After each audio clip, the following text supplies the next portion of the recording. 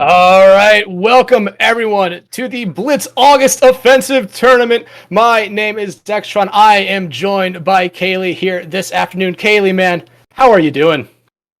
I'm doing terrific, man. It's been a great day. Caught the lawn today. It was beautiful. Now we're ready to see some really good Overwatch with our teams here today.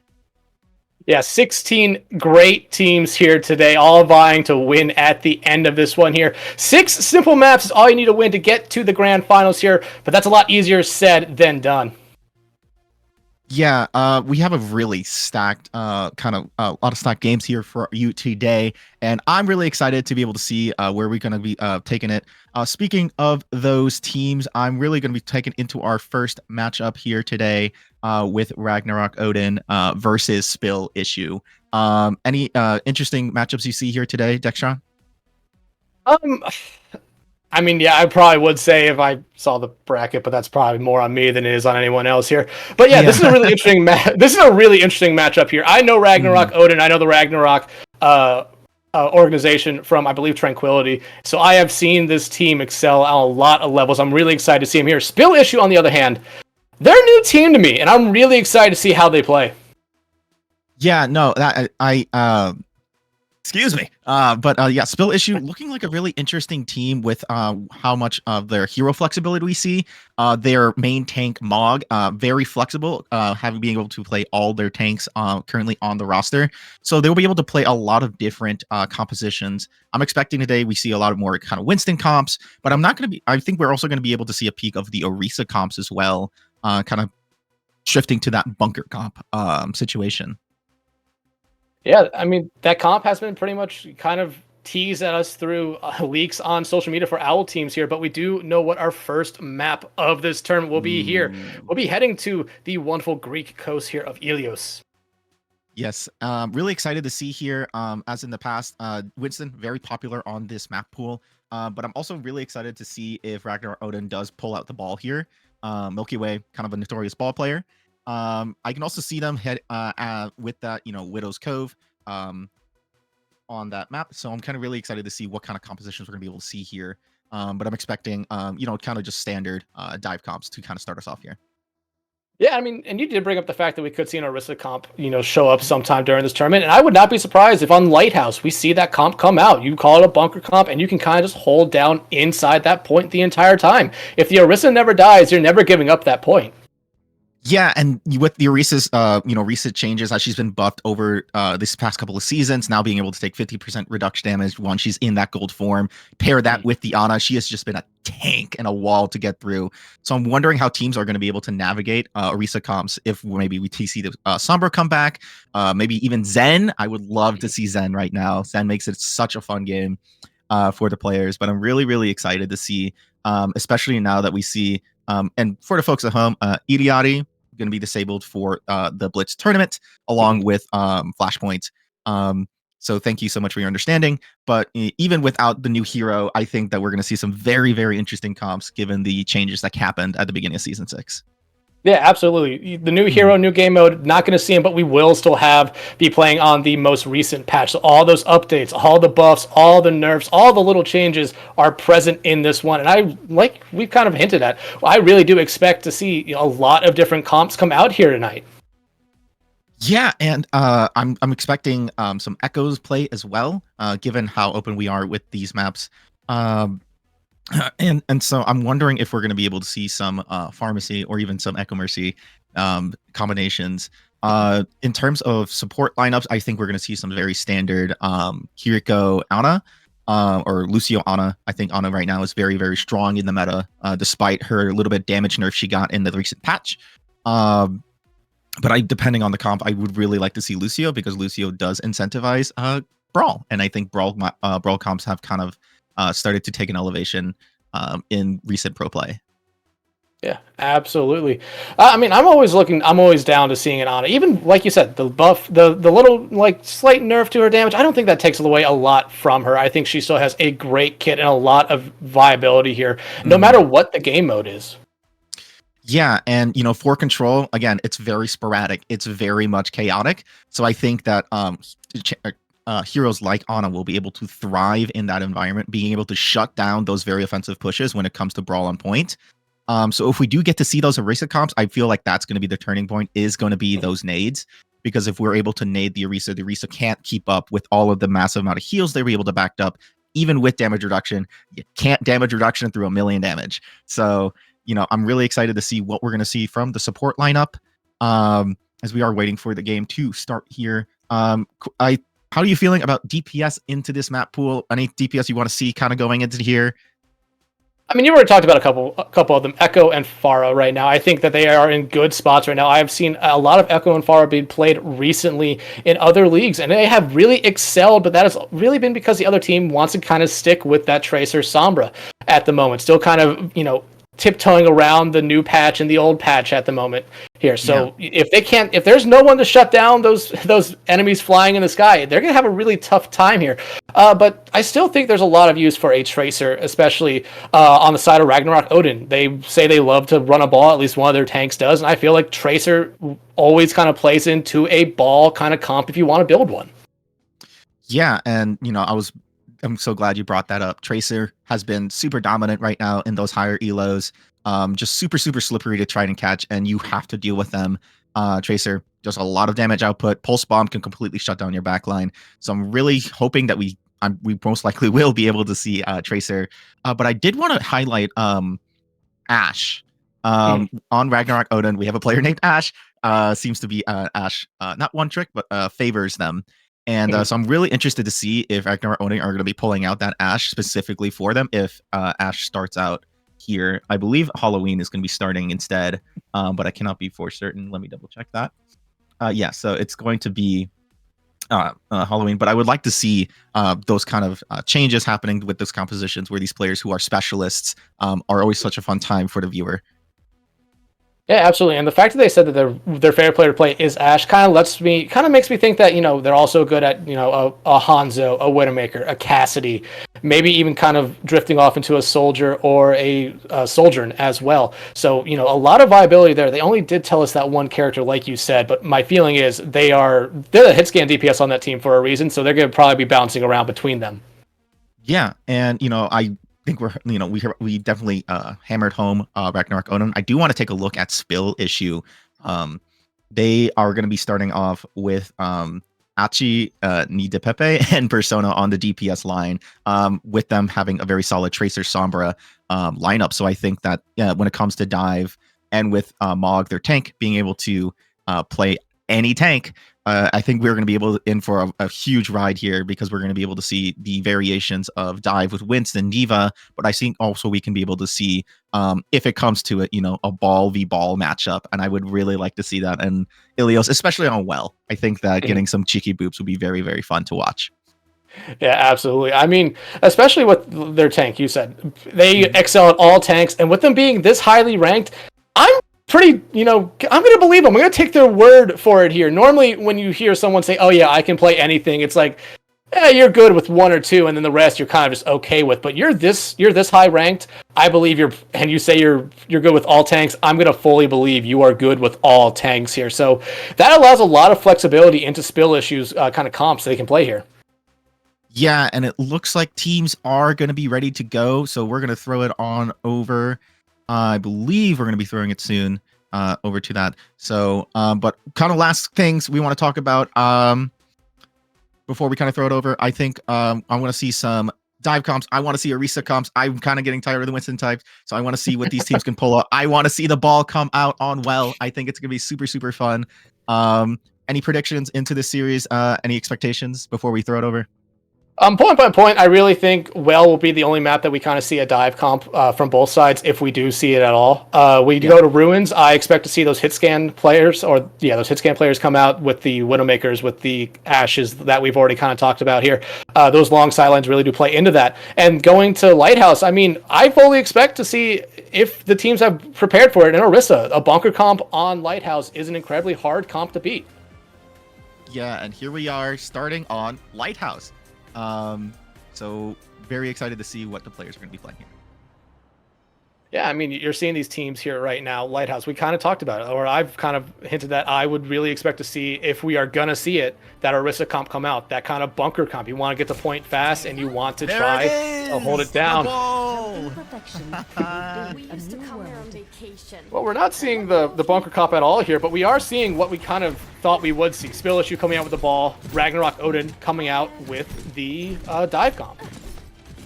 Yeah, and kind of interesting to see Maximo's going to be going Echo here. I'm not going to commit to the Echo Mercy, but I think that, you know, on a very, very strong back line, I mean, obviously, with all the dive that's happening, it's going to be swapped to Winston. So it looks like it is going to be standard dive, but instead of Tracer, it's going to be Echo Tracer, and actually Ashe going to be in the lineup here. Yeah, I mean, I do like the Ashe pick here for Ragnarok Odin. You're able to land those dynamites. It does do a lot of damage. You're able to build a Bob pretty fast here. But the Tracer for Spill Issue, as Mog is able to pick up the first kill here, punching out Milky Way, the opposite Winston there. And that might honestly just give Spill Issue what they need to cap point here first.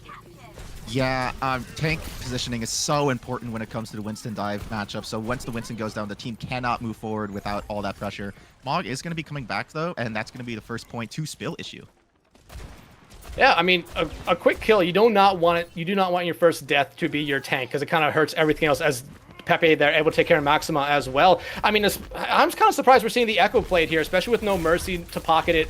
It really puts a lot of pressure on Smackers there, on the Ana, to really focus in on them, as Halloween able to win the Ashe duel right there on the Persona. Yeah, and speaking of the Ashe duel, that Ashe is just able to completely pick off Maxima, also with the Ana as well. Maxima is also going to pick up another kill onto Len, and it looks potentially that Ragnarok is able to flip. We can see right here.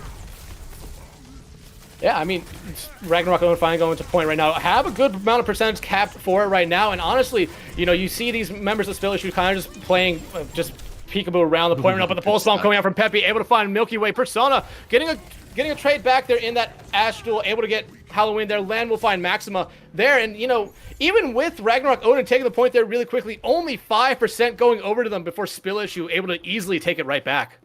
And this is what I was talking about with that Tracer. Tracer, so much contest potential on the point, and is able to just turn a fight on a dime with that pulse bomb. You saw that he was able to pick off, I believe it was Maxima there in the point there, as, oh, Winston going to be taking down Milky Way. Going to be able to get out. Oh, it's on fire, and that's what I'm talking about. Tracer just able to be on the flanks, able to just completely punish the players for being out of position. And so I would like to see maybe Ragnarok kind of swap things up after this Echo, but we have ults coming online. We have Bob, Echo Bob for the side of Ragnarok, but on the side of Spill Issue, Mog and Persona are going to have their ults coming up really soon. Yeah, and the Nano was used there on the Mog that last fight. They got 2 kills and forced Ragnarok Odin back into their own spawn there. But 85% and counting right now for Spill Issue. Ragnarok Odin has to get to the point right now. They do have some ultimates to play with here. Bob is the one I'm going to be looking at, as well as Maxima's duplicate there. And you immediately see him duplicate into a Winston right now, trying to get as much damage as they can. The Nano, though, coming onto Milky right here, and you immediately see him dive onto that backline with some help there from their counterpart Winston, but they immediately get out of that duplicate. Overtime going on right now. Finally, someone touches the point there for Ragnarok Odin. However, they still haven't capped it yet. They easily have the opportunities to. Pepe able to find 1 kill with that pulse bomb. Smacks able to find Mog right back there. Ragnarok Odin going to be able to keep this point alive here for themselves, but it was a very costly fight. However, they still have a Bob, and they are coming up on that rally. Yeah, the Echo Winston being able to really provide the space that Ragnarok desperately needed there. They were just kind of held up in that choke up on the upstairs right there. And then the Nano Winston was able to just kind of help push in. And I feel Bob here is going to be able to help continue capping the point, as we see Tracer going to be on the point. And the Bob now going to be committed by Spill Issue, going to be going onto the point, as well as Halloween. Yeah, both Bobs on point right now, kind of just shooting each other at the moment. Maxima, though, will find Mog. However, Pepe able to get rid of the Bob there for Ragnarok. Odin Spill Issue able to retake the point right now. Ragnarok, though, back on point and capping it. It's going to be probably a back and forth fight here of teams just kind of flipping the point. Ragnarok back in control now, as you see a rally coming out here from Len. But, however, they get knocked off the map. Use the shield bash to get back on it. An incredible play coming out here from Len to keep this fight alive for themselves. And Halloween, though, able to find Pepe right there. Might put a little bit of a damper on Spill Issue's fight. However, Persona finding Halloween evens it all out for them here at the moment. Mog jumping up onto this high ground to get healed there by Merge, who is very close to a nano. Does have the nano ready to go. Persona able to find Milky Way. That's exactly what they were looking for. Persona finding 2 right there with a headshot kill on Nostalgia, and Spill Issue heading all the way back to the point right now. Maxima coming back on the Echo will find some help there from Halloween. However, it's Mog and Merge taking care of those 2 right there for Odin. Now it's all up to Halloween, but they will get shut down there by Peppy. Milky Way coming back, and the pulse bomb stick on them will get them very low, and just a nice cleanup kill there from Mog. Swabs coming out, Nostalgia touching the point there with Lucio, but that'll be all that Ragnarok Odin wrote on this first point, as Spill Issue will take it. Beautiful execution from Spill Issue there. We see Pepe's positioning on the Tracer, just absolutely being able to carry the team there. But let's not also forget about Spill Issue's backline. Len with the perfect rally there and being able to not be knocked off by the Winston by Milky Way. And Merge is just on the perch, able to keep the team alive for so long, making it so that Persona can just keep picking off players one by one. Maxima going to be swapping off here. So I'm not really sure why they're not playing the Tracer. Potentially Maxima is just a lot more comfortable on the Echo, which is totally fine. But again, no one's contesting that Tracer. But we see Persona on the Widow. Widow's playground potentially. I mean, I talked about this map being that hit scan map, those long range sort of characters maps if they wanted to play them. But you see Ragnarok Odin going a completely different way right now. A Sombra Tracer with a Junker Queen tank is a really interesting comp right now. Yeah, so this is a very standard version of Brawl, Junker Queen Brawl. Typically you see Ramatra now be a little more popular, but this was very popular back in the day when Junker Queen just came out. It was very OP. Pepe taking a little bit of damage, but I think it's very, very interesting because it can counter that Winston dive really well. Yeah, it really can right now. Ragnarok Odin, though, going to be the first one here to get any percentage towards the point. No one has fallen yet. Milky Way, though, incredibly low, will eventually be taken out there by Persona. And now the floodgates are opening with the kill. Smack's able to find Persona there with a nice counter kill there. But Mog's able to find Smacks right back. And Spill Issue, though, going to be able to take point here first as Ragnarok Odin, oh, Nostalgia, 1 millimeter away from that health pack. Gets denied, though, by Mog. Yeah. And, you know, it was very unfortunate. Milky Way got antied. Like I said, anti, very strong, and just kind of died as Pepe is going to pick up another stray kill onto Maxima, who now is on that, or who has been on that Tracer. So, again, it's like they have to run together if they're going to run this. Also, Smacks got contested into this as we see Winston diving in. The anti came out there on the Milky Way. The Suzu having to come out from Smacks to keep Milky Way at least alive and being able to get healed there. They get low, they get healed right back up. And now Ragnarok Odin looking for anything but Len with a nice whip shot, able to find a Halloween. Pulse Bomb comes out there from Maxima, but they kind of whiff on the honor that was standing there. Now the rally coming out here from Len as they want to try to clean up this team fight here and now. Milky Way trying to get out of it, just getting pestered here by 2 or 3 members of Spill Issue. Eventually they'll fall. Now the Kiriko trying to get away. Len not going to allow him to. And Spill Issue, we've seen this before. They have been very aggressive, getting really close to Ragnarok Odin spawn. As you see Mog pick up Halloween there. Yeah, and, you know, we see the Sombra swap onto the Widow, trying to contest that Widow, and Maxima trying to duel this Tracer, but, you know, all these things, but going back to it. And there's the Orisa swap, by the way. So now we're going to be able to see a little bit more of a flexible bunker comp being able to move together. Smacks and Nostalgia, I feel, have been separated this entire time as we see another duel coming up right here with Mog into the Primal. Yeah, they have to use that Primal to keep themselves alive, but they're trying to deal as much damage as they possibly can. Getting rid of this Kiriko here would be huge for them, but Smack's able to teleport away, keep themselves alive. Now the Primal Rage will run out, but it did do a lot there, gave him a lot of space, but the Pulse Bomb from Peppy shuts down Halloween right there, and you immediately see what that does. Milky Way trying to find any kill they can, getting pushed back incredibly low right now. Persona here looking down this long sideline here, trying to find any head they can, but not going to be able to. Yeah, and Persona's, they have to respect Persona's sightline so much, but again, Spill Issue doesn't have any ults, and the beat's going to be committed here. Smacks is going to commit also the Kiriko Rush, trying to get a good point right here, but again, Nostalgia is just singled out in the back, but Smacks only sole survivor here, but as we see, Pepe is going to be taking up 2 picks. Yeah, Peppy starting fast as they have most of the time, it seems. We do have the Terror Surge ready from Milky Way right now. They're going to probably have to use it in a desperation move as Persona able to find the head of Maxima. Their Smacks falls as well. It's really all down to Milky Way here against what seems to be a lot of members of Spill Issue. However, I believe Nostalgia is back in the fight, and they're back in the fight only for a brief moment for Spill Issue ends this map with a 2-0 win. Yeah, Spill Issue, kind of in a dominant fashion, showing off their dive and Winston comps here. I'm very impressed. Color me very surprised by that matchup. Spill Issue coming out of the gates really aggressive, looking for those early picks, getting those early picks onto Milky Way, really leaves Ragnarok not with a lot of options when they lose their tank, and then they're able to snowball that lead super hard. But we are going to be excited to take this next map. And what are your thoughts on the match? I mean, so far, Ragnarok Odin definitely needs to kind of improve a little bit here. Like you kind of talked about, Milky Way maybe overextended a little bit too much, especially at the start of the first point there on Lighthouse. Overextended and played behind corners so their healers could not get them, really hurt them at the start of that map. But they were a little bit better on Lighthouse than what they were on Ruins. It seemed like they never could get anything going on Ruins. Even though we did see that bunker comp come out, I don't think Ruins is a good map for Orisa. All the open areas, it just kind of doesn't play into her playstyle, in my opinion. Yeah, I feel like that Ragnarok were kind of just a little lost on what compositions they wanted to play. Initially, they went with this, dive centric comp on Lighthouse, but then they kind of swapped into this bunker comp, into this Orisa kind of brawl comp even for Ruin. So it was a little confusing to see what they wanted to think. I think Ragnarok Odin just need to find some form of footing for them when it comes into the next map. And next map is going to be King's Row hybrid. So I'm very interested to see how Ragnarok adapts for this next map. I think they should just take Ilios, brush it off, 0-0 mentality, keep pushing. Yeah, absolutely here, but you do kind of have to not really brush it off here. Playing a best of 3, you're already on game point right now. They're picking King's Row for the reason that I say every team picks a map. They 100% believe that they can win this map, even though this map is probably the most scrimmed map in the history of Overwatch. I mean, it's a solid map. Ryan v Ryan, super fun times, right? But like you said, you can't brush it off. They are one game away from losing the first set. But I think Ragnarok Odin, I think they just need to find an identity here in the next set.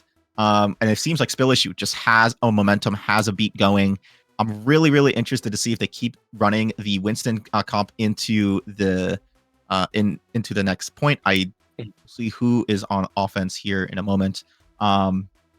But for Ragnarok, I want to see them play with their strengths, play with their hit scan players, play less with their echo. I feel like if they play a lot more with their hit scan, they'll be able to play the comps they want to play, especially if it is going to be that Orisa comp.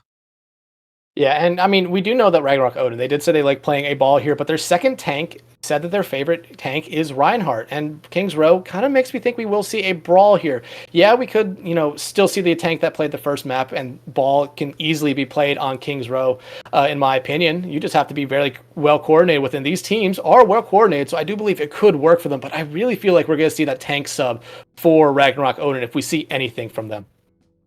Yeah, and I would like to see that just to be sure that we have that flexibility with that comp. Reinhardt, super, I mean, it's so scrimmed. Everyone knows the Ryan matchup. Everyone's played those ranked games with the Ryan v Ryan in that first point of King's Row. So it's very iconic. However, I want to see Ragnarok kind of play what they know, and I don't want them to experiment anymore here. I think they should just hunker down, kind of reset. It's like, okay, last map, now we didn't have really anything going for us. Now let's try to sit down, figure it out, and get going. Yeah, absolutely. Like you said, and like I try to disagree with you, it's a new map. Brush off the last map, even though you're on game point now. This is a new map. Play it completely different. That old map is in the past. Focus on the present here for them. And I believe Ragnarok Odin is a team that can bounce back from that last map there, which was a little bit of a struggle for them, especially on Ruins. Like I kind of said, they never really got anything going there. I think they might have only found like 2 or 3 kills the entire point there. So this is definitely a bounce back map for them, if any. But Spill Issue, I mean, they looked really strong on Ilios. Never really looked bad on Lighthouse. They allowed Ragnarok Odin to take the point a couple times. They never really lost fights. They just let them take the point, and then we saw it. It got up to 9-0. Ragnarok Odin was able to win the point back, and then within the span of a couple seconds, it was 3 kills going the way of Spill Issue, and they were back in control of the point. And, leading that charge was Achini de Pepe. Really leading the charge when it comes to kill and aggression for that team. And also something I think we haven't noticed and we haven't talked about, but I really want to highlight is Len Merge backline combination. Merge was just they were very much a very strong Ana in this last game, being able to keep up the team with no pressure coming out from Ragnarok. As also we see that Spill is going to be attacking here on King's Row first. So we're going to see, hopefully, maybe if we're going to see the run it back of the Orisa on the defense here for Ragnarok. But however, I think player to watch out for is Achi on that Tracer. They have been just, he has been just an absolute monster on Tracer, getting the sticks that are necessary, being able to win the Tracer 1v1, make the space for his team when his tank can't. And I think he's just an absolute nuisance for the backline of Ragnarok. And with such a strong backline from the side of Spill issue with Merge and Len being able to peel for Merge in such an effective manner, it really makes Ragnarok have a tall mountain here to climb. Yeah, absolutely. I mean, like you kind of said it there yourself, Pepe has been able to get into that backline and cause havoc for the other team, while we haven't necessarily seen Ragnarok try to get into the backline of Spill issue that much, especially when they were playing Dive. We might have saw it once or twice, and it might have only worked out for them once there. I believe it was on Lighthouse. But we didn't see a lot in that second point, because a lot of the time they were not playing Dive. They were trying to play something else, just didn't work out for them there. Yeah, and Ragnarok Odin, I feel like all they have to do is play with a little more conducive backline and being able to have an identity for what they want to do, what their game plan, and I think we'll be rocking. However, anything can happen in these games, as I believe teams are just about to get ready to get started. I think last things I want to say before going, I would love to see a Ryan v Ryan. I think it'd be fun, but I feel like we're going to be seeing Orisa comps, or we're going to be seeing, again, more Dive. Yeah, absolutely. And while we wait for these teams to get in here, make sure you guys, follow Blitz Tourneys here on Twitter, as well as on Twitch, as well as on Twitter or X, whatever they want to call it at this point. But make sure you follow Blitz Tourneys both here on Twitch and over on Twitter as well, so you guys know when anything is happening here on Blitz. But I would love to see the Ryan v Ryan too. I feel like that is such a rare thing to see now. I feel like 2 years ago, Ryan v Ryan was a very, common thing to see on brawl maps, but they've added a lot of more brawl tanks now. And I feel like even on those maps that are very brawl heavy, we start seeing teams, force out maybe dive tanks, maybe poke comps as well. And it started to work out. So the brawl style is kind of going away a little bit as other tanks get introduced and get stronger. Yeah, I mean, you can't go wrong with the classics, but there are better variations, right? Yeah. And that's what we saw with the Junker Queen, that kind of rush composition. We haven't seen a Ramatra yet, which is very interesting. Ramatra kind of falling off in the higher elos / professional scene when it comes to popularity. But I feel like it's still a very viable composition. But I believe that King's Row for the side of Ragnarok going to be a good ball map. I can see them running ball here. And as we see, we're going to get right into it. And there it is. Ragnarok going to be running the Ramatra with Milky Way. So Milky Way is going to be staying in for now. And we see kind of this almost bunker comp with Baptiste and Nostalgia on the Lucio. And a May with Maxima. So I'm really excited to see how they're going to play this slower style into Spill Issue.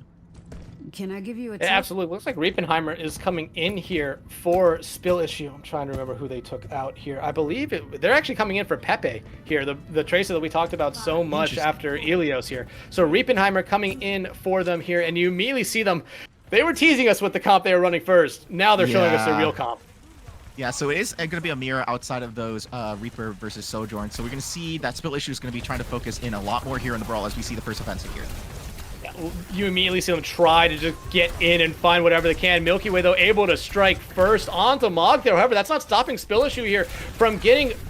I believe they have one tick. Yeah, they got one tick there. Almost let it actually slip away as you see them try to back out. Yeah, very smart from Spill Issue there, seeing that their tank kind of not able to get the spaces they wanted. So they just kind of let's try to push as much space as they can onto the back line as they try to get one tick, and now they can go in for a more aggressive push here.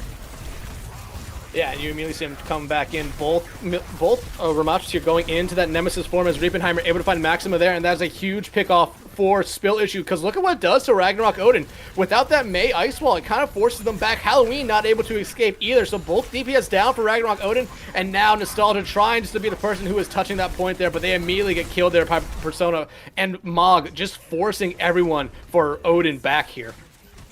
Now it's a mirror. We see the swap from Halloween onto the Reaper. And, again, losing that May is so crucial because you're not able to play around the walls as much.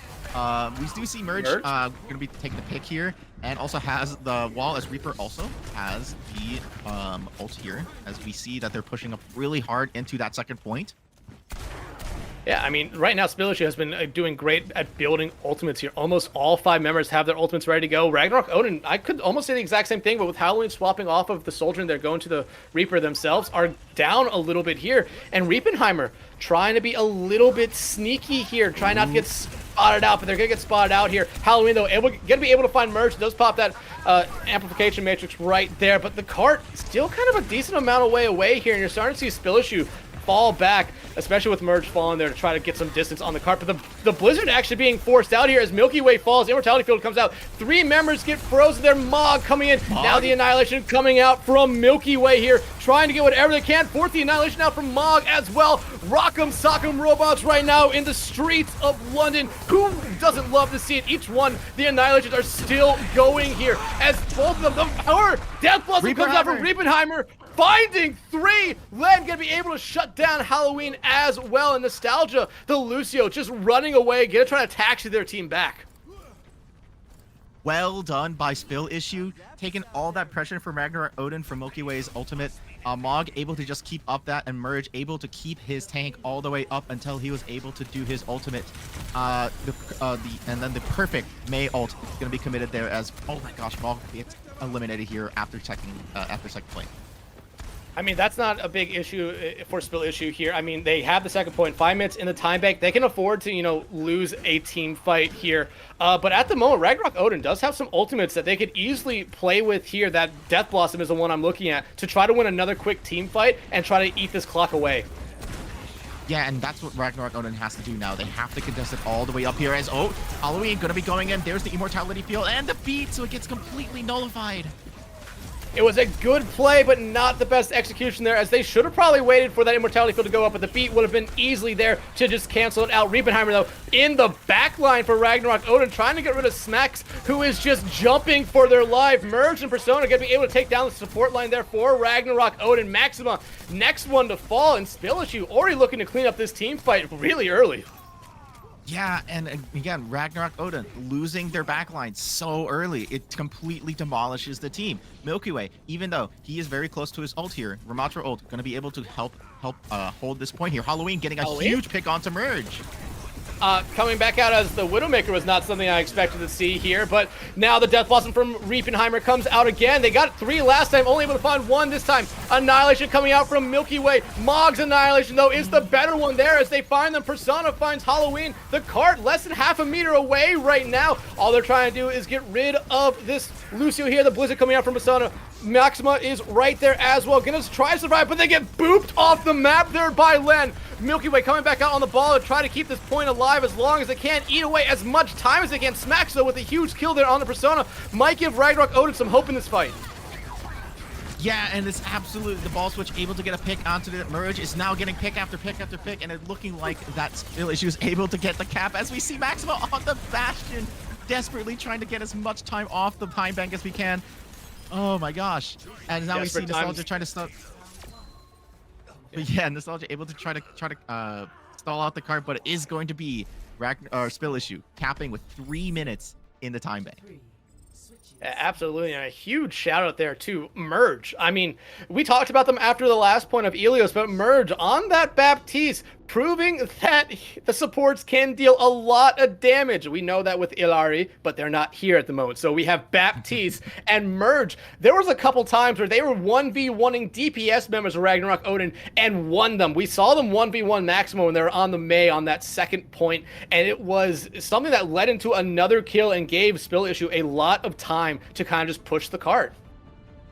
Again, they are supports, not healers. They can do damage too. Merge has been an absolute menace on these support hero support pickups on this Baptiste as well, and really showing off that Baptiste able to be a huge DPS. I mean, that triple burst, come on, it does so much damage. But Merge is able to keep his team up so much, and let's not forget this May v May matchup that we're seeing here as well between the two teams. It's just completely cutting off certain choke points and sight lines, able to isolate the tanks of either side. And it looks like Persona right now is kind of winning out with those walls, has been able to get some really good situations for Spilici. As we see Ragnarok going to be running the Milky Way on the Orisa and Nostalgia on the Zen. I'm going to give it a second. Okay, yeah, they're running that out here. And I'm not necessarily opposed to this. I do like the Bastion call as well, but Smacks, in my opinion, is going to be gonna have to be the person who's healing them a lot here. Nostalgia, they're really going to be looking for those those orbs onto the other team right now, trying to help out as ever they can here. Yeah, and you know, Nostalgia going down to Persona. Maxima is going to get a counter pickup onto the Reaperheimer here, as we see here. And you know, we see the positioning from Smax. Has to use his Immortality Field already, and he's going to get picked up by Len, and it's just going to be Spilloshi here. Going to try to clean up this fight really quickly so they can get the fast reset. Len coming in though. Merge got a lot of kills last round. Now it's Len on the Lucio, finding 2 right there. And it does force Ragnarok owner to fall back here. And look at Persona right now. 85% and counting, up to a Blizzard. Yeah, and you know, look, that Blizzard disparity kind of showing off how this matchup has gone so far for these two Mays. Persona absolutely making sure his team is able to get those isolations. We've seen him time and time again isolate Milky Way, and him having to react to that as we see the Bastion in turret form. And there it is, Max, just completely cutting off the team. Mog's going to try to go in here with the Blizzard. Not going to catch him. Will not find anyone. However, it doesn't matter as Riepenheimer takes care of both supports there for Ragnarok Odin. Mog able to find Maxima there. Halloween will take 1, but that's going to probably be the only thing that Ragnarok Odin really gets this team fight here. And now, 2.5 minutes in the time bank, they're finally coming up on some ultimates here, but Spill Issue, they only use that Blizzard in that last fight.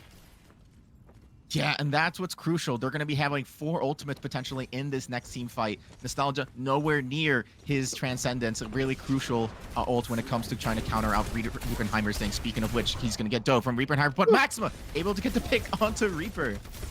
And if you're Ragnarok Odin, you are going in on that. You're thinking that Riepenheimer had to have their Death Blossom Ray, but the Terror Surge coming out from Milky Way right now. The beacon be forced out by Leonard, trying to keep everyone alive here. Now Ragnarok Odin has that tick they were looking for. Nostalgia able to find Persona there. Mog still holding on to this Annihilation, but Merge not going to be able to use that Amplification Matrix as Milky Way able to javelin them into that wall there, and that leads to our first point for Ragnarok Odin. Yeah, very crucial pick up from the very beginning there. And can I just say, that's beautiful from Milky Way there. Spill Issue has to go into a reset here. Without Merge, it can't really hold as much space. And it looks like Ragnarok is going to be trying to take advantage as much of this space as much as they can.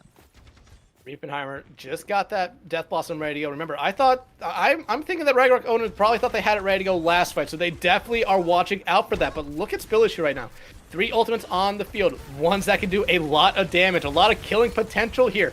Nostalgia does have the Transcendence ready to go, so my feeling is that's going to be something that counters them out. But with Riepenheimer finding Nostalgia there, that lets them have free reign. A Pulse Bomb coming out will find Riepenheimer there, but everything else is going the way of Spill Issue, and the only thing they use is the Amplification Matrix.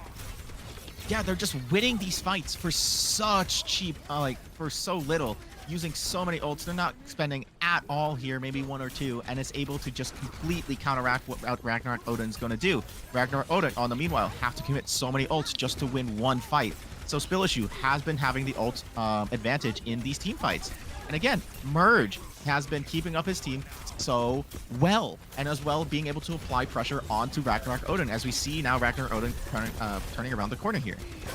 Yeah, Blizzard's ready for both sides here. The Blizzard coming out here from Maxima. The Death Blossom coming out from Riepenheimer doesn't find anything but the Immortality Field there. It's Halloween able to take him out right away. Ma gonna be forced to use the Annihilation here, but they get Ice Walled out. Terror Surge also coming out from Milky Way. The Blizzard from Persona does find 2 both support members down there. Len taking care of them. Maxima, though, will be able to find Len, but the damage has pretty much already been done in this team fight. Milky Way and Maxima are the only ones alive, and they have to fall back. Yeah, it had a really good start for Ragnarok Odin. Nostalgia using that trance to counteract Reaper ult, as well as Smax using his thing, his lamp, sorry. But then Spill Issue able to just collapse onto Ragnarok Odin with that Vermonter ult, with that Ice Freeze. So you can see that, you know, Ragnarok Odin not able to respond once they have no defensive options available. Smack's going to be using the wall here, but they're just pushed back so far. Yeah, and, you know, it does force Spill Issue to fall back a little bit, play around some corners, but I feel like that damage matrix would have been a little bit better right where they are now rather than where it was used. This allows them to get back in. Merge does have their Amplification Matrix ready to go. Pulse Bomb coming out from Halloween will not find anyone there, so it's kind of a dub, but Halloween will find Merge there, so no Amplification Matrix from them now. Len does have the beat ready, but Len, next one to fall there as Ragnarok Odin picking up a couple kills here. Riepenheimer falls as well. Persona comes out of the ice block and immediately sent to the grave. Same thing with Mog. Halloween picks up 3. And you know what? This kind of goes to show how important Merge is for Bill Issue here. You see, he gets picked off by Halloween initially, and then the entire team kind of just collapses from there. Not able to sustain with that, just that Lucio heal, you know? And so Halloween able to find 3, Maximo able to find 1, and they were able to cap second point with that kind of ultimate. So again, the focus should be the backline here with Merge as the wall goes up. Reap and Howard tries to come in. They find Nostalgia. Almost have that Death Blossom ready to go, but now the Amplification Measure coming out here from Merge. You see what it does. Persona able to find Smacks. Milky Way trying to just the back hop out of this one. Some of their teammates, though, not fortunate enough in a small hallway right there. Maxima very low on health. Both them and Milky Way fall in the blink of an eye, and Spill Issue forcing Ragnarok Owen to play out of their spawn right now. Yeah, and this is what I like about Spill Issue so much. They take the advantage of taking one pick and just absolutely snowball it, making sure they can waste as much time as possible here. 2 minutes now left onto the clock. Ragnarok Odin, though, gonna have 5 ults coming into this versus Spill Issue's 4. So I'm really interested to see if they're gonna be committing Halloween's Pulse Bomb to initiate this fight, what they're gonna be using, as they are gonna be starting their offensive.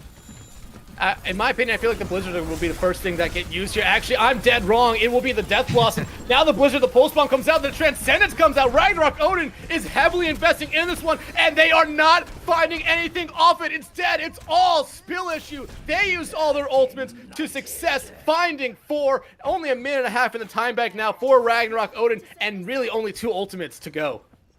Yeah, both Blizzards already going to be committed there, and then Nostalgia with the trans, able to try to protect his team as much as possible, but Mog with that annihilation, absolutely able to just decimate the team with no defensive options remaining for that Blizzard after that Blizzard call here, as we are going to see the wall going to be coming up here, potentially a pick onto Reaperheimer, but he just shifts away, as Reapers do. Maximo, though, losing early again to Persona there. Nostalgia, though, able to find Merge, as we talked about. If Merge falls, that kind of is not the thing Spill Issue wants to see. Terror Surge coming out from Milky Way will not find anyone there, as Persona immediately ice blocks himself to try to stay alive. Now they're trying to get out. Smack's still going to be able to find them. There was some help from their friends. Mog, Dynamite, they're burning, dying all at the same time. Smack's going to be able to find them. Smack's coming alive now on the Baptiste. They're trying to tell Merge that they can do whatever they're doing, but better. Oh my gosh, Persona here on the Widows. Gonna try to counteract that that lash. Oh my god, Nostalgia with yet another opening pick here. And they're not gonna touch. They're not going to touch that ice wall from Maxima. Huge, shut off both the Reaper and the Widowmaker, who are trying to come out of that left side door. So a good guess there from Maxima to shut that down. Well done from Ragnarok there at the end. Nostalgia able to get those 2 crucial picks at the very end during those 2 team fights rotations. And again, we starting to see a pattern here. Ragnarok Odin able to get a pick onto Merge, whether that's Halloween or Nostalgia, and Spill Issue has no answer, especially if they have no ultimates readily available at the time. You know, they only have the Lucio as their secondary heal here, and then Ragnarok Odin is able to beautifully play off of that advantage and make the right decision so that they can be able to cap here and get a minute offensive on their second attack. And honestly, I gotta give a lot of credit to Nostalgia. I thought this Zenyatta pick was probably not the best pick, not a lot of healing, but it really comes all down to that Discord orb and how much damage that a Zenyatta is actually able to do. Nostalgia, like you kind of mentioned there, those last 2 team fights, able to find early picks, really helped them out. Their Smacks also doing a great job finding picks and healing up their team. But right now, I mean, they're basically coming out with the same thing that worked for them at the end of that round. Yeah, Halloween was playing the Ashe, but they're going back over to the Tracer. However, it took them about 2.5 minutes their first time to get anything going on the point. They only have a minute here. They need to, I would expect them to play a little bit faster than they did last time as Spill Issue comes out with the same comp. Yeah, and I'm liking the swap over from this Tracer, able to try to just completely bully Merge in the back line, forcing Len to come back and just try to peel for him. And as we see that Ragnarok going to be going on the right side of that statue, as we see Reaper going onto the backside, trying to get here. Ooh. Can he get the pick onto the Zen? No, he cannot. The Mortality Field does go down.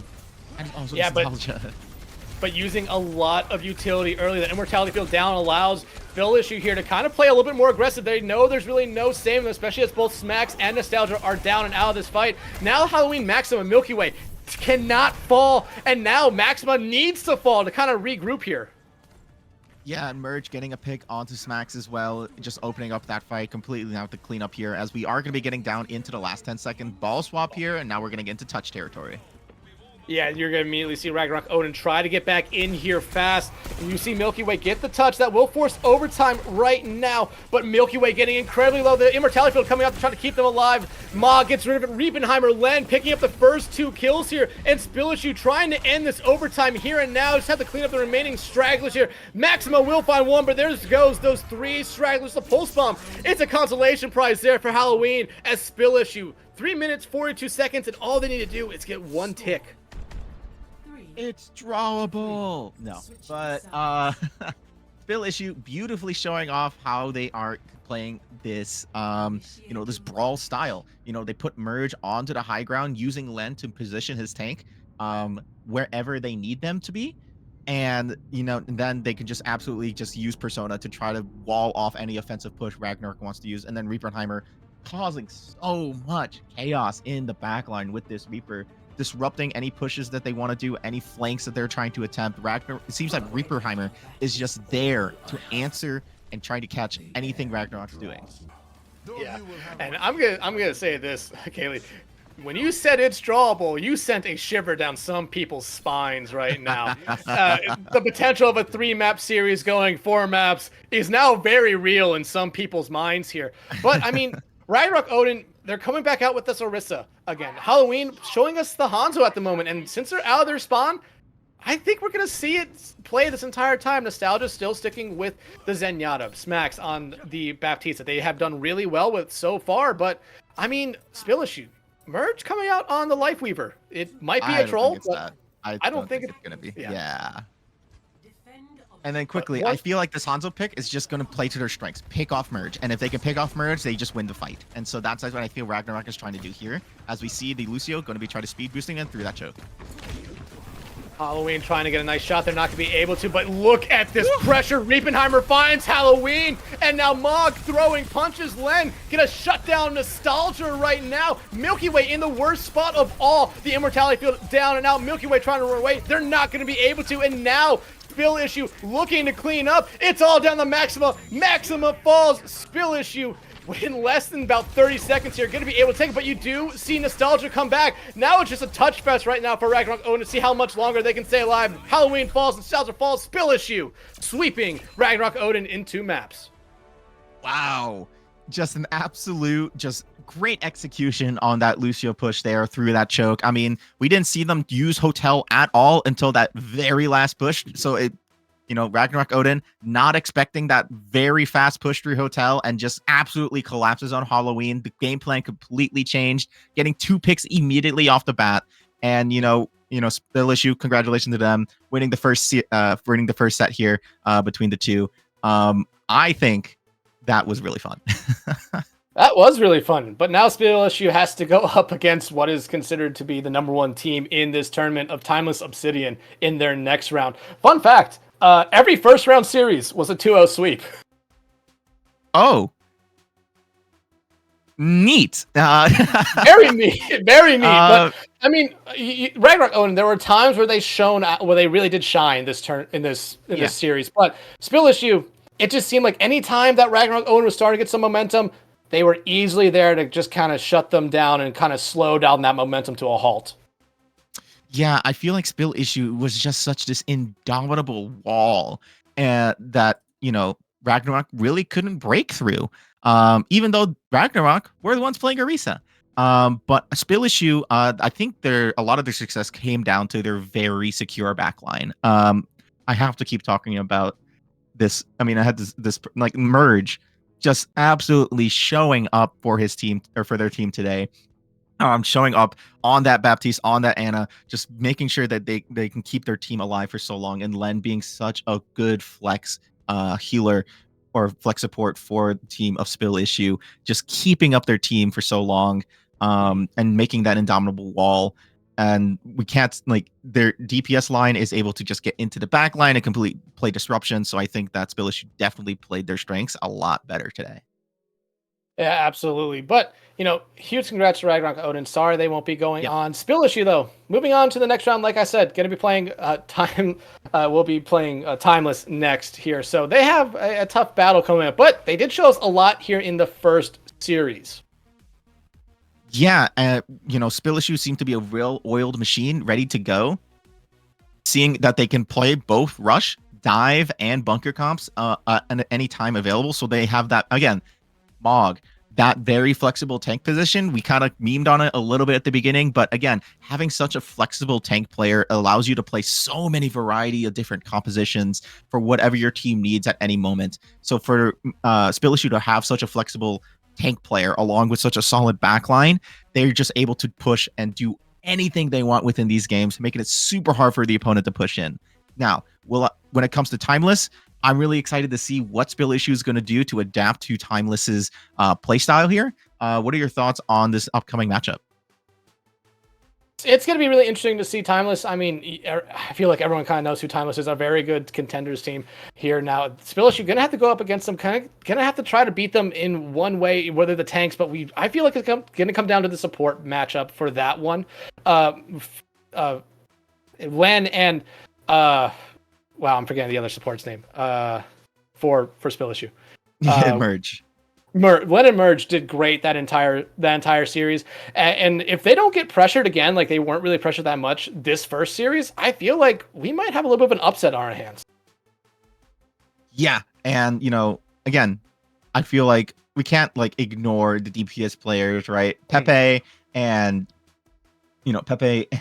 his compatriot there, Persona, really showing off their prowess and their flexibility when it comes to the DPS lineup.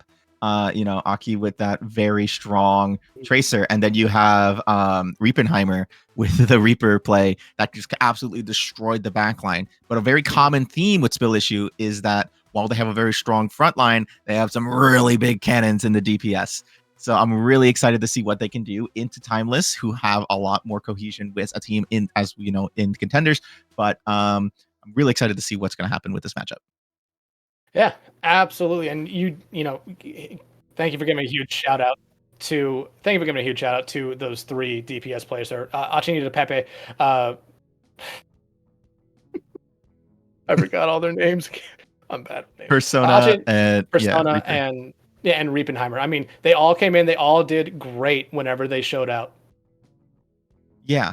And I really am impressed with how well they're able to find these picks. But again, something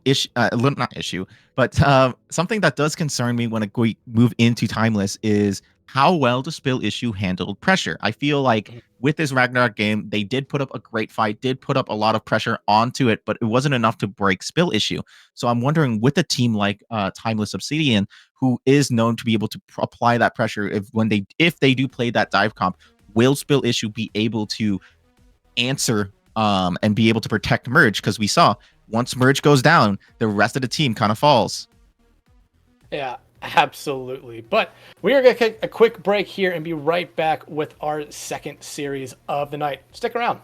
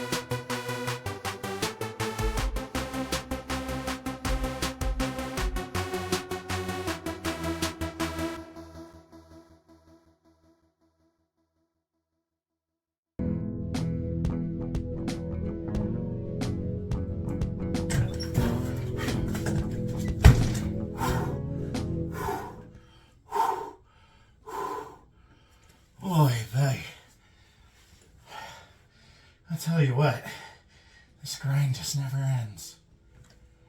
Oh, hey, how's it going there? I don't think you and I have cordially met. My name is Captain Jack, and seem to be in a little bit of a predicament. After being a part of the esports scene for so long, I just got this crazy idea. I said, what if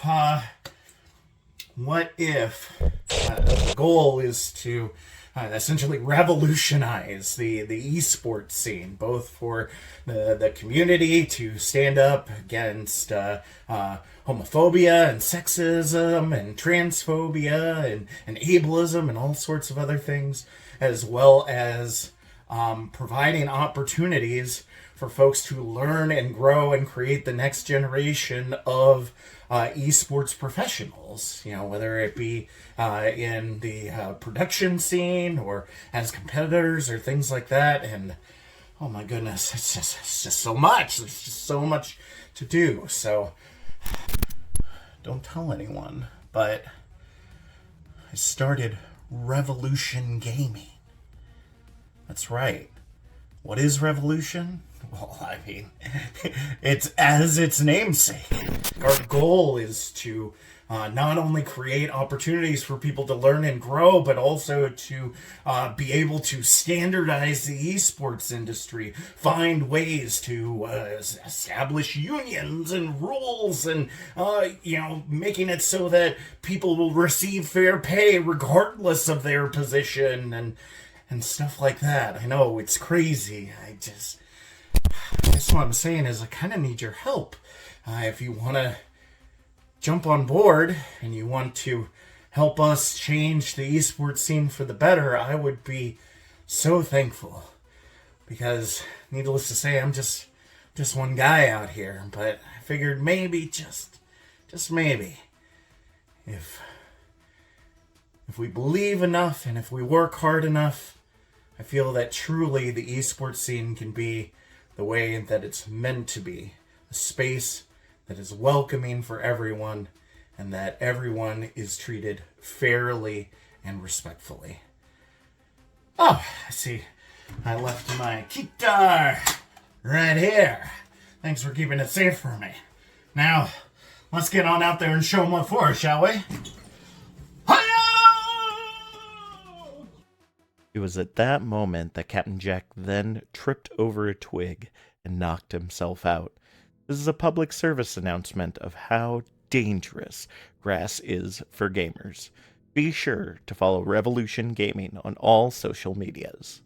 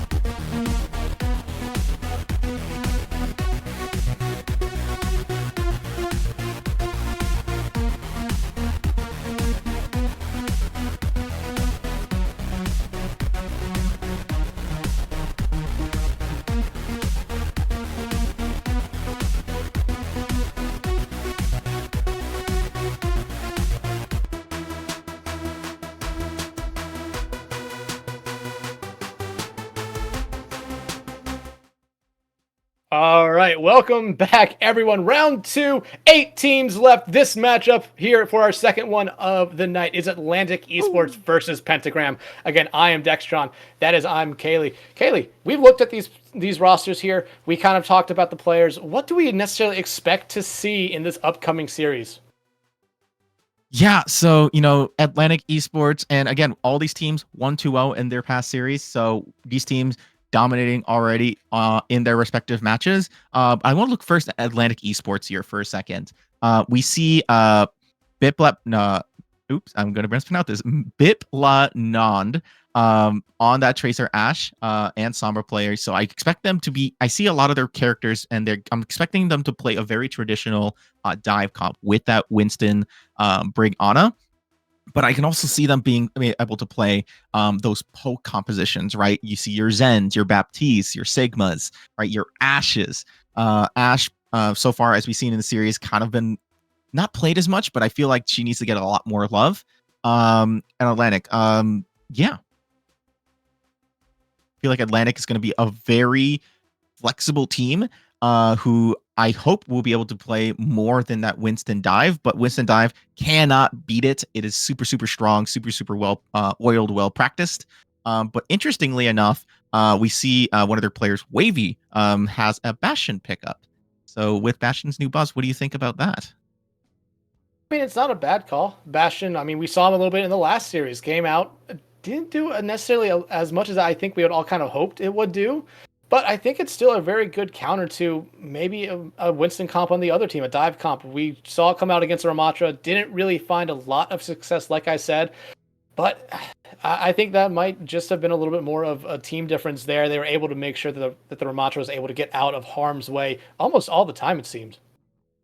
Yeah, and I feel like Bastion right now with the new buffs has a lot more sustainable and reliable damage in that right click and in the turret form as well.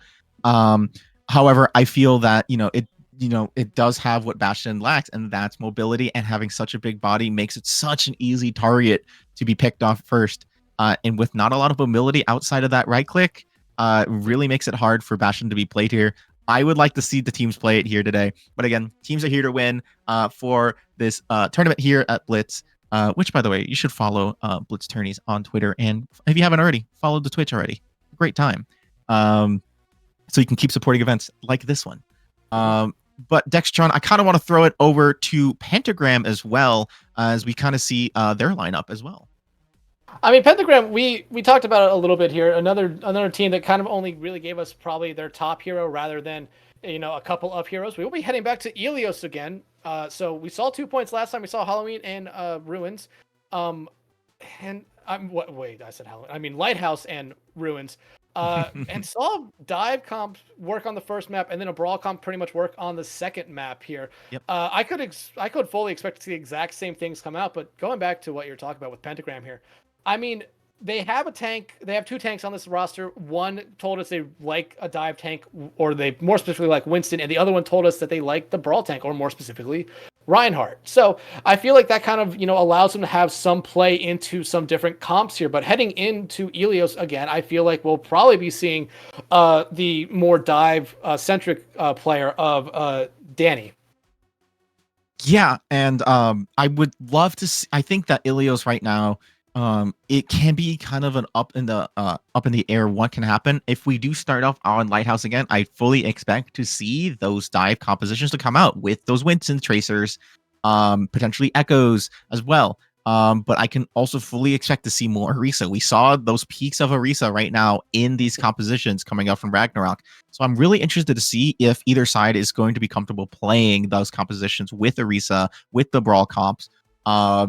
And again, I think we have to focus on backlines, see if they're able to keep up their team, keep that wall going. Any players you're kind of having your eye on right now? I mean, again, it's probably the supports for both sides here. We talked about how big of a difference it was in the first series. The supports for I'm forgetting the team's name now. Wow, that's not good. But just the difference in supports and them being alive was the biggest thing. We saw it there in that first series. Once once one support kind of fell for both sides, it was kind of basically the beginning of the end for that fight there. And, you know, with one of the teams being able to keep their supports alive a lot longer than the other team, that team came out on top, and it made a huge difference in the end.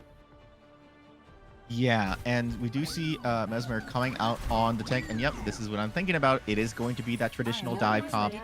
We do see that they are just going to do symmetric kind of dive, but I'm kind of looking at Pentagram, looking to run that Diva Echo Mercy as well with Hiso on the Lucio, and we have the Ashe play, so they're kind of looking to play this pick-oriented composition version of dive versus the traditional version of dive with Winston being able to be a little more volatile. So I'm very interested to see how Pentagram plays this out as Atlantic kind of just plays a more traditional version of dive. Yeah, especially with Bip making the swap from Symmetra there to Tracer. And again, I'm really interested to see how Pentagram, like you said, plays with this Diva. We don't see Diva a lot anymore, but with Pentagram coming out with it, I don't think Atlantic necessarily expects it either. Yeah, I mean, hey, Diva kind of counteracts a little bit of Winston, so she's able to just get into the back line there. Fod carry going to be getting a pick onto that and is immediately going to suffer it, and Mesmer gonna pick up 2.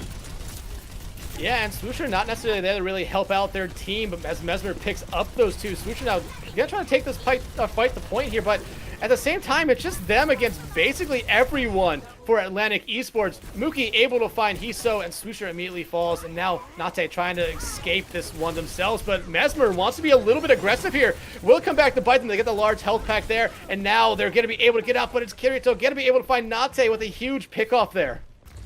Yeah, and I want to highlight that they did immediately make some swaps. Fod carry off the Ashe onto the Tracer, and Chung going to be going onto the Moira as well, swapping off of that Mercy pick. So now we're going to be able to see that there's going to be Moira Lucio, a very, you know, competent, very volatile dive composition. So they're going to be diving in with Swoosher here, as Swoosher trying to get control of that high ground, but is unable to, as the Echo is just completely just raining down Hellfire on top of Pentagram.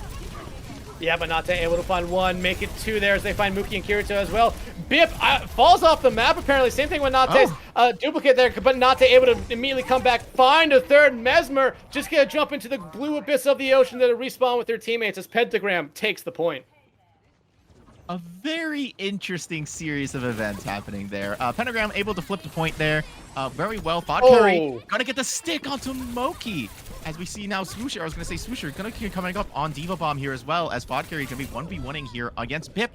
Bip's going to come out on top. That's actually pretty huge, as Hex also falls in the back line. Nate has really come alive here, and as I say that, they find Kirito as well. Pentagram needed someone to come alive for them. Nate has been that character or that player for them so far, finding pick after pick, and Atlantic is struggling to get rid of them, but Atlantic going to come back in this next engagement with 3 ultimates ready to go, almost 4. Pentagram still holding on to that Diva Bomb, but they will use the beat right now to try to keep themselves alive early in this fight, give themselves an advantage. Now the bomb coming out here from Swoosher, probably going to use it as a remake tool, but find Mookie, a huge pick. Fod finds Bip there in the Tracer duel, and Fod going in finds a second one as well. Pentagram now coming alive as a team, as Nate going to be able to find Mesmer there and force Atlantic to completely fall back. And look at the aggression. They're now trying to touch spawn doors. They already have, man. And you see here, Fod carry able to work the flank angles and is able to just completely go on what Swoosher's space he's making. You know, the backline for Pentagram able to keep up the team, and so with that, Swoosher is just able to go in so aggressively, and Fod able to find those picks, and he's gonna, oh, can he take the Mega? Maybe he's able to find it, but no, he is gonna, as we see that Pentagram's gonna try to go aggressive.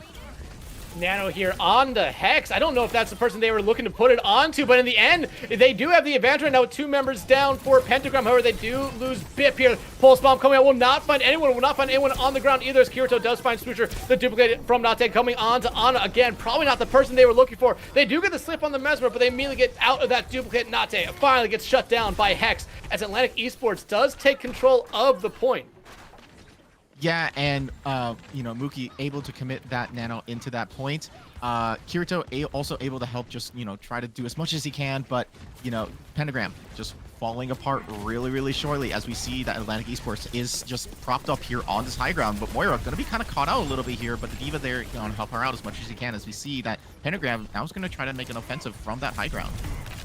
I mean, they're almost able to cap the point here. No ultimates at their disposal while Selma are ready for Atlantic. Mesmer. The pulse bomb does come out from Bip. They don't find anything now. The Primal Rage coming out from Mesmer. They're able to punch Hiso into a wall. Try and do it to their other support, Chung. They're not going to be able to find that kill there, but it will be their teammate of Bip now. Atlantic picking up kills, Mesmer getting the boop off the map there of Swoosher, and Atlantic Esports now trying to find these couple kills they need here to pretty much shut down this round. A huge one, and now you see Nate try to get away, not gonna be able to get away from Kirito there, and Atlantic Esports, they cap point first, Pentagram capped the point, held it for all 99%, but Atlantic able to win one team fight, and Pentagram kind of investing a little bit too many ults, kind of hurt them there at the end as they were never really able to kind of claw their way back into this one here. Pentagram making that very close there at the end, almost getting a cap to try to flip and force overtime for Atlantic Esports. But Mesmer, man, almost dying to Nate there at the very, very beginning of that fight, able to pop Primal and just completely pick off Hiso. And so, again, Atlantic Esports having a very strong, even if they are getting picks, they are trading very, very well with Pentagram. But I'm loving to see the Pentagram aggression from here, seeing Atlantic, both teams pushing their advantages as much as they can. And I really hope we see this Bastion come out. Please tell me it's the Bastion. I think it's the Bastion. Oh, what about the Torb?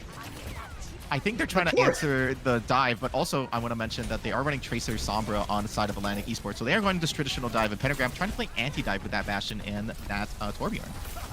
Swoosher immediately gets hacked right there. The overload coming out here from Nate as they try to just pump whatever rivets they can into those enemies right there. Kirito going to be able to get the hack here on to Fod. That's not what you're looking for, but Fod able to find Hex to get everything going here. Hiso, though, going to be able to shut down Kirito. Swoosher winning the tank battle at the moment and taking care of Mookie as Pentagram going to be able to cap here first. Now Bip trying to get out. Swoosher, though, not going to allow him.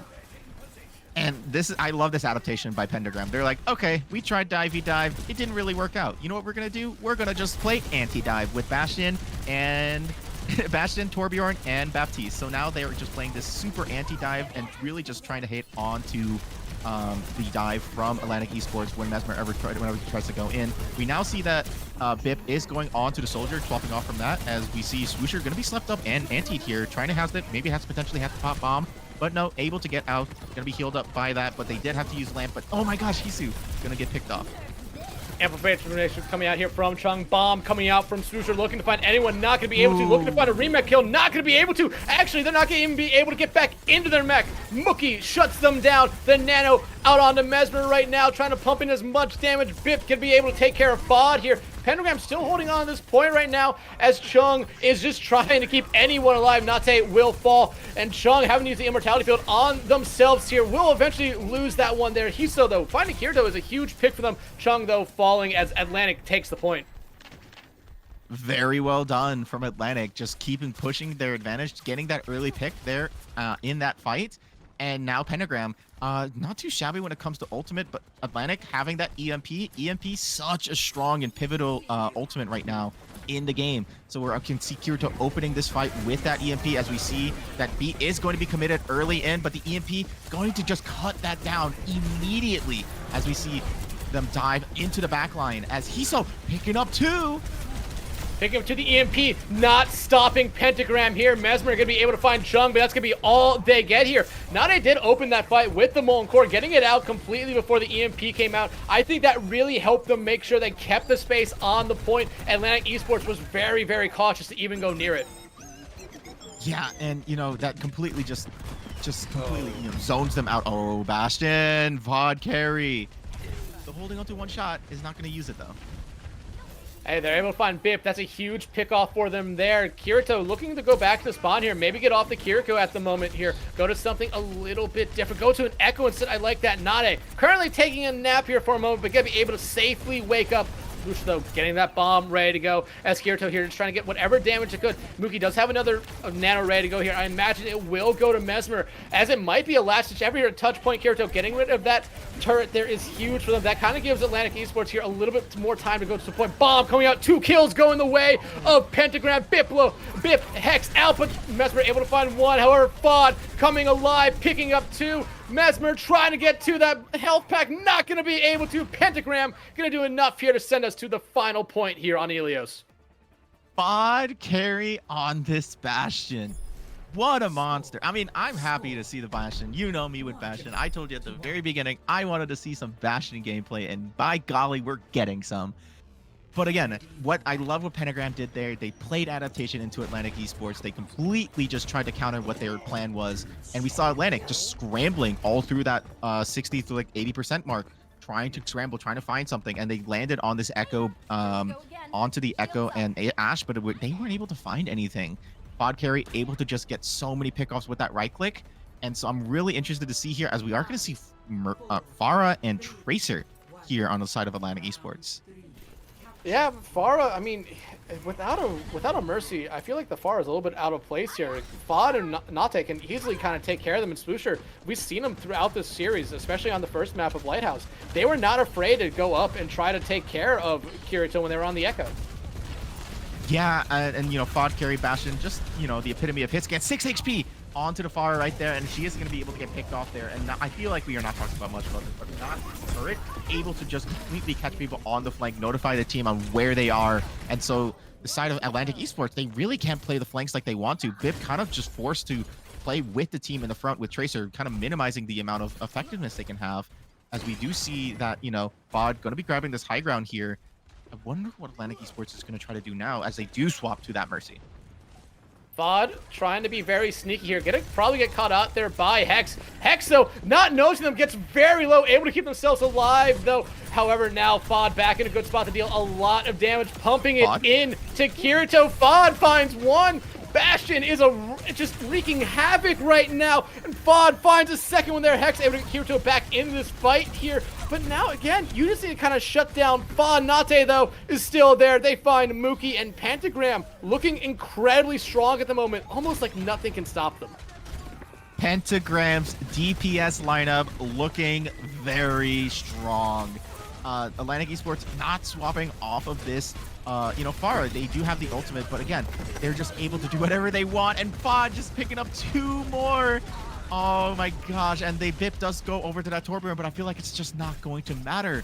They're just peeling so hard for Fod right now, and they're just able to just keep this Bastion alive, and a live Bastion is a scary Bastion as we see the ultimate come raining down. Mookie gonna be going down. Oh, they're going to be able to get res, but Fod has been 2 for 2 with those artillery strikes there. So doing a great job so far. Not to, though. Only one really close to an ult. Hiso does have a beat, so there is some stuff to play with here for Atlantic Esports now. They're coming out onto Kirito. The barrage coming out will only find the immortality field, but they do find Chung right after that. The beat coming out only hits Hiso there, so not necessarily a very good beat coming out from them. Kirito now trying to keep their team alive in this one. Will be able to there as they take point finally for the first point. Swoosher, though, will eventually fall to Mesmer. Hex gonna get Mookie back in this one, and somehow Hiso can be able to escape all the hellfire coming down from the sky. Okay, we finally see the swap from Pentagram into that Ash and Echo, and also the Mercy as well. But also, Atlantic Esports had to commit so many ults into that fight to win. They committed 3, and now they only are left with 2. And onto this Torb, which is kind of getting countered with this D.Va right now. But Kirito able to find and win up the airline matchup on Nati.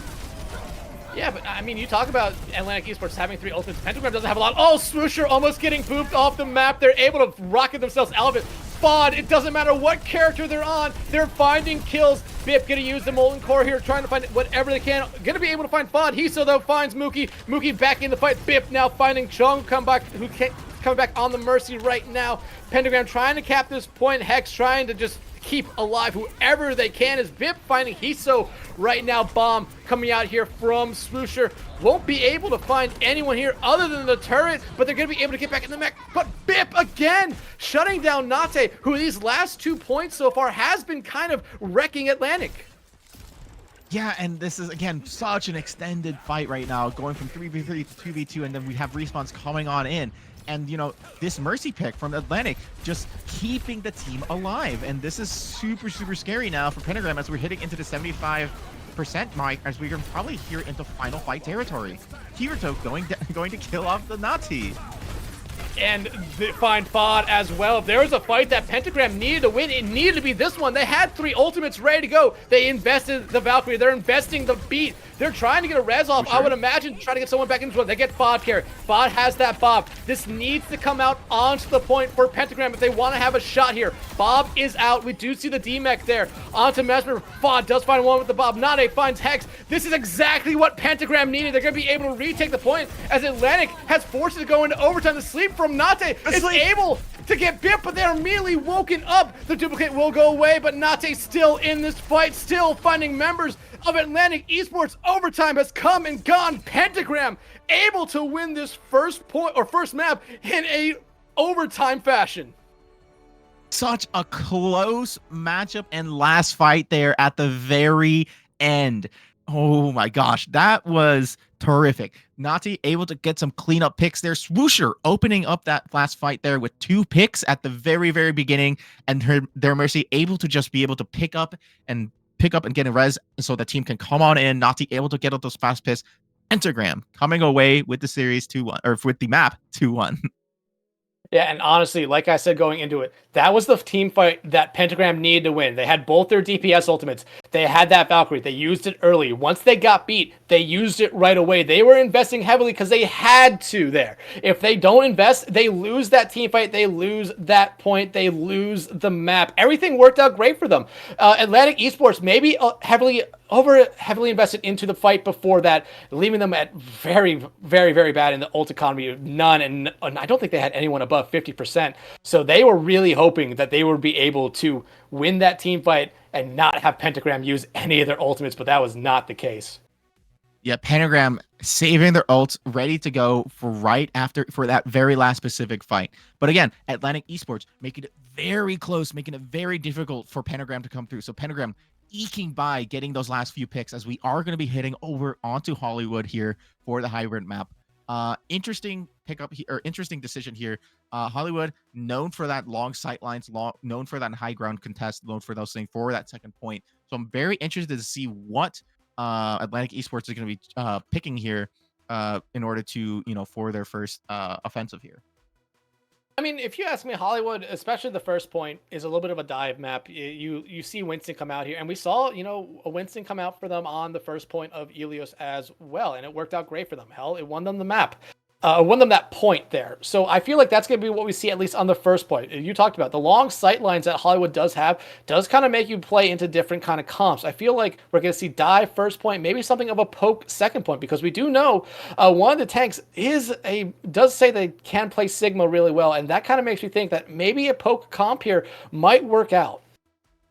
Yeah, I'm really interested to see, as it is going to be Pentagram on defense. So that dive coming out from Atlantic Esports is probably going to be coming out again. But the thing is, Pentagram had such a phenomenal answer to the dive. So I'm wondering what the game plan is going to be here for Atlantic Esports. I would like to see a poke-oriented, pick-oriented composition from them. They do have, from exceptional DPS players, right? They do have the Ash players. They do have it. They even have a Bastion player. So I wonder if they're going to be pulling that out on the defense here. Bastion, I'm just saying, we saw that Fod carry. He completely carried on, as his namesake, the Bastion. So I'm really interested to see what's going to happen now with this as we go into Hollywood. That first point is going to be very, very important. It's going to be very important to see what composition are going to be going and if they can cap very fast, because if they can't cap fast, it might be a snoozer for the second map. Yeah, absolutely. I mean, and if we do see Pentagram come out with the comp that worked so well for them, that Bastion and Torb comp, at least on the DPS line there, it really did, take Atlantic some time to pretty much figure it out. And once they shut it down once, they completely went off of it. So you have to shut it down fast if you're Atlantic. Force them to go back to something else. Yeah, Pentagram won that first map still, but you did force them off it, and it did take them a little bit to get anything going. And it was basically an ult fight that they had to have there to win. Even playing field, it seems like Atlantic was able to beat Pentagram when they were not running the Bastion and the Torb. Yeah, Pentagram's strength right now is that adaptation to Atlantic Esports, and I would like to see Atlantic Esports just adapt a little bit more, as they were kind of just a little stubborn with keeping that Echo and that Pharah for a little too long at the last point for Ilios. So I would really like to see Atlantic adapt to what Pentagram has to go throw out to them. I would really like to see them use that flexibility that they do have on their roster, as we are going to be going right into the second map. Yeah, and we're seeing Pentagram come out with a brawl comp, which is interesting. Or at least come out with a Rhine. Yeah, so Swoosher, he said he liked Rhine, and I think Pentagram are feeling themselves, not going to lie, and they're going to be running this Rhine. But Rhine here on the first point for Hollywood defense isn't too bad. He's able to just completely deny sightlines here in this chokehold. But with Mesmer potentially coming out on D.Va, it could make it very hard, as he will not have that control on the high ground. We do see Nati still on the Torbjorn, and a May as well coming out from Pentagram. So able to slow down aggression that will be coming from Atlantic Esports as we do start off the map here. Let's see what Atlantic Esports can do here. Well, Kirito immediately going over to the Pharah right here. They know Nane is definitely still on that Torp, so they're going to be looking out for that Turret, but it's probably in a good spot here right now. Mookie on the Kiriko, though, is probably the most interesting pick here for Atlantic, in my opinion. They're probably thinking that we're going to see an Ana come out for Pentagram, but we haven't really seen that from them all night.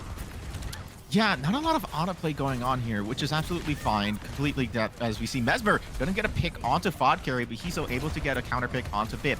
And as I was saying, yeah, so this Kiriko, really interesting decision that they decided to go with, but as we see, the Pharah is just completely barraging down onto the side of Atlantic East, or on the side of Pentagram.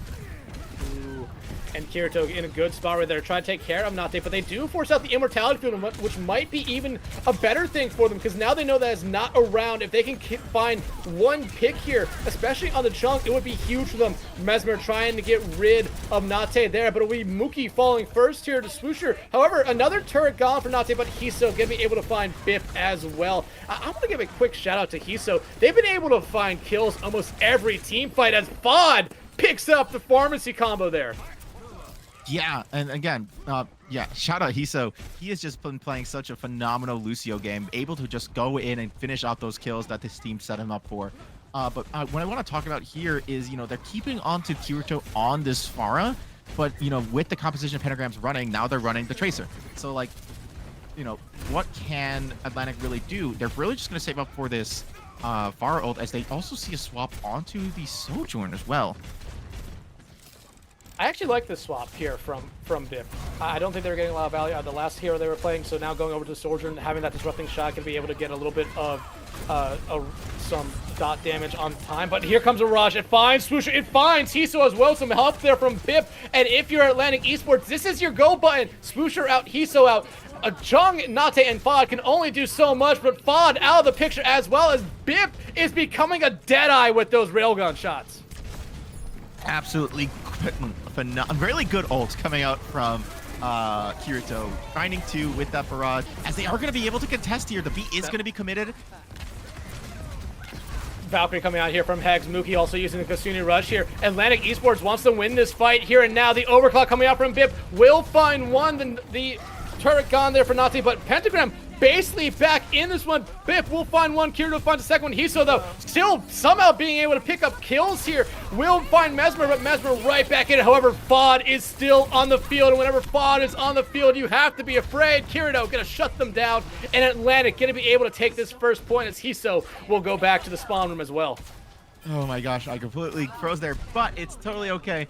Immediately, that I like what Pentagram did there. I like that they try to contest that for as long as possible, try to whittle down this time as much as they can. Atlantic thinking they had that committed, but they just did not do it. One thing I meant to keep talking about here, and I keep forgetting, Mookie, Kirito getting a pick onto Chung here, but Mookie is the sole only thing, as we see the barrage gonna be committed here. Is another one gonna be committed out to, getting a pick up to Shatter committed as well from Pentagram, and they are just gonna fall one by one as Atlantic is gonna be pushing out here. Yeah, again, a nice barrage from Kirito there. Immediately got it, immediately used it. I mean, and it worked out great, because you saw Swoosher there being very aggressive on that Reinhardt, because they had just used their Shatter. They wanted to get in, find a couple kills, but with Kirito being right there, shut that down pretty fast, and you immediately see them swap off to D.Va now. And Chung, though, falling early before a teamfight even starts there to Mesmer. Yeah, Chung has just been falling really early in these past 2 fights, and with that, they don't really have a lot of sustain in these fights. So now Pentagram has to be playing on the back pedal, but they can't because the cart has just instantly been pushing and has not stopped once. Bod carry gonna try to stall this cart, but I don't know if they can. Yeah, they're not going to be able to as Atlantic Esports gets that second point already. And at the moment right now, Pentagram is struggling to shut down this pharmacy combo. Kirito has almost had basically free reign of the skies. The second point starting already on the third point as they immediately put a rocket into the face of Nate there. Swoosher trying to eat up as much as they can. Kirito getting hacked here might be the best opportunity to finally get them out of the fight for 10 seconds. Yeah, and you know, Fod Carry already on the third character they had on the Sombra. They've already swapped from the Ashe, from the Tracer. So like now they're on this Sombra. And you know, Pentagram looking a little lost to answer this Pharah in the sky, you know, and Atlantic Esports having 5 ultimates pushing in versus the 2 from Pentagram. I'm wondering if the beat is going to be enough to try to save them from this next really aggressive push. I'm really interested to see what's going to happen here when this next push comes in as they're pushing in for this final point. Coalescence coming out here, so is the beat. Both all support elements on the field. Bomb coming out here from Mesmer in a dangerous spot, but will not find anyone. But here comes the barrage from Kirito. It will find one. Mesmer gonna get the crush kill onto Hiso. Kirito finally off the playing field, but Hex says no, you're not done. Res them right back into this one. Here comes the overclock from BIP. They shut down Nade. It's up to Fod. They're so close to their EMP, but will they have enough time to use it? Nah, they will not be able to as Chung again falls, but it's a 5-man EMP. That's not going to matter, though. Hiso does get that in. I'm so sorry, but Nati's going to be able to try to get a pick, and is not going to be able to go in there. Beautiful EMP, though. Beautiful EMP. Five people. I mean, nothing to scoff at there, but again, it was, you got it. They used it. There was really no one there for Pentagram. They'll kind of follow up on it. But again, these 2 DPS for Atlantic Esports came alive there at the end. Kirito, BIP, both finding a lot of ultras. We've got to give a huge shout out to Hex and Mookie as well. Mookie playing that Kiriko that I kind of thought was maybe not the best pick at the start of the round. Definitely proving me wrong as that round went on. Got a lot of value out of it, but Hex on that Mercy allowing Kirito to do so much, and Pentagram really never able to shut them down was what kind of hurt them there that round.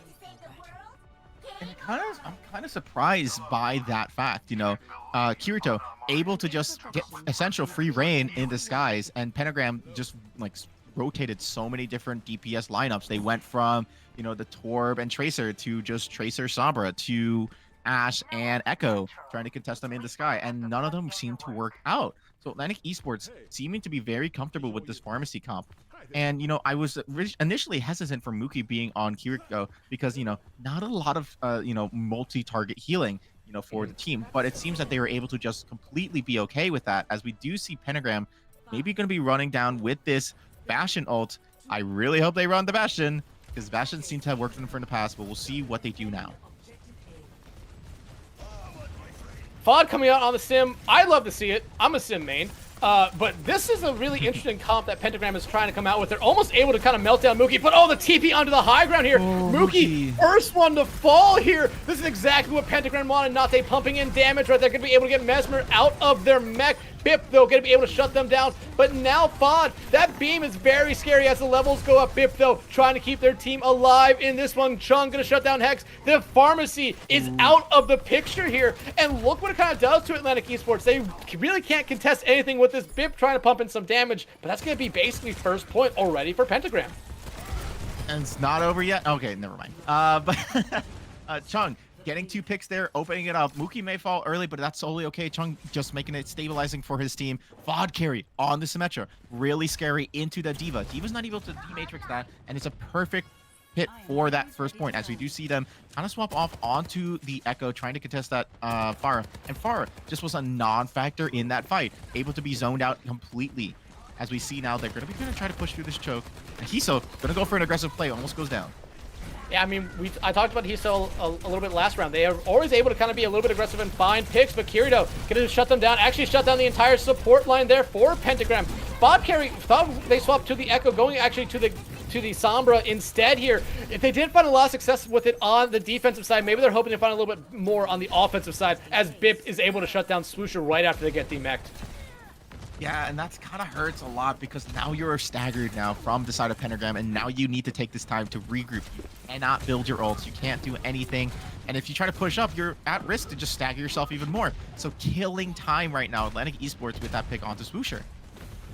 But Mookie fell there. Nate was able to find them, so Mookie now is going to have to come back, probably use some abilities to get back faster. Here comes the damage matrix, as you immediately see Kirito try to get away from that. Bip popping the visor, gets hacked. However, Mesmer, Bip finding a couple here. The pulse bomb though from Nate will shut down that visor from Bip. However, damage kind of already done there, as you do see Pentagram get very aggressive. Kirito shutting down Fod, sending them back to the spawn. The Rez going to come out here, get Bip back into this one, but Nate will find Hex there. Mesmer though, going to immediately trade that kill right back out. Atlantic's trading so beautifully here, as we do see that the Swoosher gonna get picked off here, but the Kiriko probably gonna be saving him here. But again, I wanted to talk about that, just they're trading so beautifully. For every pick that that Pentagram finds, Atlantic is just answering back in twofold. And now they're on this high ground. I'm wondering if they're gonna commit the barrage. I mean, the Kasuna Rush comes out. Here comes Mirage. It finds one. It's going to get eaten up, and they're going to get hacked out of it there. But they lose Hiso there, who does have their own Kasuna Rush ready to go. However, Atlantic trying to do whatever they can. Mesmer getting hacked here. Not what you want to see from them. They have that bomb ready to go. Valkyrie coming out here from Hex. Mookie will be able to find Chung. Kirito still alive, pumping in damage, finding kills. Mesmer with the pulse bomb. As Bip punches them back to the grave. Wow, Mesmer has just been impressing me over and over again with his prowess on these tanks. First it was on Winston, trying to get those initial picks on Ilias, and now it's here on the D.Va, able to eat up that Tracer Bomb, completely saving his team, as they get a pick on Nate. You cannot allow that to happen if you're Pentagram. You know Kirito is there. Kirito Mookie picking up 2 kills right there. However, you will see Swoosher find 1, but not find anything else after that. Hiso now on the Kiriko will find 1. Hex, somehow they have been great with these reses, being able to get almost everyone back in, as Bip immediately finding some value after getting res back into this world. Finds Swoosher, Kirito, Mookie shutting down the rest of Pentagram here. Nate trying to get rid of Hex here, really focusing on them, but Hex gonna be able to maneuver themselves out there, as Kirito gonna be able to find them with the boop.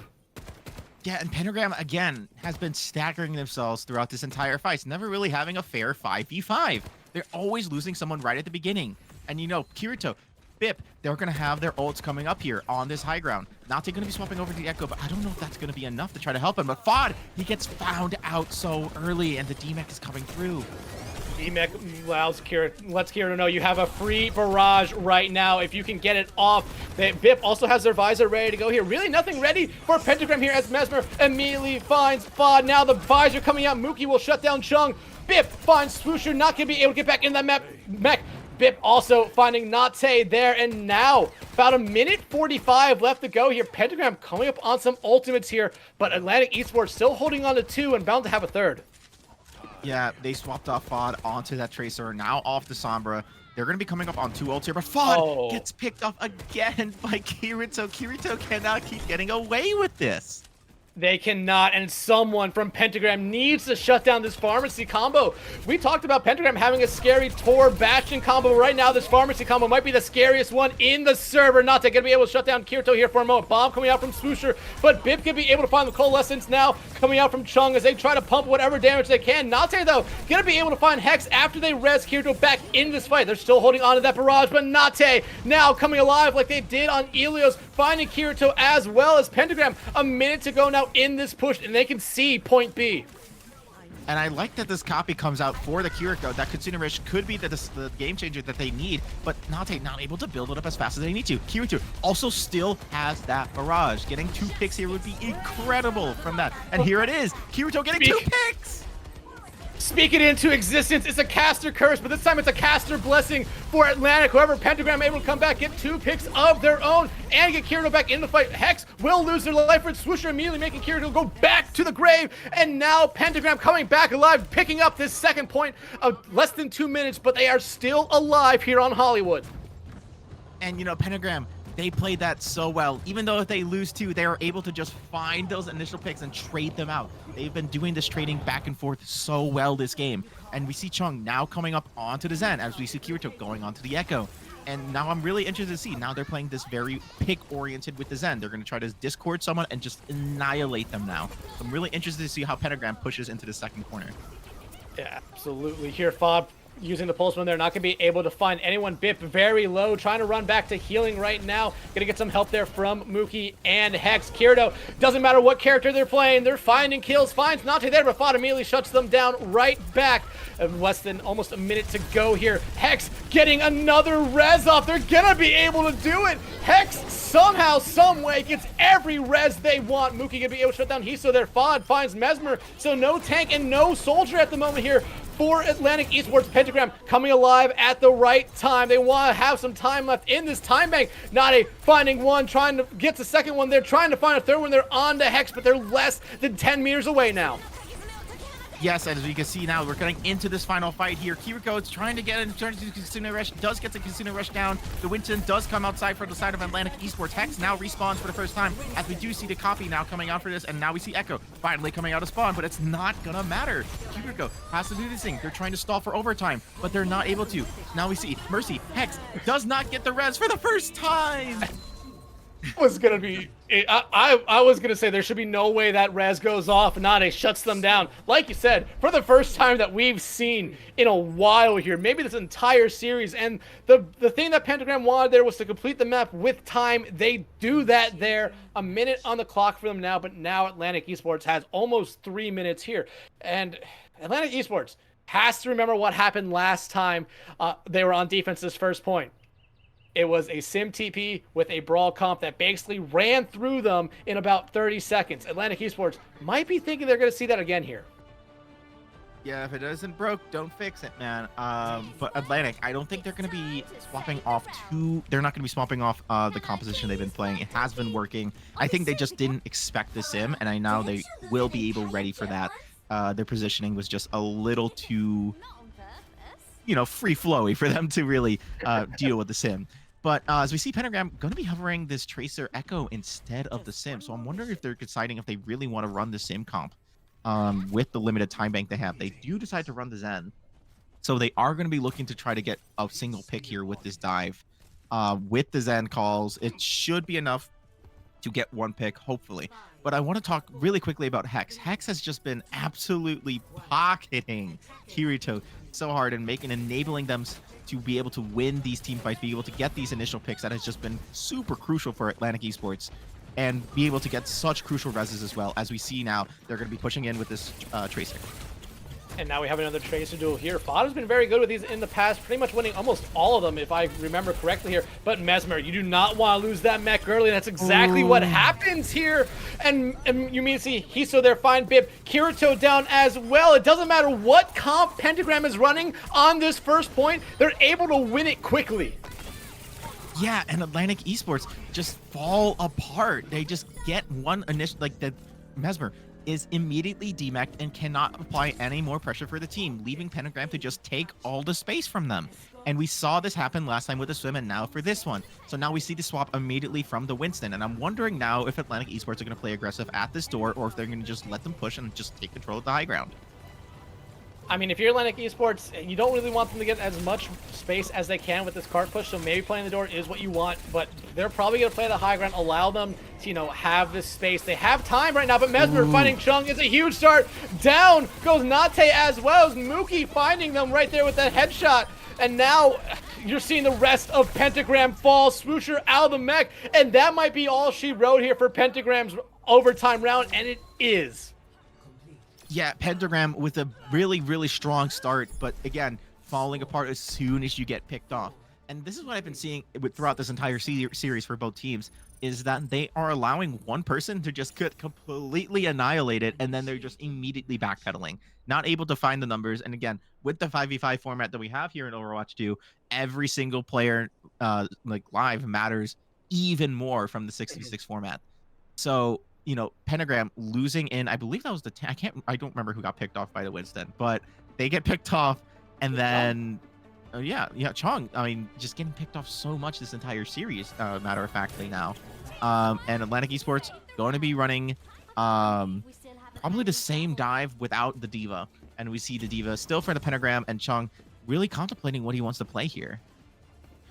Yeah, I mean, Chung came out on that Zenyatta and found a lot of success with it, but they were also probably the weakest link on Pentagram on that first overtime round there. And, you know, that Discord Orb does so much, but when you're the first one to die, you lose the Discord Orb. You lose your healing Orb.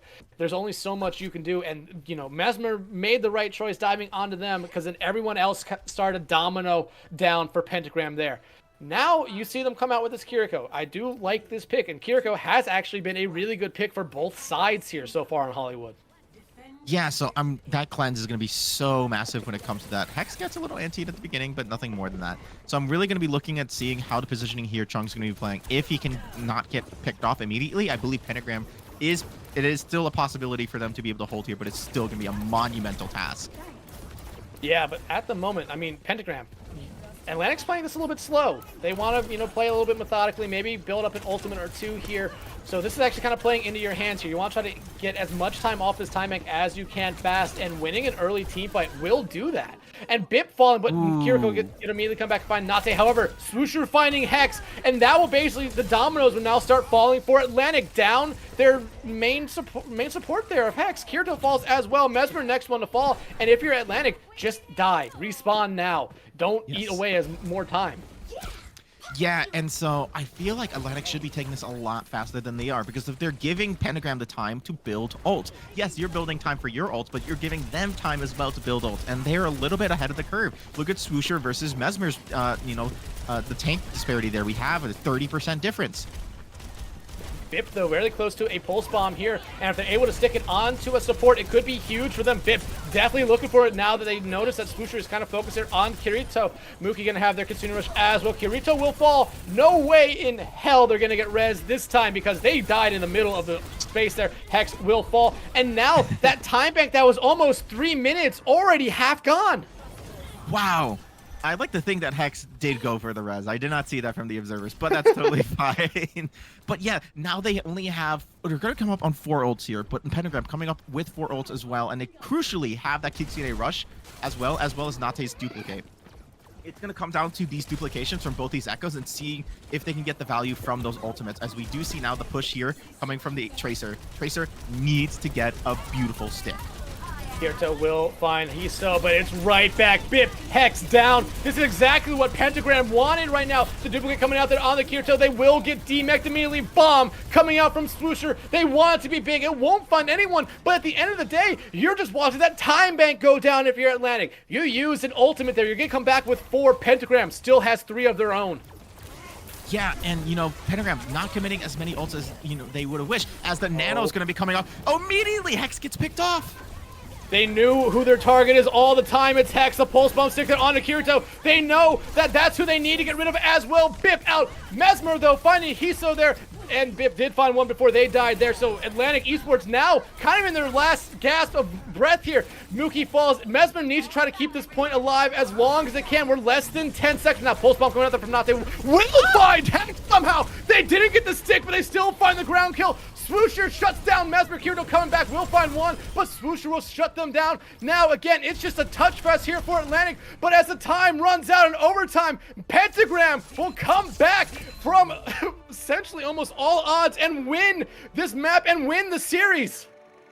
What a beautiful ending coming out from Pentagram. The entire attack phase, they were just completely just, you know, in their entire attack, they could not get a push, but they barely eked out. And we thought with this almost 3 minute time bank here, they shouldn't have been able to do that, but they were able to find Kirito. And more specifically, they were able to find Hex.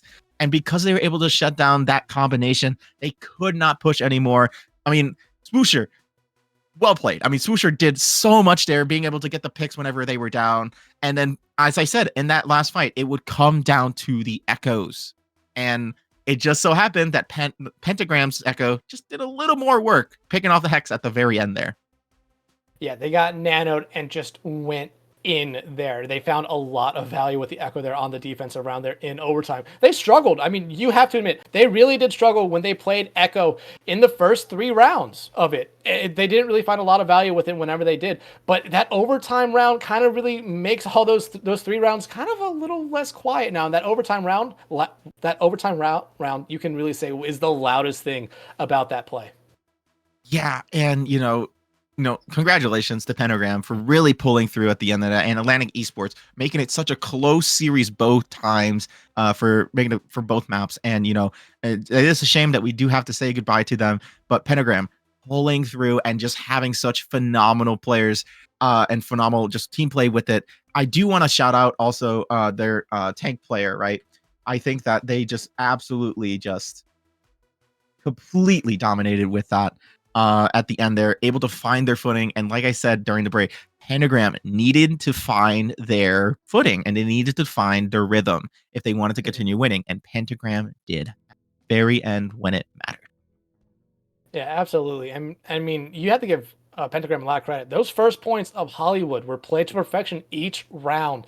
First one, the Sim TP with the Bastion and the Reinhardt really kind of threw a wrench in Atlantic Esports' plan there, because they had a very good first round of themselves. They're kind of just pushing all the way through the map. And then we saw Pentagram win the first point in one fight, struggle on points 2, but then able to finish out the map in point 3.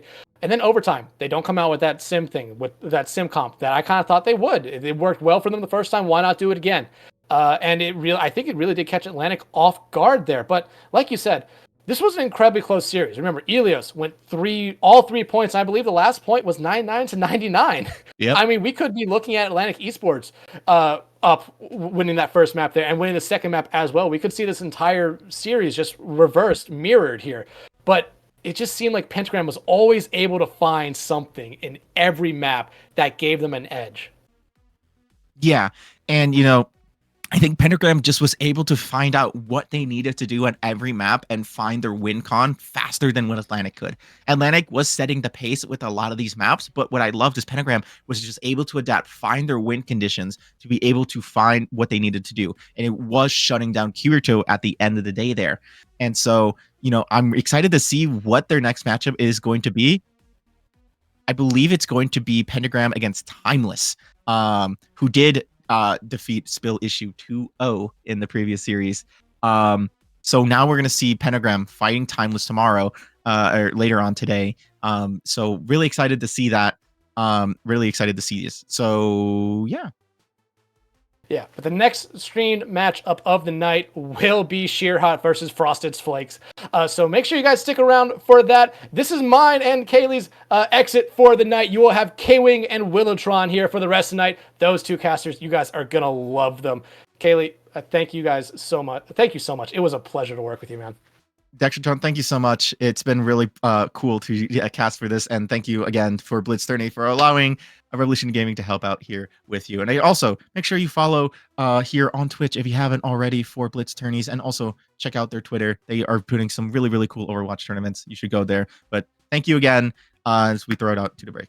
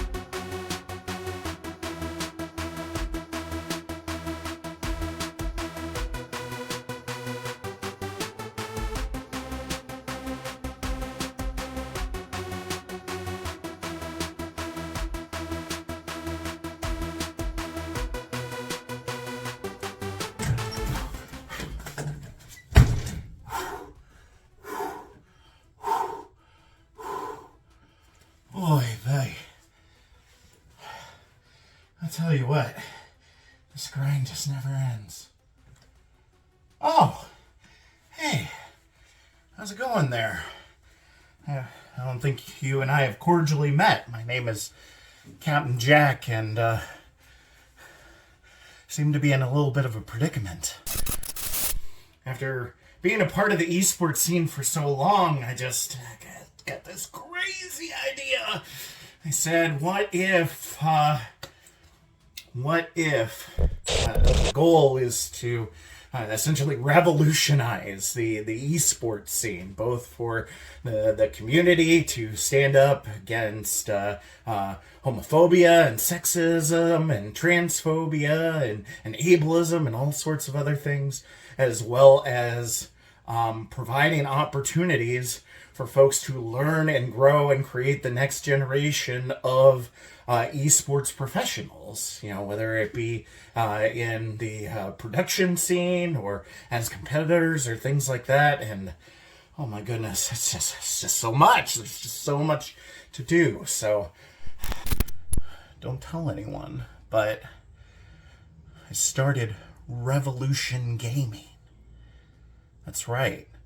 What is Revolution? Well, I mean, it's as its namesake. Our goal is to not only create opportunities for people to learn and grow, but also to be able to standardize the esports industry, find ways to establish unions and rules, and making it so that people will receive fair pay regardless of their position and stuff like that. I know it's crazy. I guess what I'm saying is I kind of need your help. If you want to jump on board and you want to help us change the esports scene for the better, I would be so thankful. Because, needless to say, I'm just one guy out here. But I figured maybe, just maybe, if we believe enough and if we work hard enough, I feel that truly the esports scene can be the way that it's meant to be. A space that is welcoming for everyone and that everyone is treated fairly and respectfully. Oh, I see. I left my guitar right here. Thanks for keeping it safe for me. Now, let's get on out there and show them what for, shall we? It was at that moment that Captain Jack then tripped over a twig and knocked himself out. This is a public service announcement of how dangerous grass is for gamers. Be sure to follow Revolution Gaming on all social medias.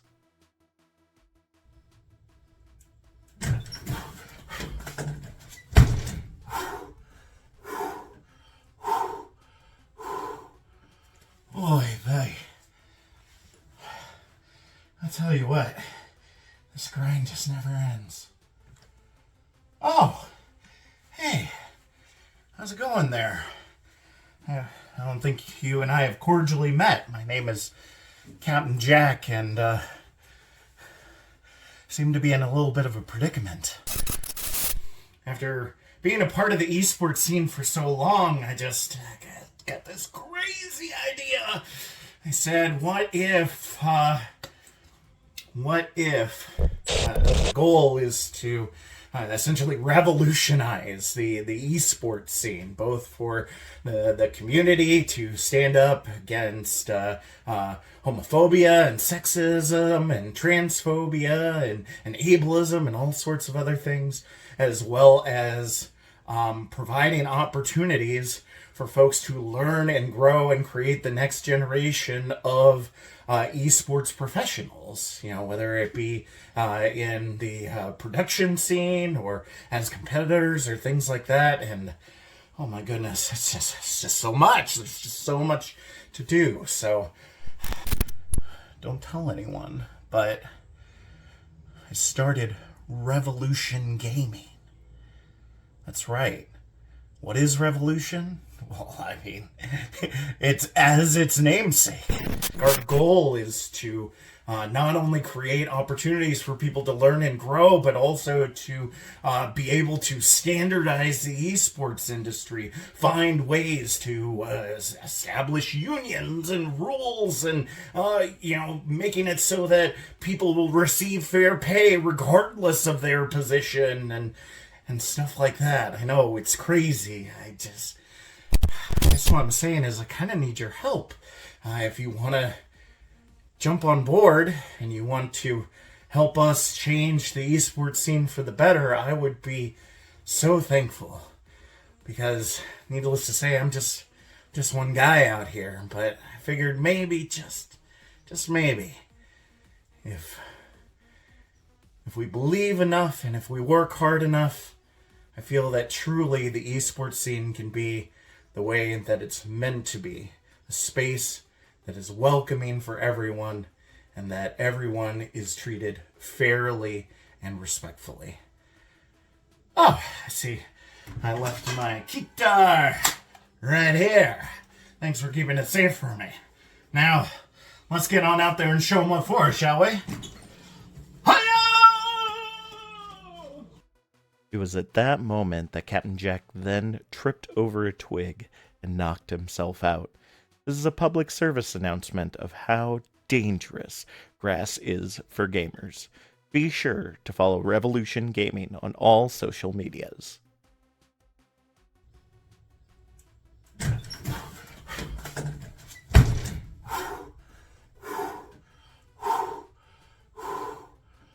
Oy vey.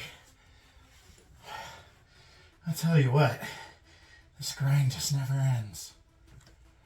Oh, hey, how's it going there? I don't think you and I have cordially met. My name is Captain Jack, and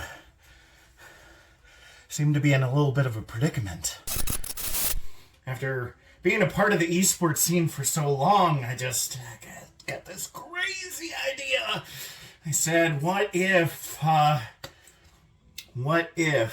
the goal is to essentially revolutionize the esports scene, both for the community to stand up against homophobia and sexism and transphobia and ableism and all sorts of other things, as well as providing opportunities for folks to learn and grow and create the next generation of esports professionals, whether it be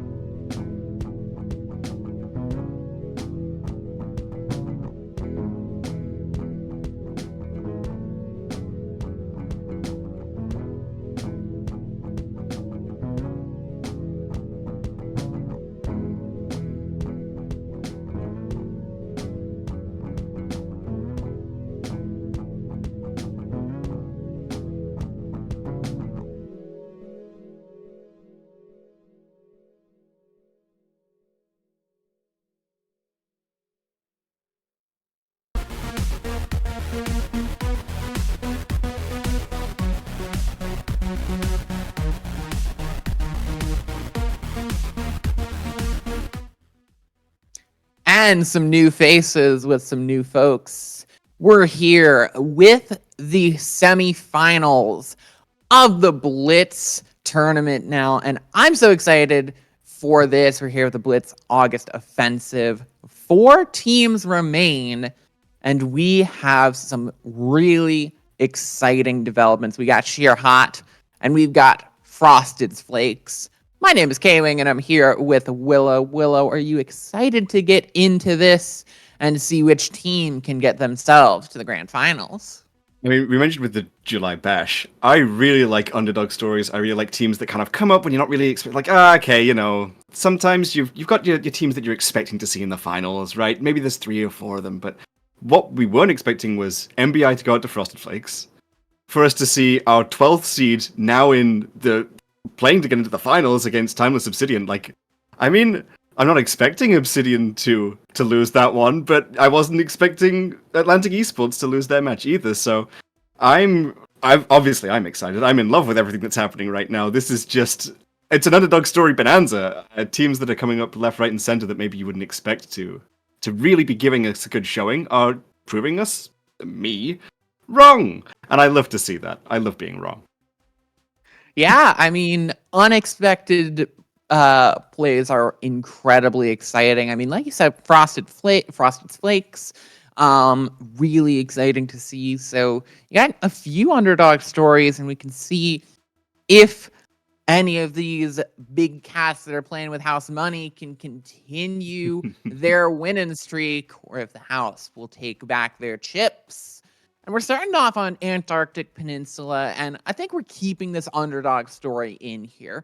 On paper, I feel like this is a sheer hot victory, but if there's anything we've learned from today, it is that on paper is never, ever certain. No, and I think looking at these teams and the kind of thing that they're going to be able to put forward, keeping an eye on the kinds of compositions that maybe we're going to be seeing is going to be the most interesting thing for me. Sheer Hot, I think we're going to be able to expect, maybe not cookie cutter standard, right? Maybe not the most normal thing in the world, but I'm not expecting anything wacky here. Frosted Flakes, that's one thing that you can usually expect from these underdog teams. They're going to be coming up with something a little bit more off-meta, which I'm fond of because, oh my god, I'm so tired of watching Winston and Sombra Tracer with an Ana Brig literally every single game. I'm so excited to see things that are not that, right? I got that last time as well with Bonsai Buddies winning, Zebra obviously being mainly just playing Doomfist. I think I only played Doomfist the entire tournament, you know, true to name. But yeah, for Frosted Flakes, that's the team that I'm looking at for showing me something a little not wacky necessarily, maybe wacky. Maybe I can use that word. Wacky. Show me something wacky. That's what I want to see. But looking forward to, I mean, Antarctic Peninsula, which is typically much more brawl favored than some other control maps. What would you be looking for, K-Wing? What would you want to see?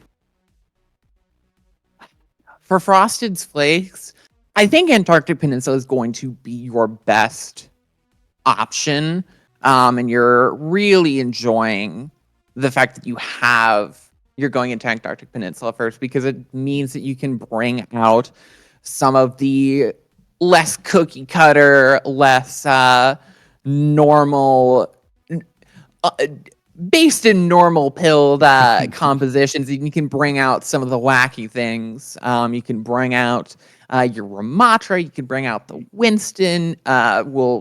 I've tried to say the Orisa. You can bring out your Ramatra. You can bring out your Orisa. You could try to bring in the Brawl if you so choose. I mean, the Orisa has gotten a bit of the buffs, so we might see something different. We might see something a little silly here. So we'll have to see if Frosted Flakes are going to try and beat Sheer Hot at their own game, or if they're going to be bringing us some silly hero special. I mean, one thing that I think is a really interesting kind of iteration that we saw there was the Ryan Sim comp played on Hollywood last series. Like, Kaylee and I were watching, we were talking about, like, okay, yeah, they're running out with the Ryan Sim, they're probably going to just teleport up onto the high ground, right, first point Hollywood, done. Obviously, it didn't work out as cleanly. I believe they had to switch off that composition going forward into second and third pretty quickly. But, you know, being able to play the Ryan Sim on something more brawl-centric, like, Arisa's looking good right now, Ramatra's never looked bad, really. Like, he's just a consistent choice. The Ryan Sim is looking pretty good. I think if you're looking at brawl options, you've got 3 really solid tanks to play around. And it's going to come down to flexibility to a certain extent. I mean, we know that especially with Iliari not being applicable to play in this tournament, we're maybe not going to be seeing too much iteration from, the Winston dive compositions. But if teams can come out with something a little bit fresh, a little bit interesting in this regard, playing around some of the other changes that have been made in this patch, even though Iliari herself is not playable. I mean, like you said, we've seen the changes to Orisa. We've seen the changes to Sombra, to Lifeweaver. I'm not necessarily saying that we're going to see it, but maybe a little bit of Weaver play. I've got a friend who really, really likes Lifeweaver, and, I'm not saying it's the best choice, but if you're going to run on with something wacky, if you're going to play the Orisa, right, that Tree of Life giving the overhealth now, you can kind of just keep the Orisa alive on point forever. I don't know. We're in this innovation stage right now. There's a new hero, right? There were changes to over half the roster in the game, right? I'm not expecting everything to get upended in day one, right?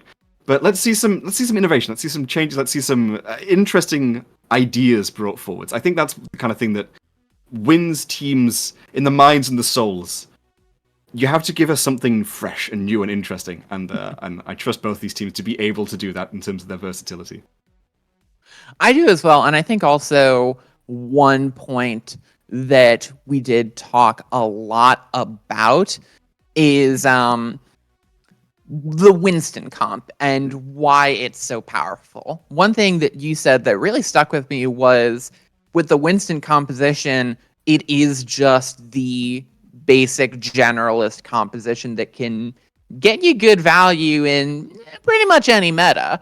And especially in this innovation phase, a lot of teams will gravitate toward that Winston composition because they'll say, you know what?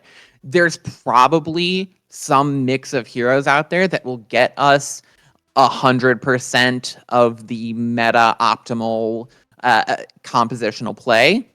But you could just get the 97% with the Winston, and you've practiced it, you know where you're going, you know the strategies.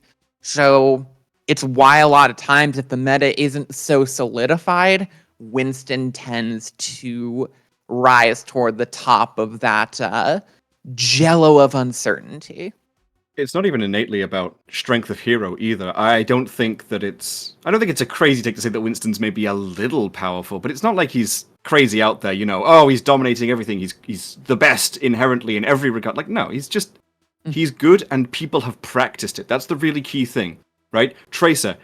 Any flex DPS player knows how to play Tracer, right? Most hit scan players know how to play Tracer. Tracer's just key, right? Ana Brig, we had goats. Okay, everyone knows how to play Brig, or any self-respecting main support should know how to play Brig, right?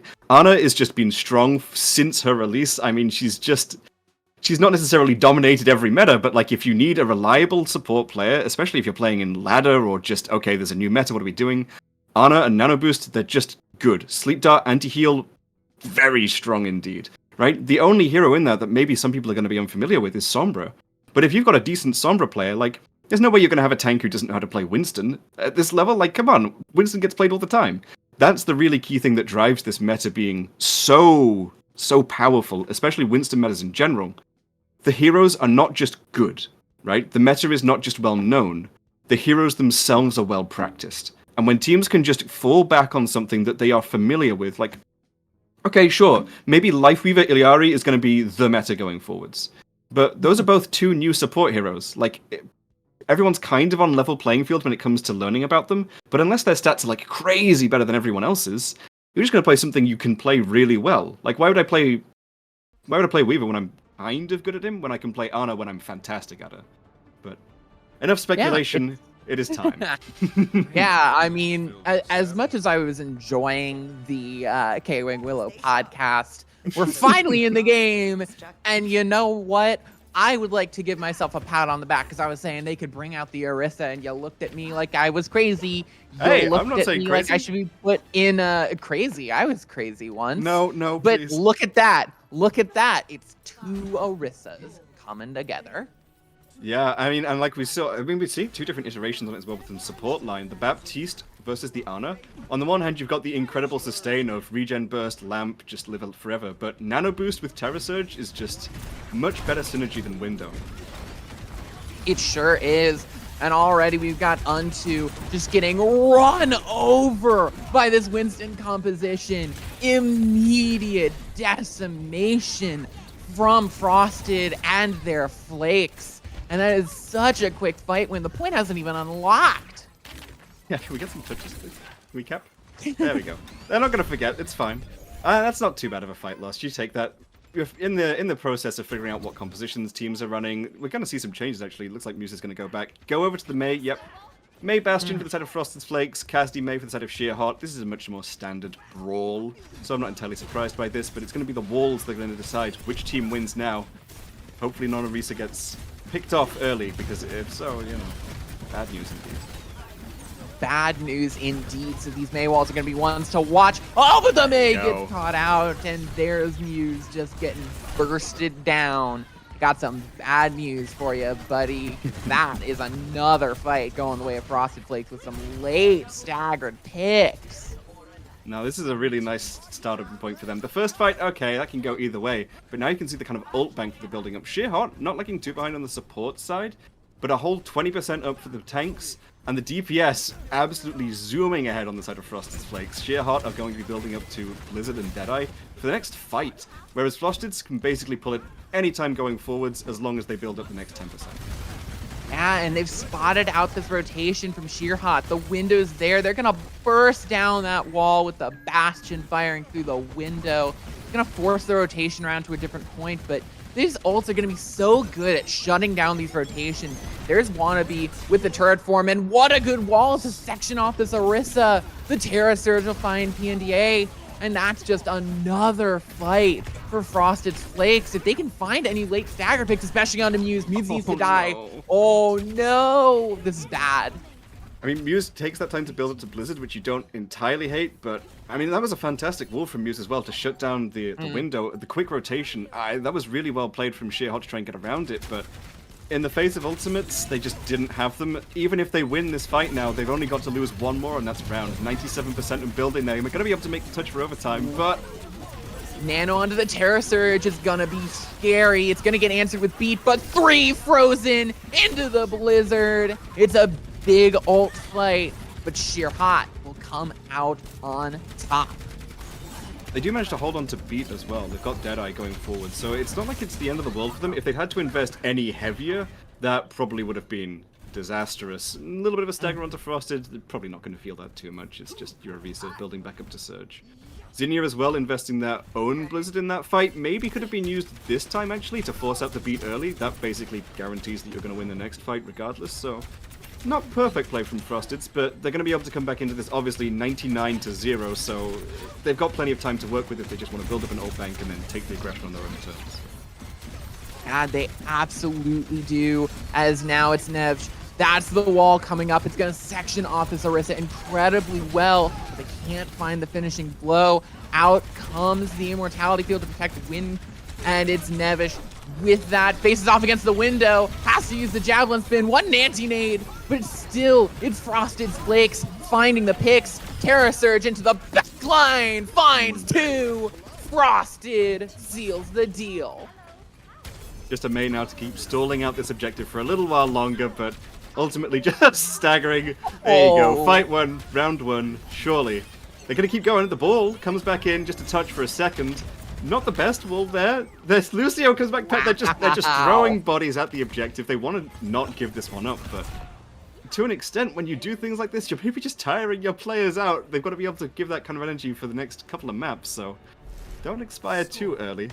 That was really the Battle of the Walls there. We mentioned that a little while ago, but we could see, like, oh, the wall from Muse maybe doesn't cut off the Orisa entirely, so the Orisa was able to survive, and then the wall's not there for the Ant Matrix get pulled. They put another wall down, but it's not perfectly aligned. The Orisa is like, maybe I can live this, maybe I can't live this, doesn't want to give up the objective, but also can't just stand in front of an Amplification Matrix. A little bit of hesitation turns into just, okay, you're dead, Orisa down, fight over. After that point, it's just throwing bodies to try and stall out the overtime for as long as possible, but Frosteds, they when you're that far ahead, 99-0 with some ults still, even if they're just being built up, like you have to have lost that fight where you lost at 99 with all 5 ults gone for Sheerheart to even have a chance. So going into round 2, hopefully they're going to be able to win first fight this time. Otherwise, we may see a repeat. We very well might, as already Frost is going in incredibly aggressive. This is a big difference that we get with this Bastion, is that you can pump out so much damage. And there's the Javelin spin. The wall to block off the Mei will get broken. The Immortality Field gone. Frost is doing a great job to zone off the rest of Sheerheart, but will find themselves a victim. The Bastion rolling through, gonna section off the Mei, taking her down. And Frosted's Flakes will take the point once again. We're seeing this tendency from Muse to kind of cryo freeze or play very aggressive at times when you really don't want your mate to be doing that. And we're seeing it get punished every single time, which from Frosted's perspective, absolutely fantastic to see. Like if your Mei cryos there and you know she doesn't have wall, like obviously you're gonna set up the pincer there. So really nice to see them responding to this Mei, but the walls are really the thing that's leading this. Like I mentioned it before, but I've got to reiterate, Zinnia and Muse, keep an eye on them. Yeah, the window gonna come out from Elixia already, but Unto goes down. Frosted on this flank and just dishing out the damage. They can't do much of anything. Good wall to shut down the window, but the Bastion's just gonna fire down on top of them, and it's just gonna be Frosted's Flakes looking for staggers. That was a really nice split from Blizzard? Frosted's there. Frosted? But, I mean, you know. I mean, it's fine. They didn't need that. I mean, they Minus push one back in Blizzard. on this. They can go for it. No, I mean, yeah, But, they like, got you're the still pick on the stalling out. Frosted. Like, if you're Yeah, basically they- able to come back fast, and if you've got ults to sustain this, like, you've used the Blizzard, but they didn't have to use Beat for it, you get maybe a few %, but I don't think that's going to work out in the long run. They get the flip. I mean, maybe they can cement here. I don't know. Yeah, they found Frosted just pushing too far. The canceled ult! Nevj Rip. comes in with such an incredible javelin. Finds Wanna just in a bit of a bad position. The Terra Surge draws the map off the high ground. He can do nothing about it. Oh, they can do nothing about it. Wind just goes down. There's the Terra Surge in the back. It's gonna find the pick just on the Immortality. And Frosted goes down, but somehow can the Flakes find the rest of the picks the rest of the way? The wall goes up just to try and keep Zinnia and the rest of the team alive, but Unto is there with the railgun to keep this in the hands of Sheerheart. That was very messy. I mean, we were talking about the way the Orisa could come back fast, but then Lefty drops the beat to try and keep Windcraft going, and it doesn't catch on to the Baptiste, who's been sucked in by the Terror Surge off the high ground. That was... And then Frosted just into the Sheerheart backline to try and get the Terror Surge off. Nice bait wall from Zinnia to make Alexia think that they were safe there, but man, that was some messy play. Both teams investing pretty heavily there as they come back up for a couple of ults, but... Liz from Muse, maybe going to be the seal in the deal? PNDA gets taken out early, and it's just a push right through. Wanna stays alive. A great wall from Zinnia to keep them up, and now it's completely turned around. There's the amplification matrix dishing out the bullets from Wanna. And now Muse is just stuck in, has the Immortality Field, but they are going to be not long for this Earth. You don't mind that. They got to 91%. They didn't even have to invest too heavily. They've still got window. They're probably going to be able to beat up before they're getting into like 99% territory. They're going to have Surge online. Like, you lose your overclock and you lose a Blizzard, but that's okay. You pushed it into last fight territory by expending those ultimates. So that's fine. Frosteds can't lose the next fight, and they don't really have too much on it. If this art gets something, that's going to be huge, but... Oh, come on, Panda, no, this can't keep happening! No way! PNDA goes down. That's their big mobility hero gone. And now Frosted Flakes, they can't build up the beat either. Frosted Flakes, they have all the advantage. Zinnia goes low. Frosted is over on this off ankle. Frosted? Are you okay, bro? But it doesn't matter. I mean, one of is gonna go down, but the Blizzard will keep them up, and you'll just stun the Mei right out of cryo. Frosted's Flakes take map 1 against Sheer Hot. And I mean, can you say underdog? Can you say underdog, Willow? I mean, really, I have to just shout out Zinnia so much there. We saw at the end one wall that blocked off Muse's Blizzard. Muse throws in the Blizzard, gets blocked off by Zinnia's May wall, right? It's going to travel in, hit all 5. Wall comes up, not going any further. Allows Frosted to just back up.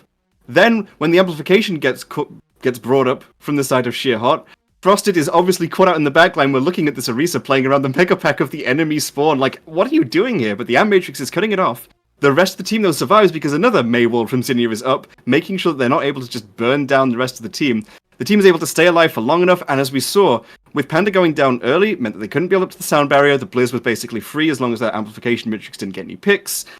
Really, really nicely played there from the May on the side of Frosted Flakes. That's exactly the kind of thing that I want to be seeing in what has been, for the longest time, just Winston, Sombra, Tracer. Like, I like that. I like Mila. I mean, you got the May poster? There it is. I'm a May player. I like to see things like that. They're exciting for me. Yeah, I mean, this has been a brawl setup and a brawl match so far, and it looks like we will not be varying from that, because for the map pick, what could be their last, Sheer Hot have picked King's Row. And I mean, pardon me while I prepare my surprise. I mean, I'm a King's Row. little surprised, to be honest. I mean, after we saw such, I don't want to say like dominance, because Sheer Hot looked good in Antarctic Peninsula, but like after we saw comfort, I'll say, in regards to brawl compositions in general from Frosted's Flakes, I think as well you've got to acknowledge that like Zinnia was just good on the May. Like that's a scary thing to play into. If you wanted to try and force that away, you'd maybe want to go to a more like far Mercy heavy map. We've seen Hollywood earlier, like if you wanted to try and play it there, you could still do it whilst running maybe like a Brawl core. We saw the Sim TP strat, you could run that alongside the Orisa maybe.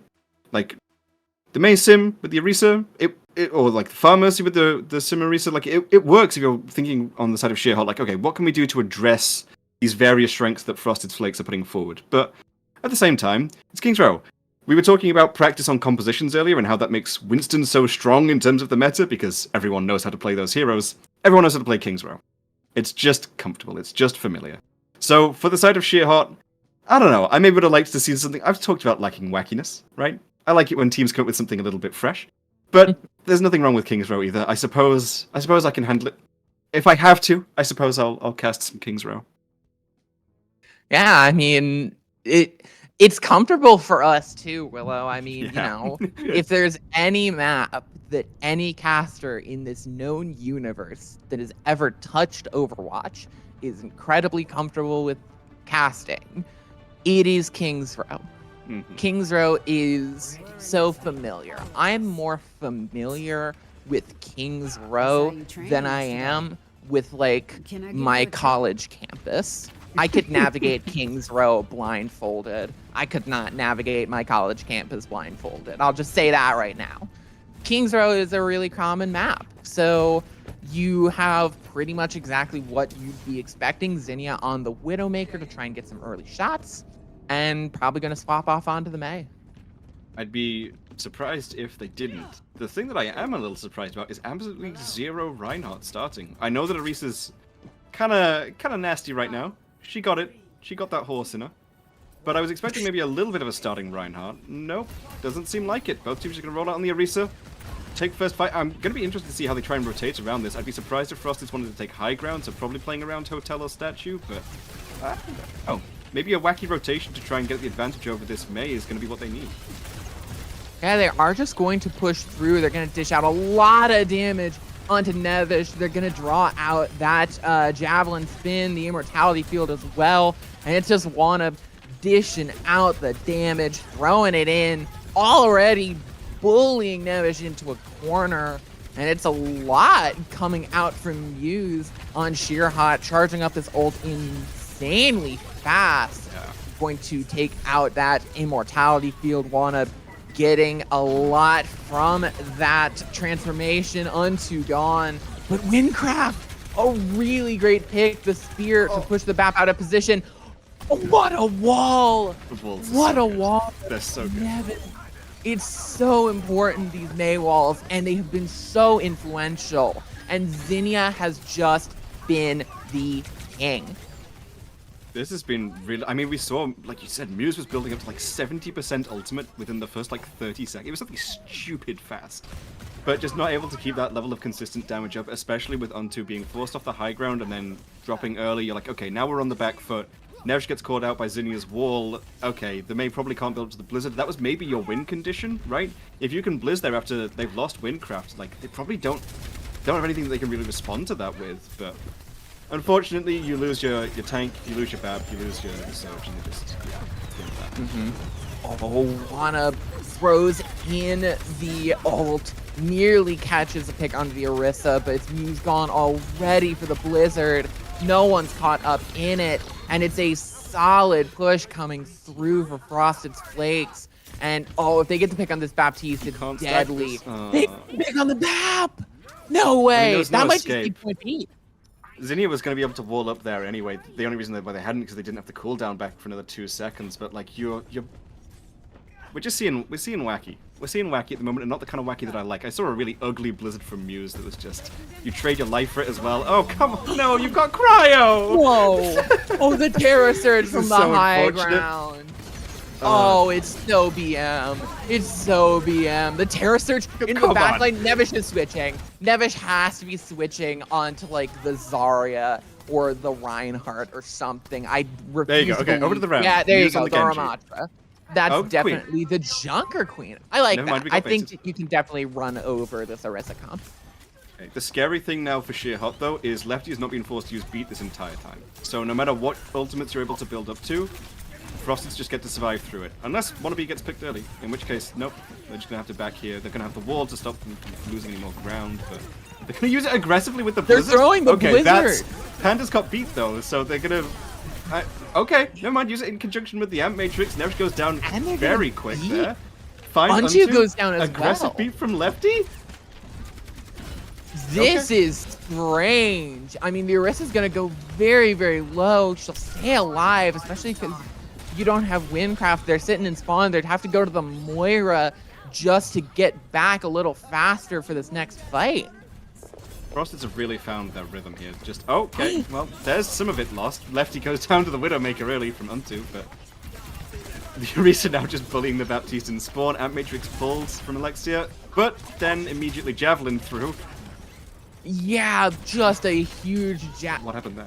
Nevsh, you wanna talk about it, buddy? Nope. All right, that's good. Muse getting taken down, and it's looking good for Frosted's Flakes. There's the Bastion throwing out the bullets, and 3 minutes. Literally so much more time on this clock. The ball is gonna get stopped right in the middle of the road. And as time starts to tick down, there's going to be some respawns, a really good stall out from Nevish. Muse has the blade, but won't be able to get out even a single swing. 3 minutes, 33 seconds. There was hope for a second when we see Muse with the blade online, but like unless you've got the Nano Boost there, you're probably not killing fight. Like Nano Blade, maybe you can do it. Lefty doesn't have beat, but no Nano. Okay, just a dry blade to kill literally everyone. Nah, I don't think it's gonna happen. That is a very 3-3-3 to get to point 3 from the side of Frosted's Flakes. I am from the side of Sheer Hot. You've got to start thinking about like, okay, how do we address this? This was our map pick. As far as I know as well, Sheer Hot are playing on ping. Sheer Hot are an EU team, so it's not necessarily indicative of everything that they've got, but in the moment, in the lobby, all you can do is try and win, right? You've not got time to worry about like, okay, like, we're playing on ping. That's not great. You've just got to find the win condition, go for it. Maybe an interesting choice here from Sheer Hot. Ana Kiri with the Winston. I'm not entirely unfond of this, to be honest. I mean, the Orisa is going to be really strong, but the Bastion is going to be a huge deterrent to your Winston. But if you're trying to find a win condition, right? You're trying to find some way of addressing this differently. That means you're going to be able to find a win. I don't know. Ashe Mercy is maybe the answer. It feels like Sheerheart are in the same place as me, where they're like, okay, how do we do this? How do we figure it out? It's the innovation. Let them cook.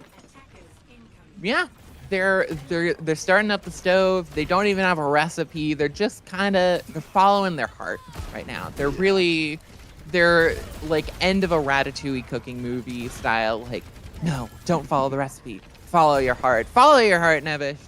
Follow your heart, my boy. Jumping onto the high ground, Unto trying to find some early damage, but nearly getting taken down. And Zinnia's just gonna run over them, Frosted with a good javelin, and it looks like it's gonna be a bit of a spawn door challenge.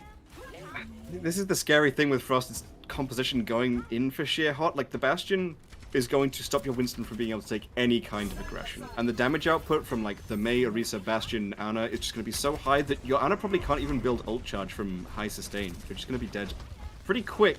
Bit of a great bamboozle here, though, from Nev to try and get onto the Ana. Immediately slept. Never mind. Really great sleep from Win. They just land a perfect one. Wannabe is going to seal the deal, and Frosted is free to charge right at this Mercy and just stagger them out. Really great stuff from the Flakes. You almost use that as free ult charge for Lefty there. Just let the Lucio idle with the heal boost. Let Panda just try and get any kind of damage onto the Orisa, but they're going to be merciful, a little bit at least. We are still seeing a bit of a spawn hold for now. Yeah, they're still holding incredibly aggressively. And now the Nano coming in onto... That's not a Nano. That is a Sleep Dart. And Unto goes down. A really great grenade.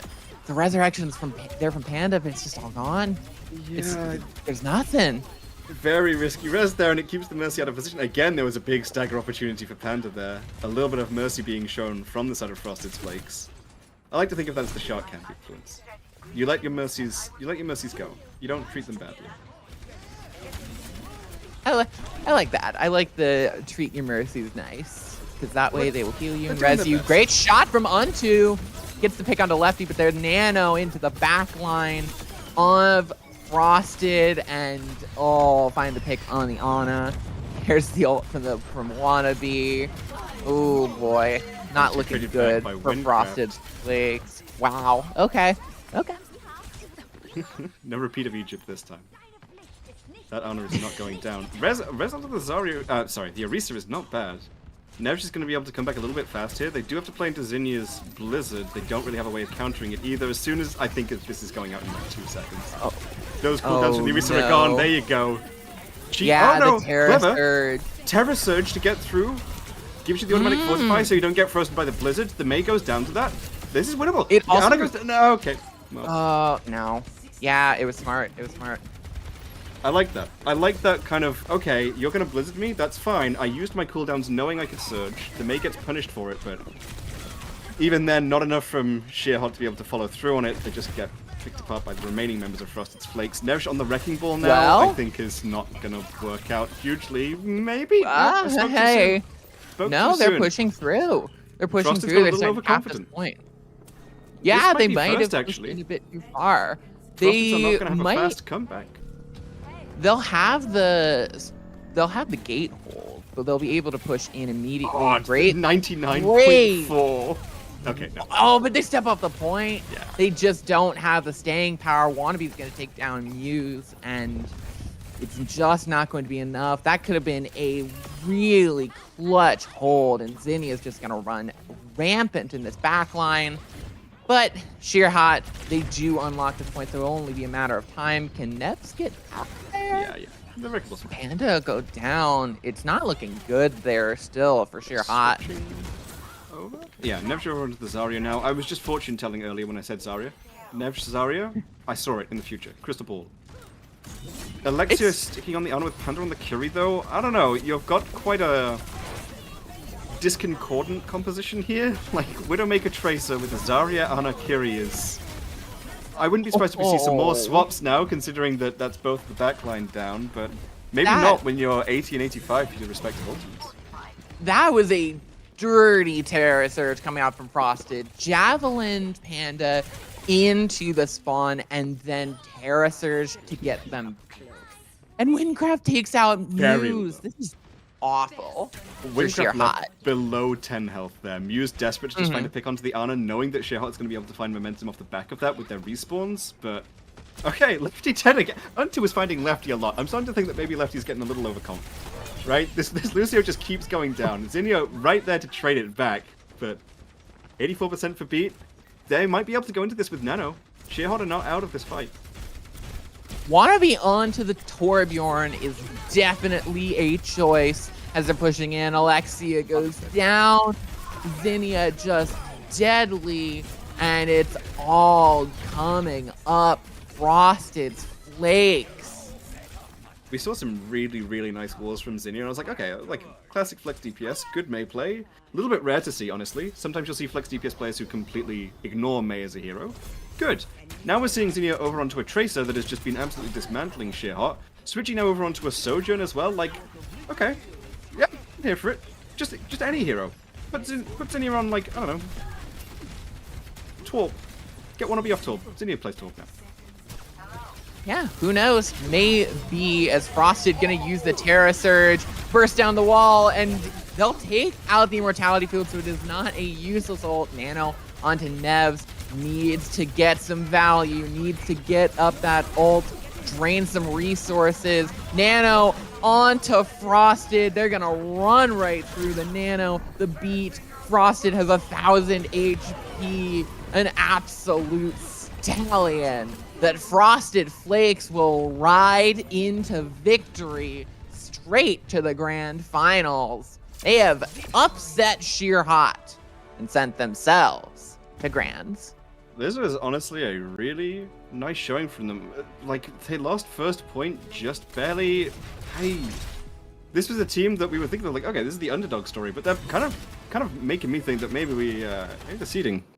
Maybe we should have been hyping them up more from the start, because holy, they look very good indeed. Sheerhot is a team that we've seen before, and again, like, the ping difference is going to be there. It's going to be difficult for them to be able to overcome that, but Sheerhot is not a bad team by any means. We've seen them before, and they've played well, like really well. Like, Frosted's, I'm excited for this, and they're rolling out with this Orisa comp, with seemingly just being able to put Wannabe and Zinnia on whatever they feel like. I really enjoy Lefty's incredibly aggressive Lucio, even if it does get picked first most fights. Like, you need a Lucio who's going to be able to take that kind of aggressive angle to try and punish this backline that Sheerhot's putting forward, and I like to think that it's that kind of pressure that is what's letting Frosted's find these picks in the first place. You know, you can't let Zinnia just do everything. The team's working together to find these aggressions and go forward. They look really, really formidable, and that's the kind of look you want when you're going to be facing either of the winners from Timeless Obsidian and Pentagram. Two teams who have been... Yeah, we do actually have the results of that. Timeless Obsidian taking out Pentagram 2-0. So they denied the upset. But Frosted Flakes very well might be bringing us another upset, because they have been doing upset after upset for 2 rounds now. They took out the number 3 team in MBI, and that should have been the end of it. They should have been done in round 2, and then they beat out MBI. They should have been done in round 3 when they were coming up against the number 2 seed Sheerhot, and they completely decimated them. And some might say that they should be done coming up against Timeless Obsidian, but we'll have to find out if Frosted's Flakes can take out the number 3 seed, number 2 seed, and number 1 seed in a row when we come back from break. So, in just a few short minutes, we will see our top 2 teams face off for the prize pool. The entire thing, all of it, comes down to this next game. Don't you go anywhere. Don't you change that Twitch channel. We will be right back, and we'll see you soon.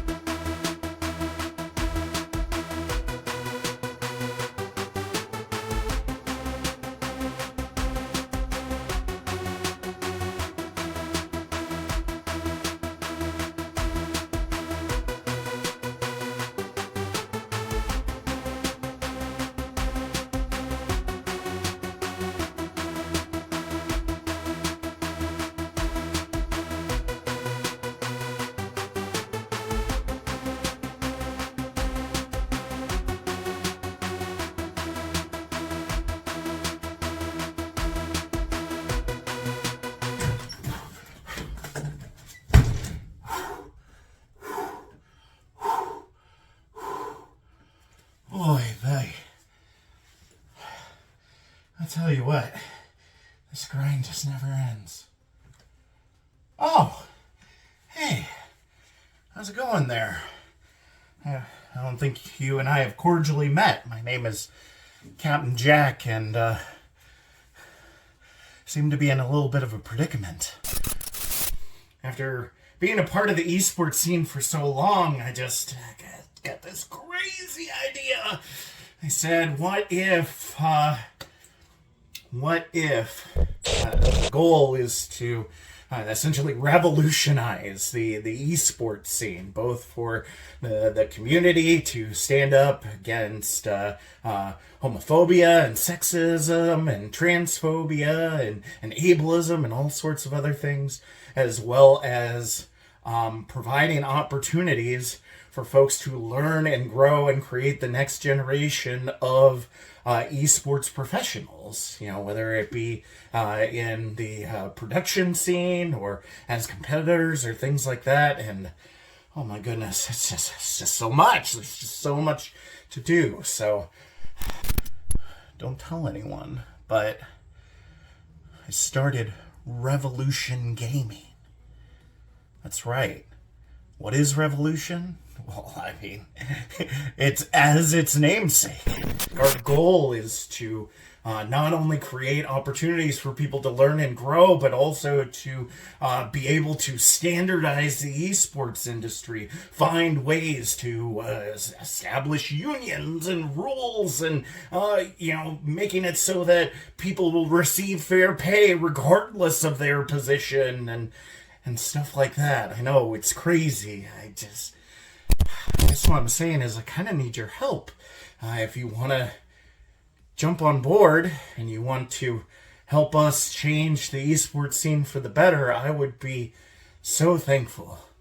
Because, needless to say, I'm just one guy out here. But I figured maybe, just maybe, if we believe enough and if we work hard enough, I feel that truly the esports scene can be the way that it's meant to be.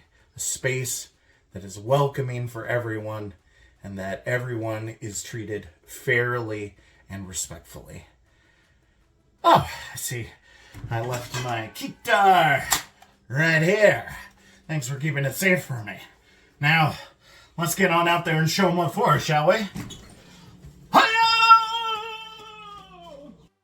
It was at that moment that Captain Jack then tripped over a twig and knocked himself out.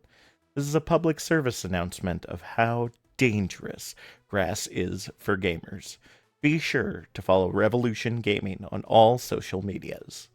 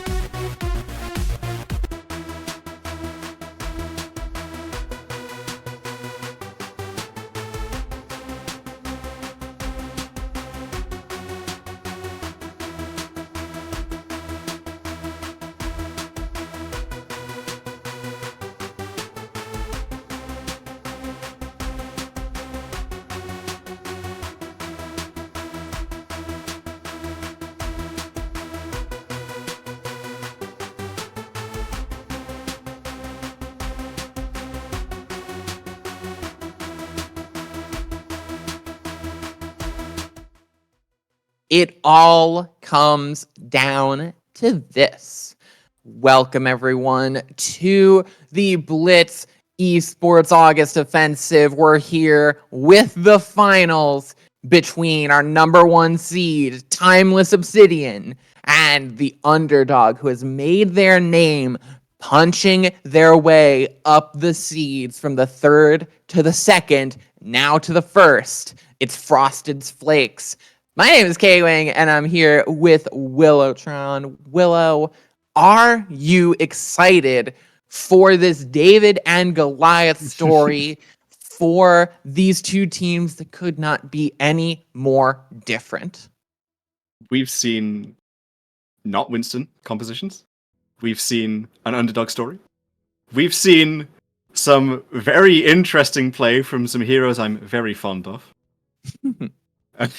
Of course I'm excited. This is great. This is Timeless Obsidian, the dive party winners, versus Frosted Flakes, a team that, like you say, has beat the 3rd seed, the 2nd seed, is now going for 1st seed as well. Like, yeah, what more could you ask for? This is pretty much the exact scenario that I could ever dream of for a tournament like this.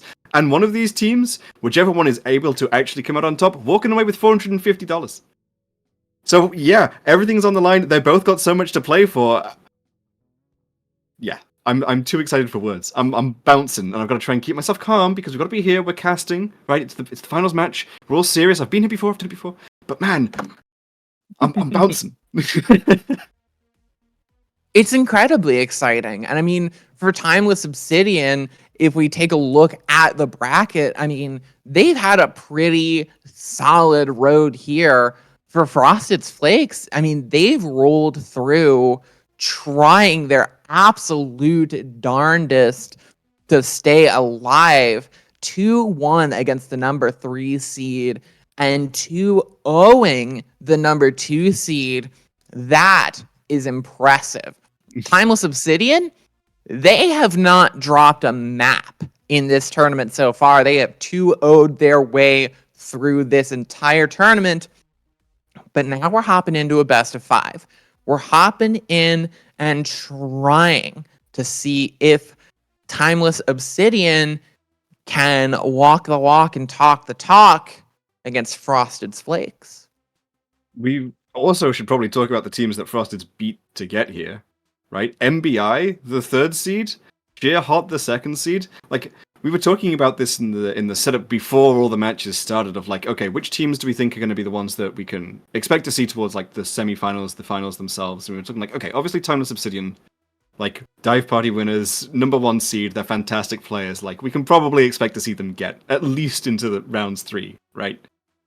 For Frosted Flakes, we were kind of looking at MBI and Sheer Hot and thinking, right, well, MBI and Sheer Hot are probably going to be the 3 teams that are able to... Oh, sorry, the 2 teams that are able to take it to Timeless Obsidian. Those 3 teams are going to be the ones that I'm expecting the most to see in round 3. Maybe some room for, you know, an underdog to push in against Timeless Obsidian. You know, see how they were obviously with the way the bracket shook out. MBI and Sheerhot were going to meet each other before they went on to the finals. So that was what I was excited to see. But now both of those teams are gone. MBI out in round 2, Sheerhot out in round 3. It's Frosted who is still standing. It's Frosted who is still going. Like you say, they're absolutely running it down at the moment. Timeless, I mean, they've been dominant. Sure, maybe that's to be expected. The number 1 seed, obviously, in an inverse seeding capacity, is going to be getting a little bit of an advantage in those first couple of rounds. But even teams that we've seen perform really well, like Pentagram, who, you know, we saw them take on Atlantic Esports, the number 4 seed, and beat them way through that. Like, if there's going to be a team here now, I'm going to revise my position, all right? I was saying ahead of time, if there was going to be a team that would take it to Timeless Obsidian, it would be MBI or Sheerhot. Nope, it's going to be Frosted Flakes.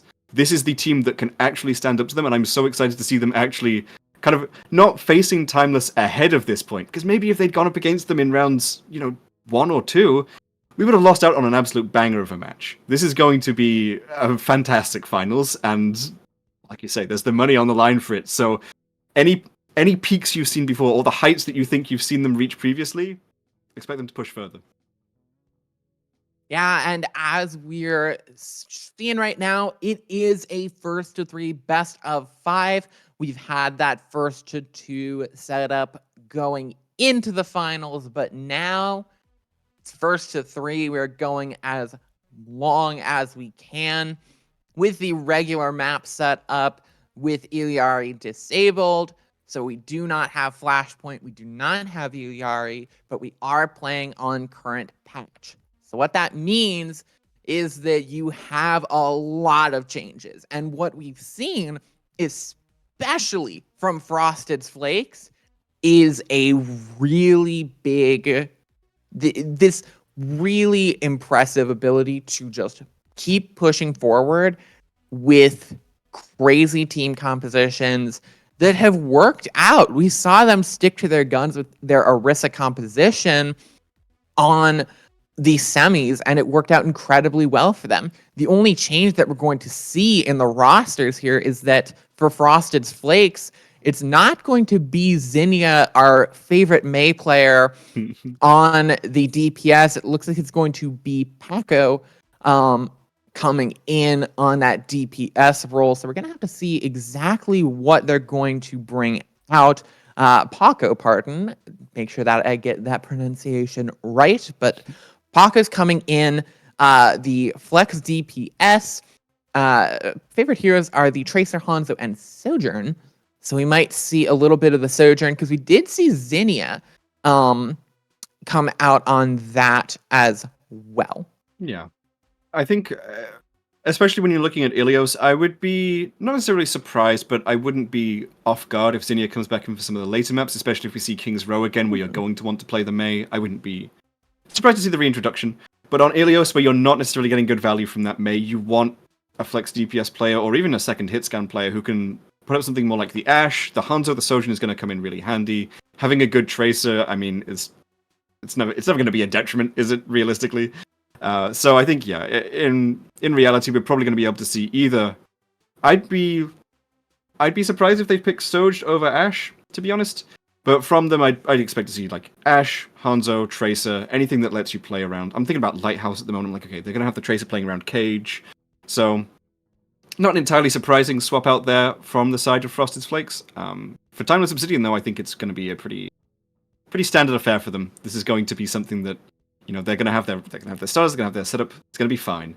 You're not usually playing with a Flex DPS player who is so competent on the Mei in particular. Usually the Mei is kind of regarded as like it's nice to be able to play her well, but it's not necessarily the key. Like you're playing Tracer, who just is beloved by everyone, apparently. Everyone loves the Tracer, and it looks like we're going to be starting our journey off on Lighthouse, and it looks like both these teams going to be going on the Winston. Winston is fine. You're going to be accessing the high ground. I think the D.Va is playable here, especially with the thrusters change. The cooldown being that much shorter is beneficial, but like we talked about before, Winston is just strong. The Ana break, very standard, completely predictable, to be honest. Wannabe maybe going over onto the Soldier, though. Paco probably starting off on the Sim and then switching over to the Tracer. Maybe the Ashe, maybe the Soldier. Wannabe's teasing us. But it will be the Ashe on the side of Timeless Obsidian for certain from Hope. That it will. Hopeful, like you said, looking for that high ground, looking to put that pressure out as it's Frosted just sitting on that high ground, waiting to jump in. Sunny drops right onto Wannabe on this Soldier. Deals some damage and gets right the heck out of dodge. Really great whip to keep Frosted away from this backline for as long as possible.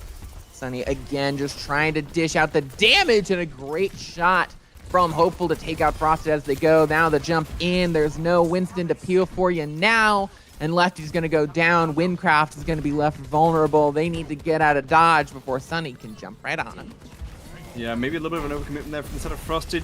Sunny coming back with that Winston peeling for the back line. Had the bubble come back online, you're cutting yourself off from your supports. Frosted again going very aggressive. It goes incredibly low.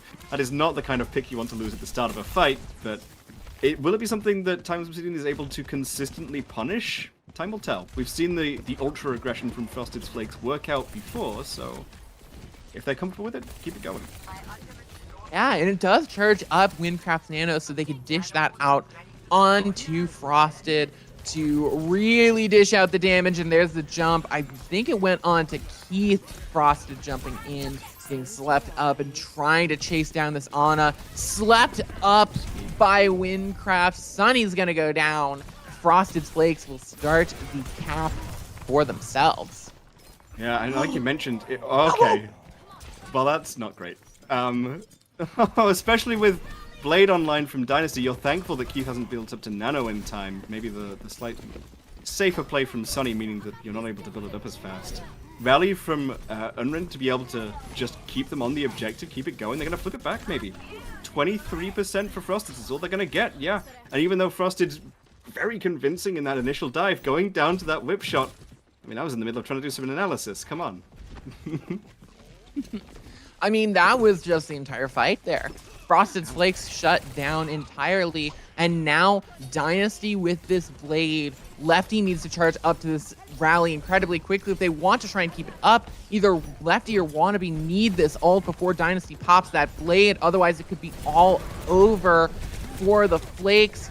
As now Sunny is just in spawn. Hopeful takes out Lefty. The rally is just not there. They might not even need it, but Dynasty goes down. The Blade isn't there. All the plans, all the analysis just gone. Nano goes in onto Sunny, so we're not going to get the Nano Blade, but the Nano will find the pick onto Windcraft. And Lefty with the rally. Just try and keep them alive, but it won't help. With your Tracer going down, we're getting towards the 90% mark. She's got to expend all of her blinks and probably the recall to make sure that you're pushing into overtime. You've not really got a comfortable touch here. I mean, they're going to have the team back to make it happen, unless, of course, that happens. Oh, but Dynasty Squish. jumping Lefty is done. in. Dynasty and Sunny just walking in. Dynasty's going to find the pick onto Windcraft. Dynasty. 99% nano. Oh, no. So unfortunate. I mean, with both your Brig and your Soldier dead at the start, I mean, that was such a well-coordinated dive from Dynasty and Sunny. They just go in, Goomba stomp the Brig, the Soldier's dead to the Blade. Like, maybe you've got the Nano Boost to try and turn it around, the Nano wants the Winston, maybe try and build it to Primal, but nah. Nah, once your Anna's dead, 99% on the Nano, that is round over. And, I mean, this is the kind of fashion that we were expecting Timeless Obsidian to be able to win these rounds in. As well, being the higher seed, they're going to be the one who picked Ilios. Take Frosteds maybe away from their comfortable picks. We've seen them play like the Orisa, we mentioned the May in particular as, highlights for this team, so Timeless Obsidian definitely going to be in their comfort zone right now. If there is a King's Row of control, I'd say Ilios is probably it when it comes to dive. So, perhaps not unexpected, but going into round 2, we are going to want to see Frosteds firing back with something maybe a little different. Wannabe over onto the Echo could be the answer they need.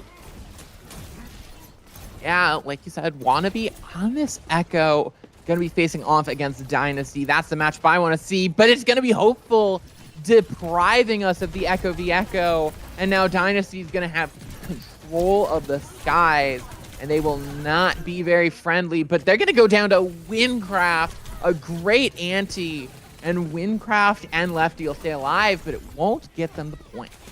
I was a little bit too hopeful about that Echo switch being the key thing here. We're seeing it from both teams because the Echo in particular is able to play around the high ground of this map so much easier than the Ashe can, who would be a little bit vulnerable. The high ground isn't as forgiving as you would find on Lighthouse.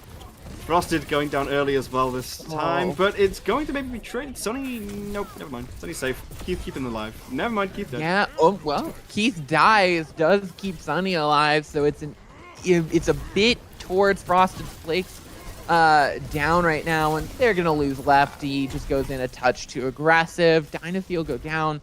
So Frosteds could maybe take some position on the point, but they can't really push in too hard. They need another big pick. They need to pick on the Brig, and they'll find it. That's a great one. But this Winston below needs to jump out, going to get jumped right on top of, and can't find the heals. Frosted goes down, and Hopeful's running wild in this backline. Gets the stick to seal the deal.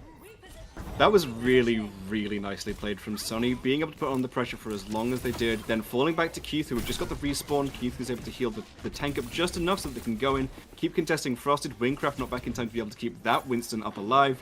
Falls back again, just lets Hopeful do the rest of the work on the cleanup. Really nice play there. Yeah, and Hopeful getting the pick onto Windcraft to further delay Frosted Flakes. This is pretty much last fight territory now, unless Frosted Flakes die and just cannot do anything.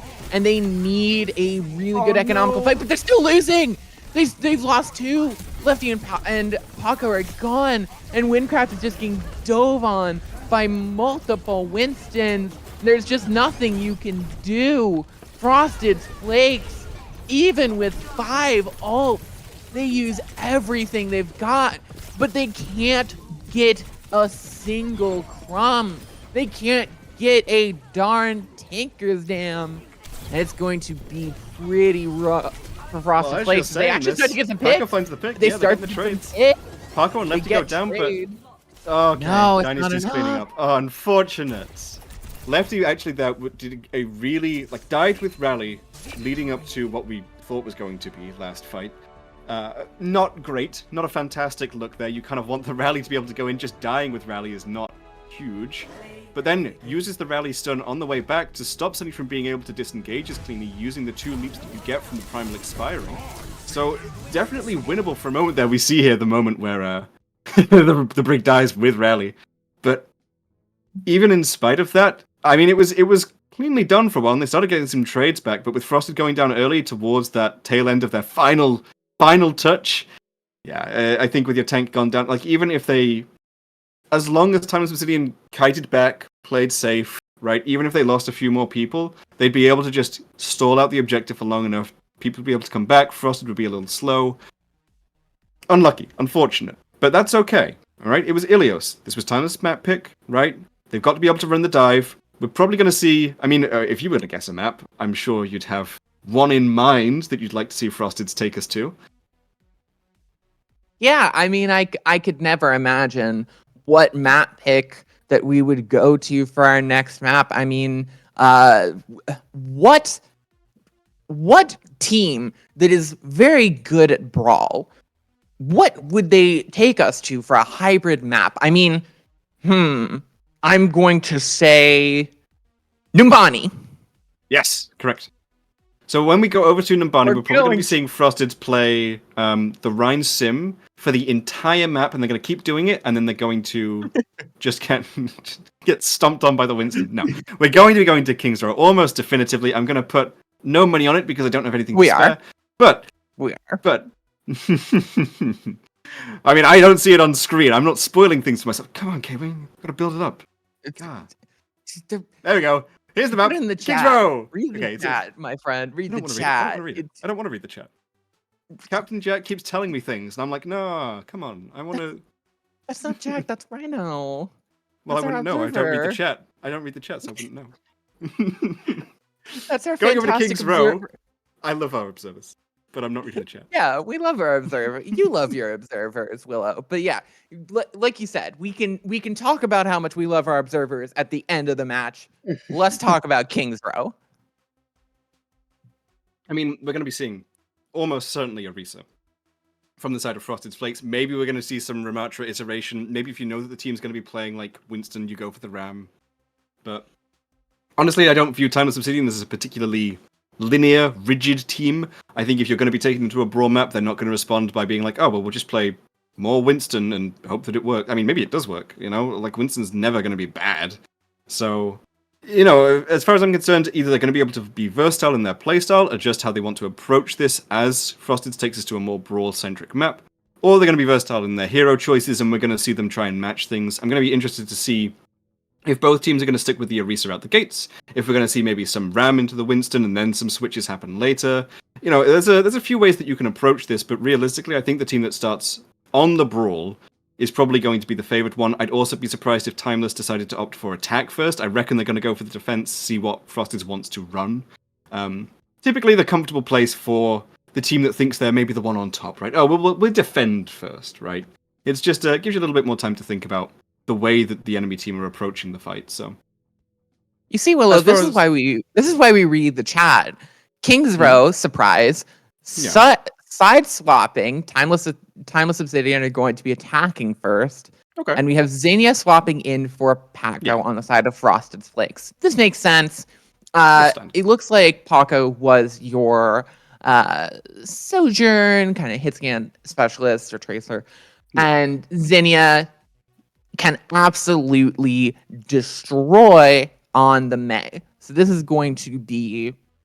this is exactly what you're expecting. Timeless Obsidian, opting for the attack first is a bit surprising, but that can also kind of be up to how a team wants to play it. Because if a team is like, you know what, we really want to set a good time here, and we really want to show that we can play this too, I think that the attack can also be good. I'm interested to see what they pull it on this DPS line, though, for Timeless Obsidian, because I've liked the Frosted Flakes DPS line. What's Timeless pulling out here? I think... I don't know. I'm going to wait for round to start before I start breaking it down. Hopefully it's going to be switching away from the Widow almost certainly. Dynasty maybe going to stay on the Sombra, or maybe just use it as like a scouting run. Who knows? Both these compositions are a little bit slower than like raw dive, so you don't mind taking a little bit longer to set up. We were talking about the potential for Frosted to play around high ground when they ran this on their King's Row, so... I think they've just given themselves a few options, maybe. If we don't see switches, I'd expect the Sombra to primarily be trying to harass the Bastion or the Lucio, but I don't know, maybe that won't work for Frosted. They seem pretty comfortable on this composition. That they do, and they've used it to great effect, as already Frosted going to be taking this battle against Sunny on the Orisa. The wall's going to come out, but the Sojourn's just going to duck right under the Javelin. What a great reaction. Zinnia's going to go down.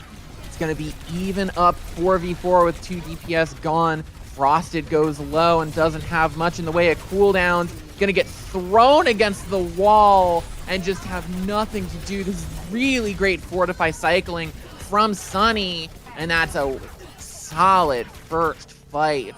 Diffed from Timeless Obsidian. That was a bit of a wacky moment, to be honest, with that Javelin Social interaction. That looked like it definitely should have hit. We could see the way that Frosted and Zinnia were playing really nicely with the Orisa kind of baiting around statues to try and bring people forward. That's exactly what happened, but somehow the Surge just doesn't get hit by that Javelin, actually. So, too bad for you. Now your cooldowns are messed up and Jermaine gets picked early. Unlucky, but maybe not going to be something that we see a trend of. If there was anyone who could be trusting to hit those Javelins, it would be Frosted. So, looking into second point, I would expect not the same. Oh, Frosted uses the Nano. The EMP just doesn't get any value. It's Windcraft and Zinnia just clearing house. Minus what a 3 ults, I goofy guess. fight. The EMP that comes in hits the backline, but the Surge isn't close enough, so they just don't get hit by it. The Sombra is like, okay, well, I've got to leave now. The window was also pulled there to 0 effect. That was... okay. A little bit of a lack of coordination there from Timeless Obsidian. Again, probably not something we're going to be seeing too much of. Yeah, but already they catch Windcraft. That's a huge pick from Hopeful. Shuts down the main healer of the composition, and they lose their supports and topple. Windcraft was playing the Ana there, which was an unusual choice. Switching over to the Baptiste now, that's probably more to be expected. Both DPS ults coming for Frosted Flakes as well. The Blizzard and the Artillery Strike is going to be... I mean, if you can get either the Lucio beat out with that Artillery Strike or the Blizzard, you kind of get maybe free value with the other. I'd rather see the Art first used first to try and force the beat, because Blizzard is just a consistently better ultimate, but they're going to be coming up to this corner here where you can pretty consistently use either one as you reach the end of second. We'll have to see what Wannabe and Zinnia use those ults for. They're the biggest ones that we have. We also need to draw out that amplification matrix and the immortality field. Keith's going to use them early. Beat's going to come out for the Blizzard. Is it going to get anyone frozen up? It doesn't look like it's going to find much in the way of picks. And Hopeful with 2 from the Railgun. There's the Bastion ult. It'll find the pick onto Keith. Yeah. That's a huge loss there for Timeless Obsidian. It means that Frosted Flakes, means Wannabe and Windcraft over on the left side can push right back in against this force of, I believe it's just 3. They can definitely push in, and they get the respawn back, and they'll take it right quick. That was nicely done. We were talking about maybe the ult order that you want to use in. The Blizzard comes out first, so that's what they beat for. But then the Artillery Strike does find the trade onto the Baptiste. Not as reliable, but it worked out in the end. You managed to stall out just a little bit longer on second point here. That was a nice isolation pick. Those are the kinds of walls that we want Zinnia to be throwing down. That's going to be that fight absolutely beautiful. Absolutely fantastic. For Obsidian, you don't hugely mind losing that fight. right? You've got 2 minutes 30 on the bank. That was kind of like an extended fight from the last one. You use it to maybe start building up to more ultimates. You used window, you used beat, you used overclock, right? You didn't necessarily find value off of it, so you're back to trying to take things in the neutral. Sonny's going to be coming back in with the Terror Surge. Dynasty's going to have the Blade, but Lefty has the beat to respond, and the Coalescence from Windcraft, who's back on the Moira now. It's kind of the ult bank, right? Whichever team can find the better ult trades is probably going to be the one that finds the most footing here, as both of them are going to be going into it, not with a full bank, but enough to try and find some impact. Yeah, the Blade going to be the first to come out. It's going to be in response to that Blade, but Sunny's going to go down with the Terror Surge. It can't find any value. Sunny just gets burst down. Even the Fortify can't save them. Dynasty can't find anything. They're just going to get staggered out. Can they get out alive is the question. No, they cannot. Timeless Obsidian, orbed indeed, my friend. Orbed indeed. That was really nice to respond. We were talking about like the ult trades. Okay, all right, Frost. Okay. But yeah, no, nice trades there. From Timeless Obsidian, they invested pretty heavily. Dynasty now going off the Genji onto the Hanzo. I mean, you know, you forced out both support ultimates just by pulling the Blade, so I don't feel like that was bad value that you were getting from the Genji, but maybe trying to find some more consistent picks. You can't really easily pick anyone on Frosted Flakes' team, though, now that you're not getting that full damage for the Mei. Like, you don't have that one-shot potential on anyone but the supports, who are very slim. Oh, the Terror Surge combo trying to come in with the Bastion. Oh, it's not going to find any deaths, but still the picks come through. Sunny gets taken down, and this is just the difference here. Frosted Flakes, they know that this Orisa comp is strong. They know they like it. Really great isolation to cut off the Baptiste of Keith from the rest of Timeless Obsidian, and orbed again. And Timeless Obsidian, they're just going to be trapped up there. Dynasty finds a pick onto the Moira, but it's just not going to be enough. They do have to invest the Blizzard, though. That's a huge invest.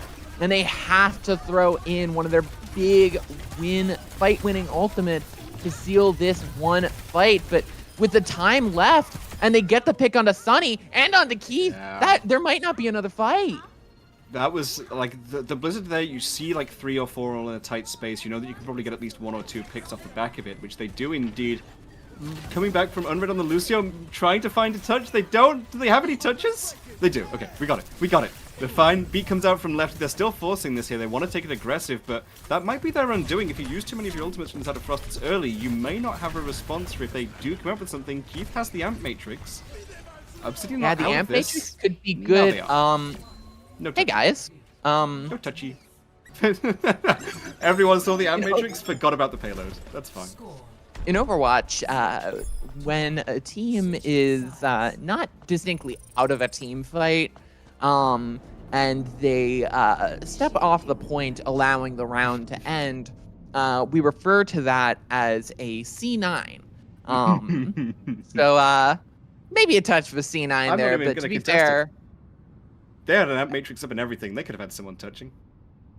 yeah, unfortunate. Oh, wow. But Unfortunate. that's definitely holdable for Timeless Obsidian. They're This was deep the risk into point B Yeah. for them. There is a very easy ability to hold for Obsidian. They could absolutely hold that, especially with how difficult Street Phase is. Like this was the risk with Timeless going for the attack first, right?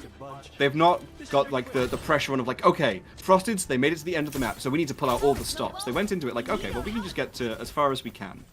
And as far as they got was not hugely far. If Frosteds get a couple of good early fights in, they can just roll through to second without too much difficulty, and that's it. Round's done. King's Row finished. So I think it's going to come back to bite them if Frosted is able to put up a good showing here. And like we said, they're very comfortable on this brawl. So I would not rely on them, you know, having a poor performance on attack. I don't know. Yeah, it's already Zinnia on the Mei, looking to find some early picks. Dynasty's on the Echo. Well, Dynasty was on the Echo, but Zinnia just hit a massive shot, took them out, and that might just be the deal sealed. This Mercy needs to play very smart, otherwise they might just get hit by a Javelin. Speaking of Javelin, Sunny gonna get taken down by one. and that might just be first point. That's a good shot, though, to take out Windcraft. That could be the recontest coming through as the Echo has respawned. Dynasty has to play this smart. The Mercy's over on the other side. The Healer's over on the high ground, but they need someone on the point, someone to contest. It's the D.Va trying to come in, so they do have the opportunity. Back on the Moira now is Windcraft. It's just Dynasty finding those picks to keep point A in the control of Timeless Obsidian. Both Unread and Keith kind of playing around the high ground. We saw some nice dinks coming in from Zinnia to try and get Keith off that high ground, but the Mercy kind of a little bit unpunished. The Ana not contested fully on the high ground. Windcraft maybe the one to try and go up and get some footing there, but just gets picked off. Maybe we should have seen Zinnia wall up, try and get some Mei action going. We've now got the Nano Boost and the Valkyrie to play into whilst Frosteds is still coming from the first ultimates. Nano goes out onto the Echo. Yeah, the copy onto the Orisa. A good boop to try and stall this out. Dynasty needs to get burst down quickly, otherwise that Terra Surge could be deadly. They're going to use it in a tight space. That's terrifying and hopeful, and Sunny are gonna get everything that they could want. Team kill for Timeless Obsidian. For Frosteds, though, they only have to win one fight, and then that's first, finished out. And then they've only got to get most of the way through second, and that's the round. Like, this is the space that they have to play with. So they don't mind just building up a much bigger ult bank. Timeless, they have to invest ultimates to keep holding this objective. They lost 3 that fight, they're probably going to lose 1 or 2 this fight. Yeah, as there's the ult coming out from Hopeful, trying to get those early picks, trying to make it so that Frosteds invest ults but don't win the fight. Because they do have all 5 ults. It's a lot of utility that had to get drawn out. But Windcraft, they're gone. They get taken out by Sunny. A great dive. The D.Va bomb thrown in onto point, but the Terra Surge catches the baby D.Va. It's even on the point. Windcraft goes on to the Kiriko just to get right back onto the point. Now it's Hopeful, trying to keep alive, trying to stall out this point further, but they will just get staggered out. Will they stay alive? They'll get burst down. Okay. No! Oh, that's so bad. They're going to get split spawned as well. Oh my god. Okay, Obsidian there, they had a chance to recontest as everyone from Frosteds just walked off the objective with like 0.1% left to cap, and I was like, please don't let them recontest this. There's no way that Timeless get to recontest this, surely. Frosteds invested so heavily in that fight. We were talking about the way they could just build up 5 ults and then it was super messily done. They could have just gone in the next fight where Timeless had nothing, but they kept forcing the issue. Windcraft playing Mystery Heroes to an extent, now back on the Kiriko. I think we've seen them play at least 3 just this round alone. That was very scary for a while. But Frosteds, able to solidify. Now they're getting cleanups here. Yeah. Copy onto the Mei from Dynasty, ready to dish out some cold justice, but it looks like they're not going to find much. The Blizzard does get thrown out, but, I mean, all it'll do is just keep them there for a second. Well, Dynasty's actually still alive, and they'll find the pick on the left. Unred's still there. There you go. Wannabe in the back line. Wow, this is quite the... That was one of the fights. That was quite. Timeless went very aggressive there, and they got punished for it, and that's what we want to see, especially from a team that is so aggressive themselves. Like Frosted Flakes, they play so aggressive themselves. Not seeing them fall for that and like go, okay, well, if you're gonna play super aggressive, we'll just have our Ashe sit on payload and push it half the way to the end of our win condition. So that was really nice for them to see. Timeless obviously getting staggered out a little bit there from being so far ahead. We're seeing the D.Vas now. This isn't something I expected, but I'm here for it. Yeah, Beat comes out early to protect against this Kitsune rush from Windcraft, but they have to deal with the Blizzard somehow. Nano goes in onto Dynasty. Big shot from Zinnia. Zinnia throws in the Blizzard, but there's no follow-up. That was a huge ultimate that's now gone for Frosted Flake. The Beat as well invested and no value gained. They're going to lose the fight, but that's a huge investment loss. Okay, Frosteds, they need to chill, right? They need to take it easy. We're seeing some, like we saw it on that first point cap fight, like you can't be just throwing ultimates and expecting for things to happen, right? Zinnia using the Blizzard there, kind of understandable. They didn't have Beat. You knew that that was free. Okay. Lefty investing the beat after Zinnia's already dead and the Blizzard didn't catch on to anyone, that's kind of scary. Now they just get like a free overclock, a free nano that you can't really do anything about. This is... I mean, they've only got 45 seconds left. You don't really have time to start building up to more things. Zinnia over onto the Tracer now as well. Like, they're recognizing that they're not in a favorable position, when realistically they should have been. No, they really should have been, and you only have the bomb and maybe the Bob. This bomb needs to be absolutely huge, thrown over the top, and it gets absolutely nothing. There's just no picks come through. The bomb from Sunny thrown into the back as well, and Heath goes down though. That's a huge pick from Wannabe. That might just seal the deal. That might just turn it around. Dynasty gone. Timeless Obsidian. They have the chance now. Hopeful over the top with the ult on this high ground, but they're just gonna get knocked out of it. Sony demeched. It was so good for Timeless Obsidian. They almost had it, but it was just some heroic plays, but it's not over yet. On red, with the beat, let's hopeful get one pick, and that might be all they need. The nano comes in. Kill feed looking like a bit of a checkerboard, but Frosted gets 2 picks, has the nano, is able to deny a lot of the value from Dynasty with the nano, and now it's just the Wrecking Ball, the battle of the tanks, and it looks like Frosted will come out on top, and a sweet victory to tie it up. That was way closer than it should have been.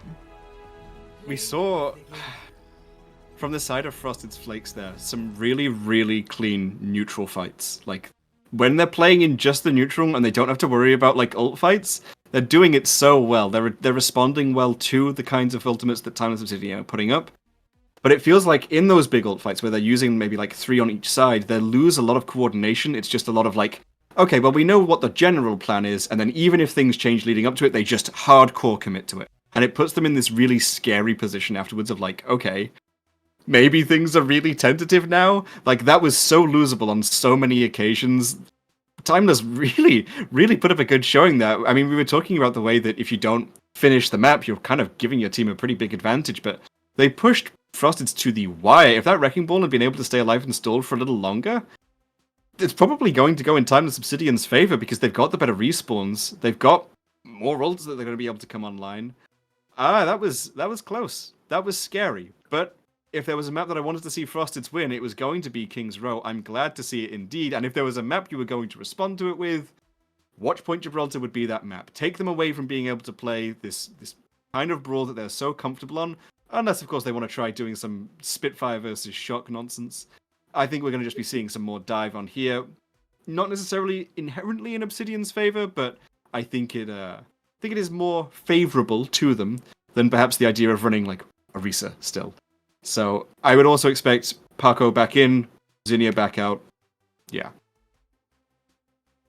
That would be my expectation as well, is to see exactly what we saw on Ilios and to see Frosted's try and adapt here. I will say that even despite how it looks right now for Frosted's Flakes, I think that they could very well see a win here. I think there is there's a fairly obvious path to a win here, which is even if you lose Watchpoint Gibraltar, you have your choice of push, which I would bet almost anything you'd either go Coliseo or Esperanza and play the brawl again, and then you have control, and it would be Timeless Obsidian's pick, mind you. But I mean, there isn't really another control map that is impossible to play the brawl on the way it is impossible to play the brawl on Ilios. So you could very well theoretically win that map 5, but there's a long way to go for these next few rounds here, and that is not guaranteed in any way. Even losing Watchpoint Gibraltar is not guaranteed. Yeah, I mean, I'm thinking about like potential map picks and the kind of iteration that you've got. For Frosted's, if you win Gibraltar, that's huge. I mean, not only is it putting you 2-1 up, but like even if Obsidian takes you to a map you don't like when it comes to push, like whatever, they take you to New Queen Street, whatever, who cares? You then get to pick Antarctica. You get to pick Antarctic Peninsula for your control map, which is so brawl-centric. That's a lot more comfortable for you. So, I think when we come back from break, right, and we are able to have all of our questions answered and our thirst for knowledge sated, we'll be able to find out once and for all just what maps we will be looking at. But for now, we will see you shortly. Do not go anywhere. We will return.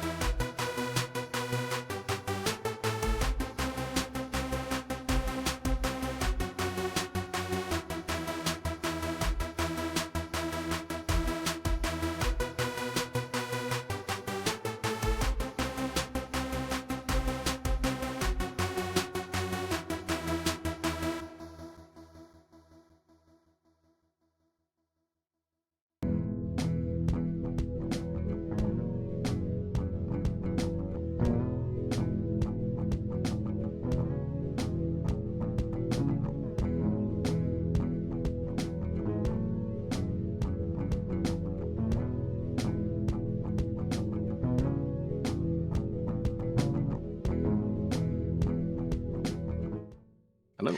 And we're right back into it here. Frosted Flakes tied 1-1 with Timeless Obsidian. We're basically hopping back into the best of three. The best of three, first to two. And it looks like our third map is going to be Watch Point Gibraltar. And we were talking about potential paths forward for these teams, specifically for Frosted Flakes, and how Watch Point Gibraltar is a map you really want to win, because not only is push generally favored towards brawl, you can tend to run brawl on a lot of push maps, but then you get to pick control, you get to run it down on maybe a Lijiang Tower, and maybe whatever you want that is really suitable to brawl, and take a map 5 potentially. But if you lose Watch Point Gibraltar, you can be taken to a map that really isn't suited to brawl as much, like Busan and Oasis were ones that we talked about. So this is a lot more important to Frosted Flakes than we originally thought, or I originally thought. When looking at the control maps in particular, there's often at least like one sub-map in the set that you can kind of get away with a brawl on. On Oasis, if you wanted to try and get a brawl on University, maybe go for it. Like, give it a go. See if it works, right? But you really want to be taking it to something more like Antarctic Peninsula. See if, go for something that's brawl-centric. And for that, you need to break this pattern of like, okay, Obsidian, Frosted, and if you don't, they're going to just take it. They're probably just going to take you to Oasis, or they're going to take you to Lijiang, and you're not going to be able to do the thing that you want to be able to do. But I guess we'll have to wait and see. I'll be honest, I would be a little nervous for Frosteds, because Gibraltar is not a map that you're going to be favored on by any means. It's so dive heavy. We have seen the Winston, we've seen the Diva, but Timeless Obsidian just look very comfortable in that composition in particular. And they put up a good showing on King's Road playing the Diva themselves, so I think, if you are Frosteds, you want to be treating this as like, okay, we want to be taking this seriously. This is not a map we can afford to just easily lose. but also we have to respect that we're going into this as not the favored team. We have to be careful, we have to be precise. We are going to be seeing, like I mentioned, Paco being subbed back in, Zinnia is out. Standard swap, you know, your Mei player is not going to be seeing as much time on Gibraltar in particular. Lefty is not picked a hero. Potential technical thing there. Maybe not. We'll see. If you're playing the attack, you don't really have to worry so much about picking something early.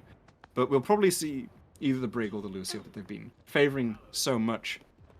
Genji sticking for Dynasty, though, is going to be interesting. That's not the kind of hero that I would usually... I mean, you know, I like Tracer. Maybe I like it too much. Genji's got that easier high ground access, so... don't dislike it. That's true. That's true. As that teleporting immediately coming out, and Dynasty showing off already. I mean, you know what? We were doubters. We were doubters, Willow. But I'm a believer now. I mean, the Sim TP strat, they went for it, gave it a go. Teams are going to be able to expect that to a certain degree, especially because we've seen it earlier in the broadcasted series in particular. So, it is what it is. They lose first fight there, but they can turn it around. You know, first fight doesn't matter too much. They lost like 10 seconds. Yeah, I just lost a few seconds, but really rough now for Timeless Obsidian. They're trying to push in with this Ashe wannabe, looking for some heads, but Dynasty is running through the backline, taking out the Tracer, but Sunny goes in too deep, just gets caught out, and they need something big from their Genji. Good whip shot from Keith, but it's really looking difficult here as I think, do we have some side swap right now, or am I going crazy? No, yes, Timeless Obsidian has got the marker for Frosted Flakes. Frosted Flakes has the marker for Timeless Obsidian. I didn't even notice. It is currently Frosteds who are on attack, Timeless who are on defense. Our name cards are a little off. That's okay. Yeah, just a little off, but as we get into this next fight, a great jump in from Dynasty, traded out, but a pick on a wannabe. Great from Windcraft to stay alive, but they need something bigger. They need a bigger push. Sunny is just going wild in the back line, just jumping in, getting the damage onto the Brig. And Windcraft now trying to sit at the back line, trying to keep Frosted Flakes together as the Brig goes low. Just trying. They're trying to break this high ground control, but Windcraft just steps out in the open. There's the blade to slice through too. And Dynasty is going absolutely good. And the primal rage coming out from Frosted to try and get any picks, but there's no one there to follow it up. The angry Winston just turns around and looks at you and are like, hello. Moment of, I need to wait for my leap cooldown to come back, but I'm going to get you. Just give me a moment, I'm going to get you. From the side of Frosted Flakes, you're really looking to try and break, like you said, trying to break this high ground that they've got so much control over. Paco is going to be the one that maybe stops that from happening. No, Keith, no, never mind, they get trades back. No, Look, it's very back and forth. They're trying so hard to break it, but Sunny is able to just find the trades back. Frosted and Paco go down. We're seeing, I don't want to say it's lack of experience, because I'm sure that they are expertly familiar with all of this.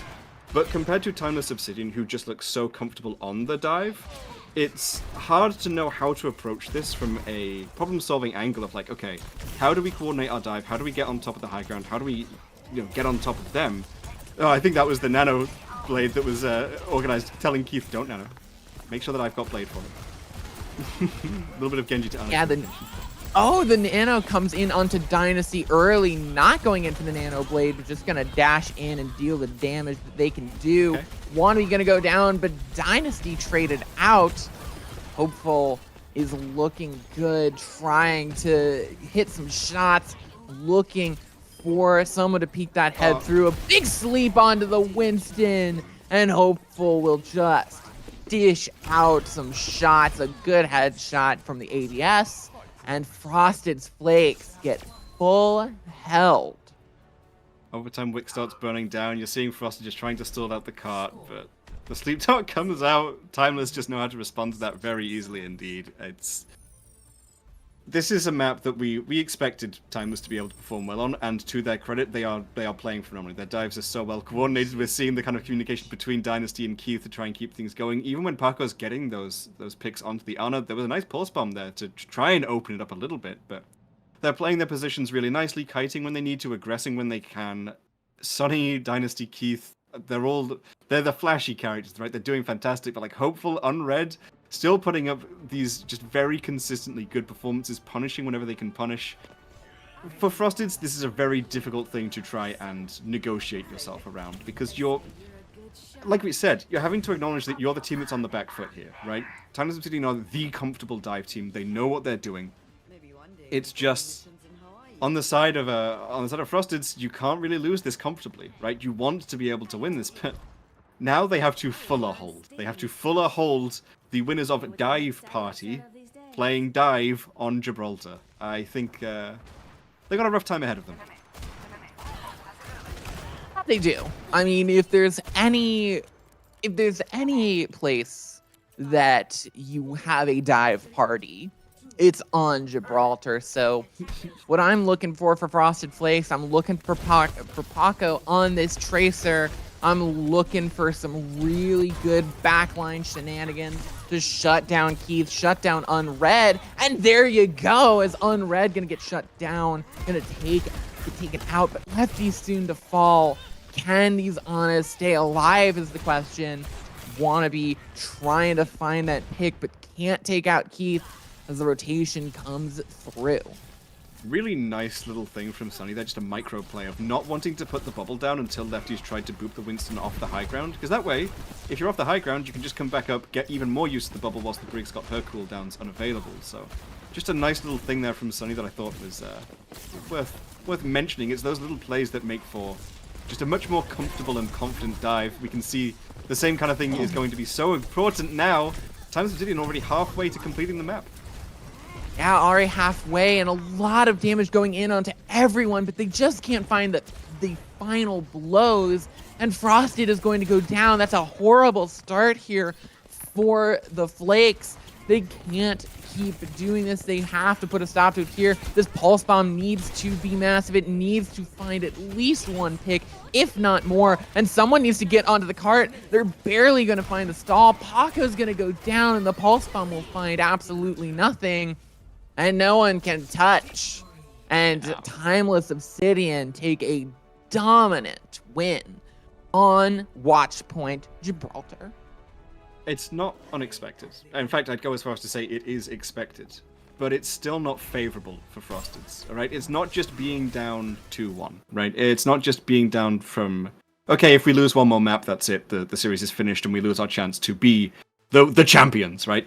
It's now when we're talking about map pools, what kinds of maps you can play around, the kind of space you have. We've talked about space to play around time banks when you're looking at different maps, but the pressure is on, right? You can't afford to lose a map.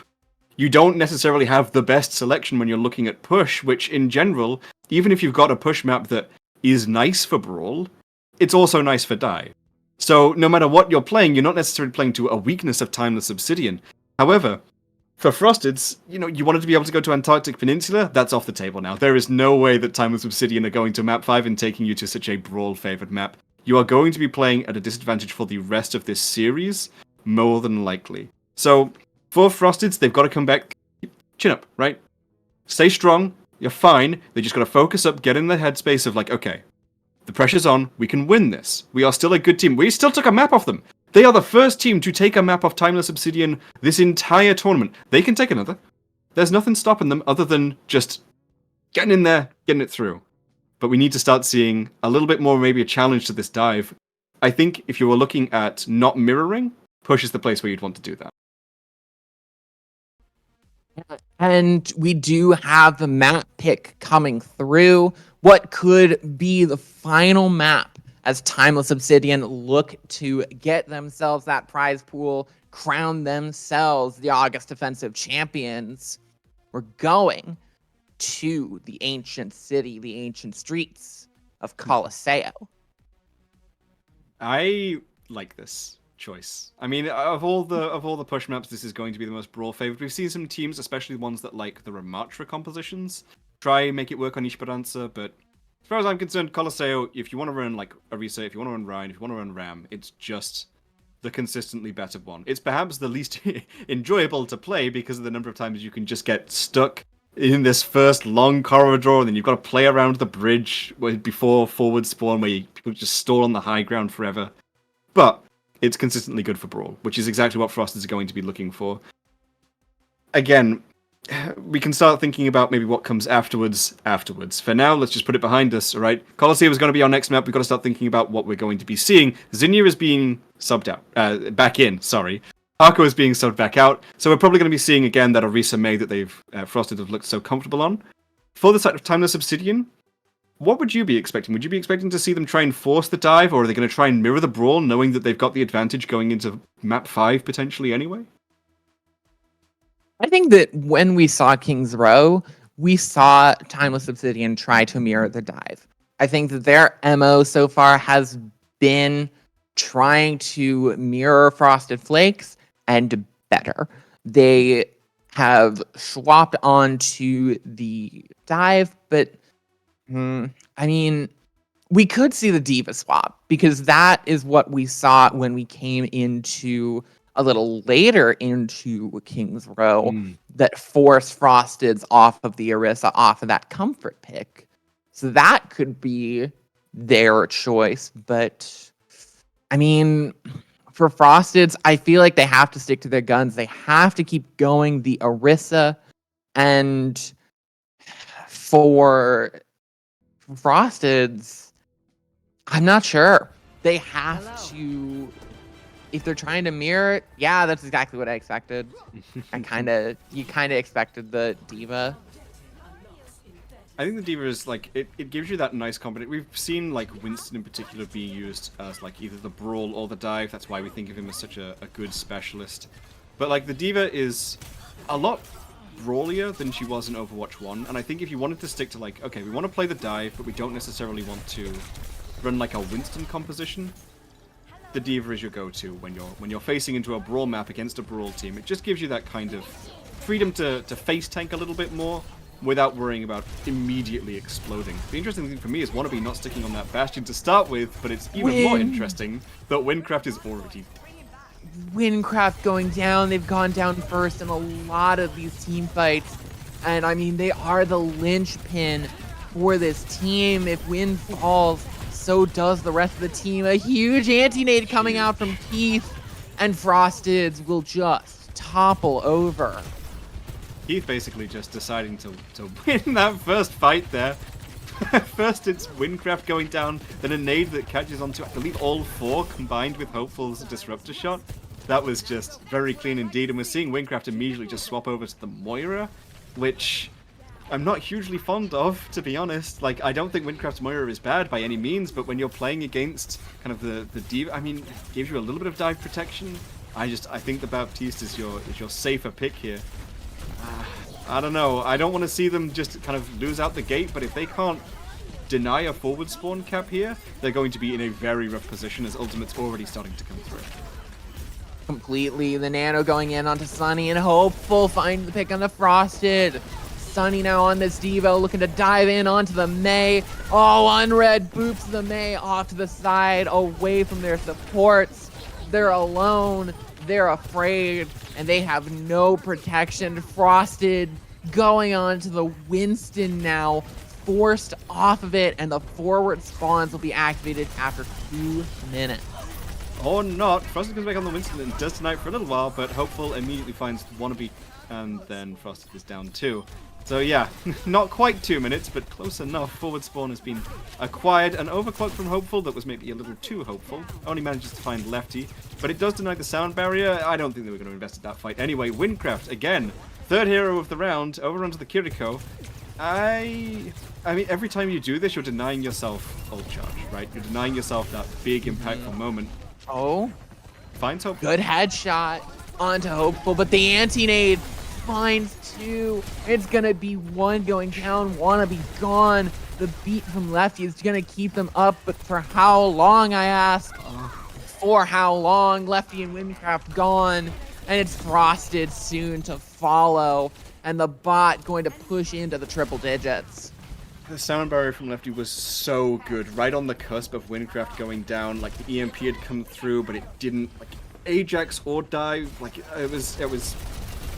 That was a really nice beat from the Lucio, but you just don't have the sustain when you're just playing the Lucio Curie anymore to be able to make that work. So, in the long run, it doesn't matter, and it's a shame indeed. Keep going down is a great start. They find the supports. Win and Frosted are there. Sunny now on the Diva, looking to find something to turn this around. Hopeful's gone. They're going to use the Diva bomb, but Sunny's going to get taken down before they can even remech.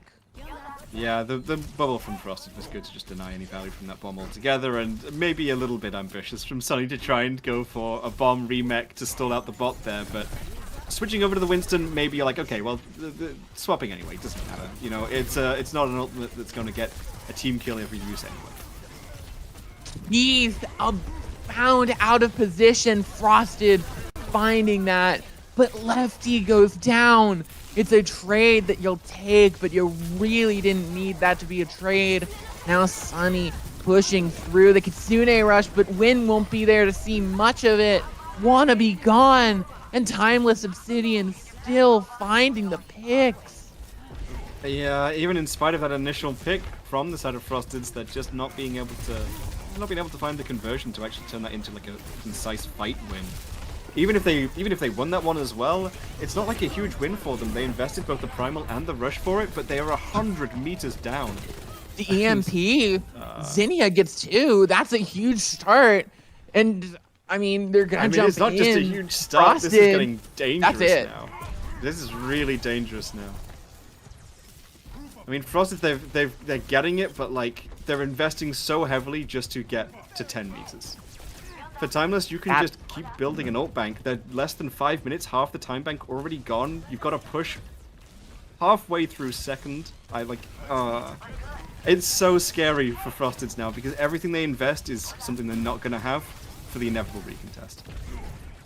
Yeah, the Nano could be right there. There you go, Sony. Just ready and raring, and Hopeful's going to find the first pick. Sleep on to Wannabe, and Hopeful will find a second. And the bot will just already be moving. Sony's just walking's for the birds, and it looks like Sony is tweeting out right now. I mean, Frosted Flakes are actually getting some pretty solid progress in this fight. I mean, you lose your Winston, and you don't really have them in the fight. Now Sony is just kind of... What is happening? That what was happened? scary. Tell me what happened. Didn't go for the Mega Pack. Interesting, maybe hacked, but no Primal there is like, I mean, like you say, Timeless can just play around having a vastly superior space to play around as well as that ult bank, so you're not hugely bothered by that. And the fact that the bot was walking back in favor of Obsidian that whole time, like, you don't necessarily mind your Winston going down, but it's still not nice to see. No, and Keith finds the other pick on the Windcraft. Win going down again is a huge loss for Frosted Flakes. It's a 3v4. Pulse Bomb coming in, but not finding a pick. It's a big beat from Unread to keep the rest of Timeless up. Frosted has the Primal, gets the pick onto Hopeful, takes out the Translocator as well. And now Frosted Flakes might just be getting up to their forward spawns of their own. I mean, Sunny still has the Primal, so I think from the perspective of Timeless Obsidian, you're fine with them just like investing still. They're investing ultimates on the side of Frosted Flakes, right? They're investing Primal, they're investing Pulse, they're investing Beat, and they still haven't got forward spawn. Yeah, here you can see they go for the contest anyway. Frosted almost immediately raised. The EMP, the support's gone. They use the Kitsune Rush, and Hopeful is there with the ult as well. 2 ults, and they get one in response. Like That's you all almost you could want for Timeless. like Obsidian only used 2 ultimates there, just the overclock, just the EMP. But you almost see it as like an overinvestment because they won that basically off just the EMP. They didn't even need the overclock. And this is what we talk about when we're saying like they've got the space, they've got the ult bank to work with. The EMP from Zinnia though might be enough to put them on the back foot if they can start snowballing from the side of Frosteds. I mean, they need something Here to it put them on comes, the back all foot. five. It's a 5-man EMP. It's everyone. It'll get one pick onto Unread, but the Primal's in the back line. Can they sustain through it? Timeless. It gets the pick onto Unread. Windcraft gone. There's no way. It's absolutely a beautiful EMP, a work of art. But it can't find the fight win. The response from Timeless Obsidian was just very... I mean, like... This is kind of the downside of playing the Sombra into these very dive-familiar teams. Like, they know how to play around the Sombra just as much as they know how to play the Sombra. So, even though the EMP catches onto 5, you may be hoping for a little bit more Frosted, not on the Winston, to be able to give that immediate follow-through that maybe the Monkey can, as opposed to the Diva. It's looking really rough for them now. It is, and I mean, Frosted on the Diva might be a bit more toward their play style, but Timeless Obsidian, they look to be in commanding lead. A minute left before they might just be crowned champions. The bomb thrown into the back. Can they find any picks? No, it's actually Frosted who's going to go down. They do have to draw out the beat for it, so the Kitsune Rush could be free, but they're all gone. Looking at the ult bank that Frosted's got building up here, it looks like they want to like rush beat here, which yeah, that's how we've seen like the Kiriko Lucio meta played during Jotes, but you can't afford to be losing these fights for this. Like you've got 30 seconds left. You don't have bomb now. You've got to rush and beat for this fight, and you're just stopping Obsidian from completing the map when you do so. It's a very scary position to be in. This could be it. This could just be the series finished and the $450 going over to Timeless Obsidian. That it could, as the Bastion going to start to transform. The rush thrown in, a great disengage. The hack comes in onto Hopeful. Frosted needs the beat, staying alive, trying to find those picks. This kill feed lighting up red. It needs to be there for Frosted's Flakes. They have the Pulse Bomb, but Wannabe goes down before they can use it. They have the EMP, but will there be anyone there to follow it up? The 5-man, but again, but it's not enough. Again, it's just not enough. Sony's gonna find 2, and Timeless Obsidian. The hourglass will not shatter today. Obsidian is stronger than Frosted Flakes. Part of a balanced tournament. Timeless Obsidian. Take it. Punked by the EMP play as well. Zinnia though, I mean, we saw the EMP plays that were so nice, the Sombra play was so good, but it's just... Timeless Obsidian, they know their way around dive so comfortably, they're playing it so comfortably, forcing Frosted Flakes on Colosseo, their map pick, where they wanted to be playing Brawl-centric, away from the Brawl onto something more dive-oriented. I think at that point, like, they were down 108 meters after about 3 minutes. It's so difficult to come back from that. Even if Frosteds had been able to put up like an absolute masterclass showing, they've got so many like subsequent fights that they have to then win. They're banking on the fact that Obsidian is just going to have the spaghetti and fumble it all over the like they've got their little bowl of Frosted Flakes and they're just smashing it. That's what they're expecting Obsidian to be able to do, and they're just not going to. They played their ultimates really cleanly, really well, used them conservatively to just like, okay, we don't need to use this here.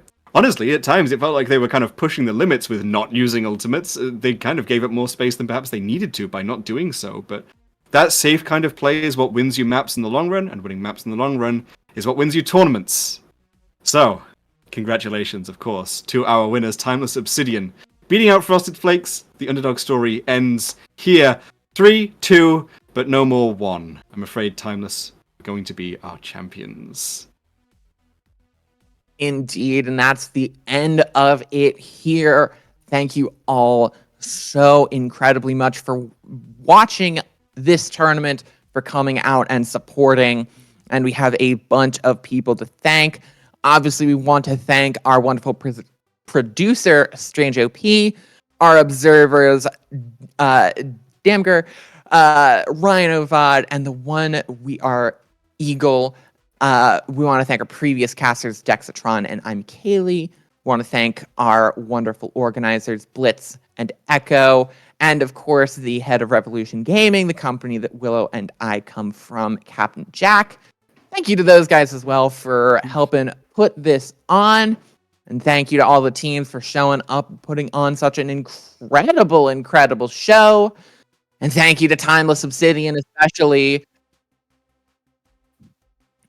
for just doing some incredible stuff. And actually, we're not through right now. It looks like we're going to be chatting to the one and only man himself. We're going to be talking with Blitz for a little bit about the tournament, about what's going to be happening in the future. Because, I mean, for you and I, Willow, we were with this tournament last time when it came out of nowhere and did a lot of really did gangbusters, and it looks like it's continuing to do some incredible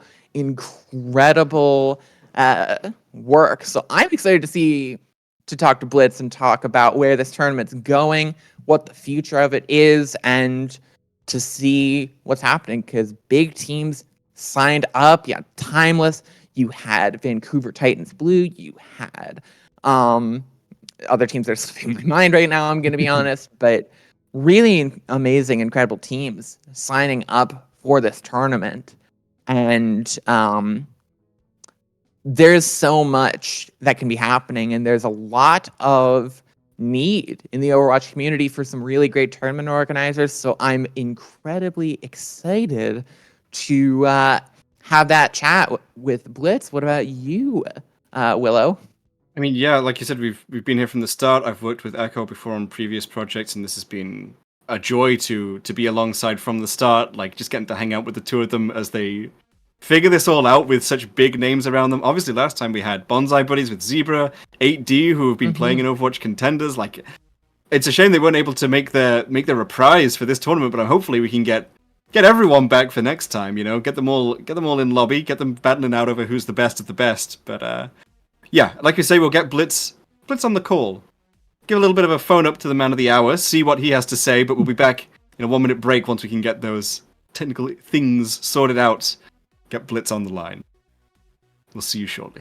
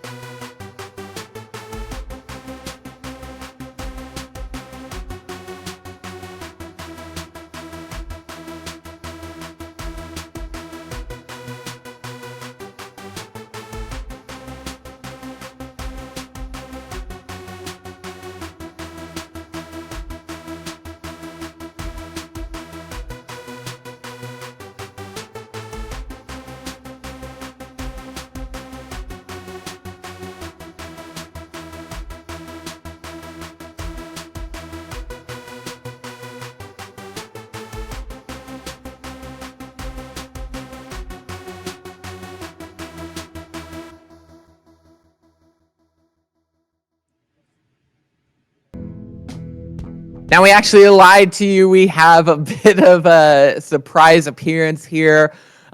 We have Keith from our champion, Timeless Obsidian. How are you doing? I see you're smoking the cigar, so seems like you're doing well. I'm honestly doing awful. I'm probably going to go to the hospital in about half an hour. I've been really sick the past week, and I've been staying here just to play this tournament. Currently smoking on that frosted pack.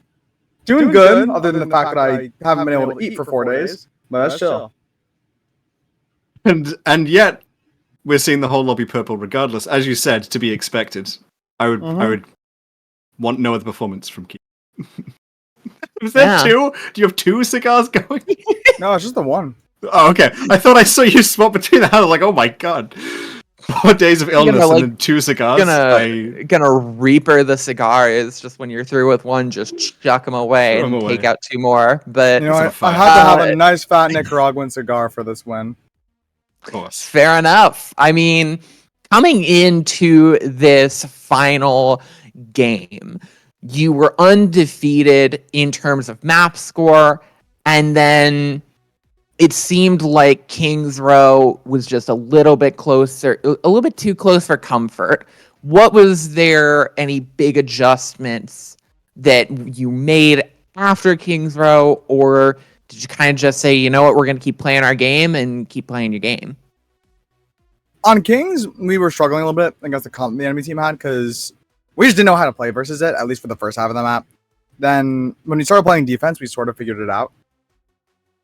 So at that point, we knew what to do, but we fucked up a couple fights, which ended up costing us the map. But after that point, we sort of had cracked the code, and just the rest of the series was sort of a shutout. In your opinion, then, because when we were looking through it, we were kind of seeing, on the side of Frosted's Flakes, like they were kind of, especially on Kings Row, finding a lot more value in the neutral, right? When there wasn't a lot of ults to work with, they were maybe finding those entrance picks a little bit more, but from Obsidian, there was a lot clean. My teammates are inters. All of us love dying first. I mean, what else can you expect, right? You got to keep the show interesting. Yeah. Was that something that you guys found for yourselves? As like, as long as we play our ults okay, as long as we approach just calm and collected, we'll be okay? Or did you even go that far? I mean, we sort of expected to win. Our whole idea going into this tournament is that we weren't going to drop a map, but unfortunately we did. So, do what you do what you got to do. But ideally, we should have not lost. I mean, for you, was there a specific team that you were seeing in the bracket lineup where you're thinking, okay, this is going to be the team that's going to put up the confidence showing against us? And were you expecting it to be Frosted's? Nope, I did not expect any of these teams to put up any contest. Fair enough. Honestly, I mean, okay, I know I'm meant to be doing my 2 questions, but I want to ask, if you'd come up against Bonsai Buddies, our previous tournament champions, do you think it would have been as confident then? Yeah, exactly as confident. Okay, well, I hope to see you both back for next time. It'll be fun to play versus them. Because we're only getting better. Yeah, I mean, I would look forward to that as well. Before we head off, before we head to a chat with Blitz, is there anyone that you want to give a shout out to or thank? Friends, coaches, pets, mortal enemies, the mailman. The floor Shout is yours. out to my friend Nick, because I was at a party yesterday and he gave me these fantastic cigars that I'm smoking on right now. Shout out, Nick. Thank you, Nick. Shout out, Nick. All right, thank Nick you, is Nick. my boy. Fair enough. Fair enough. Well, it's been lovely to see you. Lovely to have a chat. We'll see you back here next time, I'm sure. Yeah. Of course, of course. I expect nothing less. And I want to see that same kind of showing against Zebra and the Bonsai Buddies. Okay?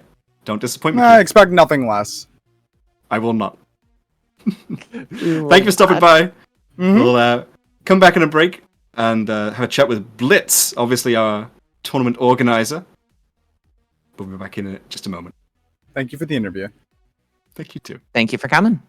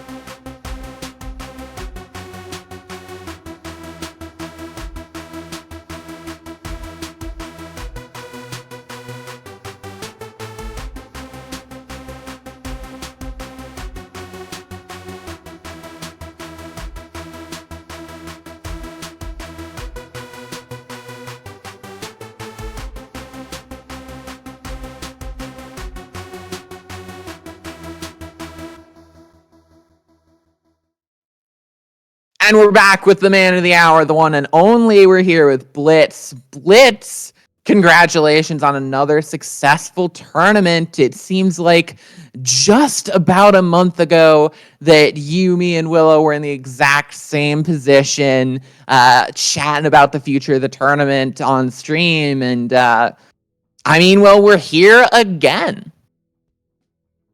Yeah, it doesn't seem like it was that long ago. Honestly, in a month, a lot of things have been happening behind the scenes, and I'm very grateful that it was smooth for the most part.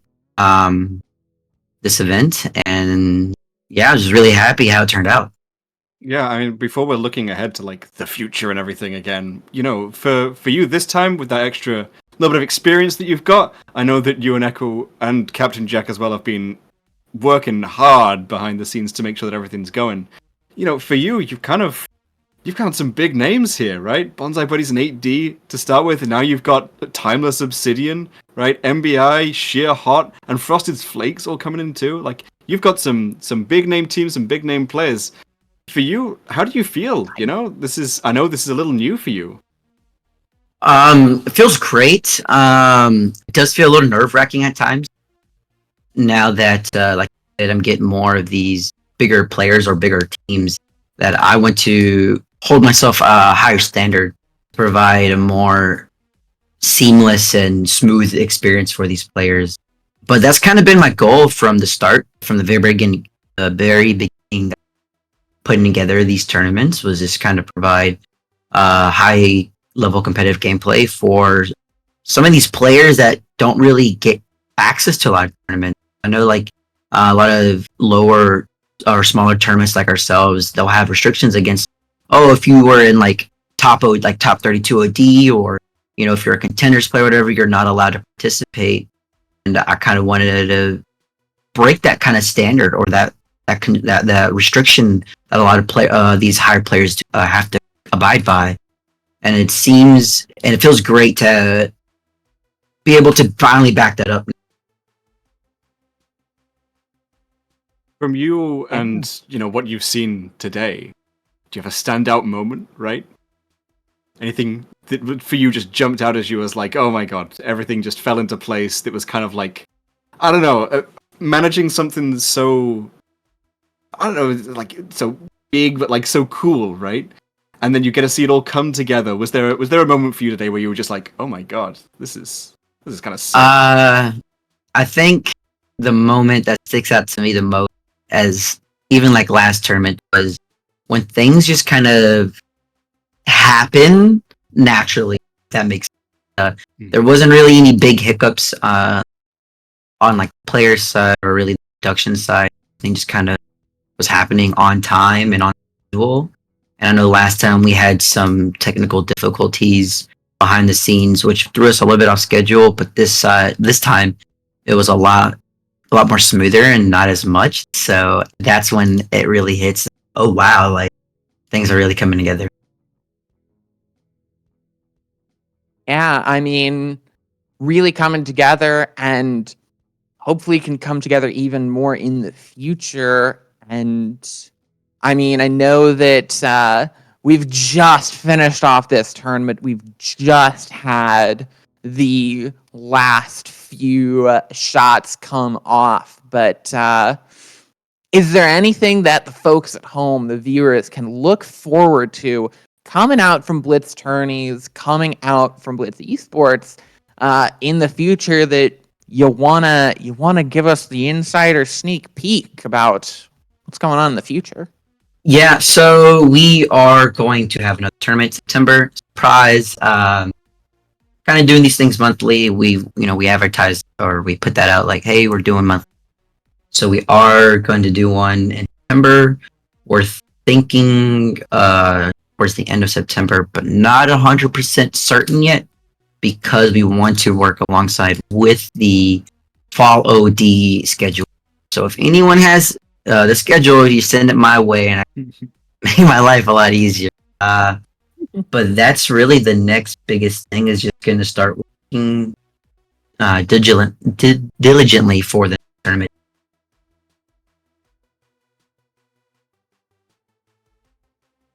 I mean, yeah, well, I'm excited for it. I'm excited to see it.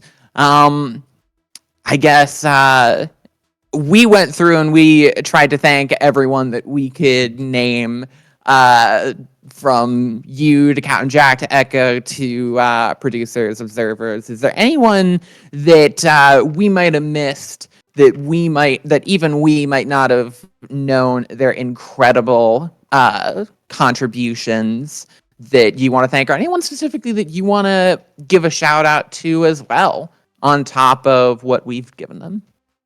The main person I want to give a major shout out to is Echo. She has been wonderful and helping a lot behind the scenes and making sure everything's running really smoothly. Then also to our Twitch moderator, Vihol. He's been doing, great amount of work on the stream and making sure everything is pretty much, NTOS and nothing is crazy happening. Both really great people, and I'm really glad to have them on team. And then also another shout out to Captain Jack and Revolution Gaming for helping put up such a wonderful production for this tournament. Well, it has been lovely to hear from you again, as always. It's good to we were talking about this with Keith, but it's good to always put like a face to the name, kind of humanize esports a little bit. And like you mentioned, it's really important, especially with the prospects of Overwatch League, for these smaller tournaments and a space for these high-level players and this high-quality Overwatch to have a room within the esports scene. So the kind of things that you do are invaluable to the community, to us, obviously, as chances to cast this and to do production work on this. For Revolution Gaming, I'm sure it's also a highlight opportunity now with so many big names seeing it all. So I really, from a personal point, thank you very much for doing this, and thank you so much for bringing us back on. It has been a joy once more to cast this and see out your finals. Yeah, yes, thank you everybody who watched and everybody who participated, and hopefully we get to see some familiar names again next tournament and some of these familiar teams. I'm really excited to see what next month brings in store for us. Well, we can only see, but until then, if you haven't already, if you want to see more of this high-level Overwatch, this high-level teams duking it out, make sure you're following the channel. Make sure you're following Blitz Tourney on Twitter. You can see it right there under Blitz's camera there. At Blitz Tourney on Twitter, or on X, I suppose. We might need to change up our package a little. We have the old logo. But in all seriousness, make sure you're following the channel. Make sure you've got that bell rung. We stream for these tournaments, and you don't want to miss a single moment of the action in late September when we come back for the September tournament. So I've been KOing here with Willow, with Blitz, and from the entire team behind the Blitz Esports Tournament. Thank you for watching, and we will see you in September. Goodbye. Bye-bye. Bye.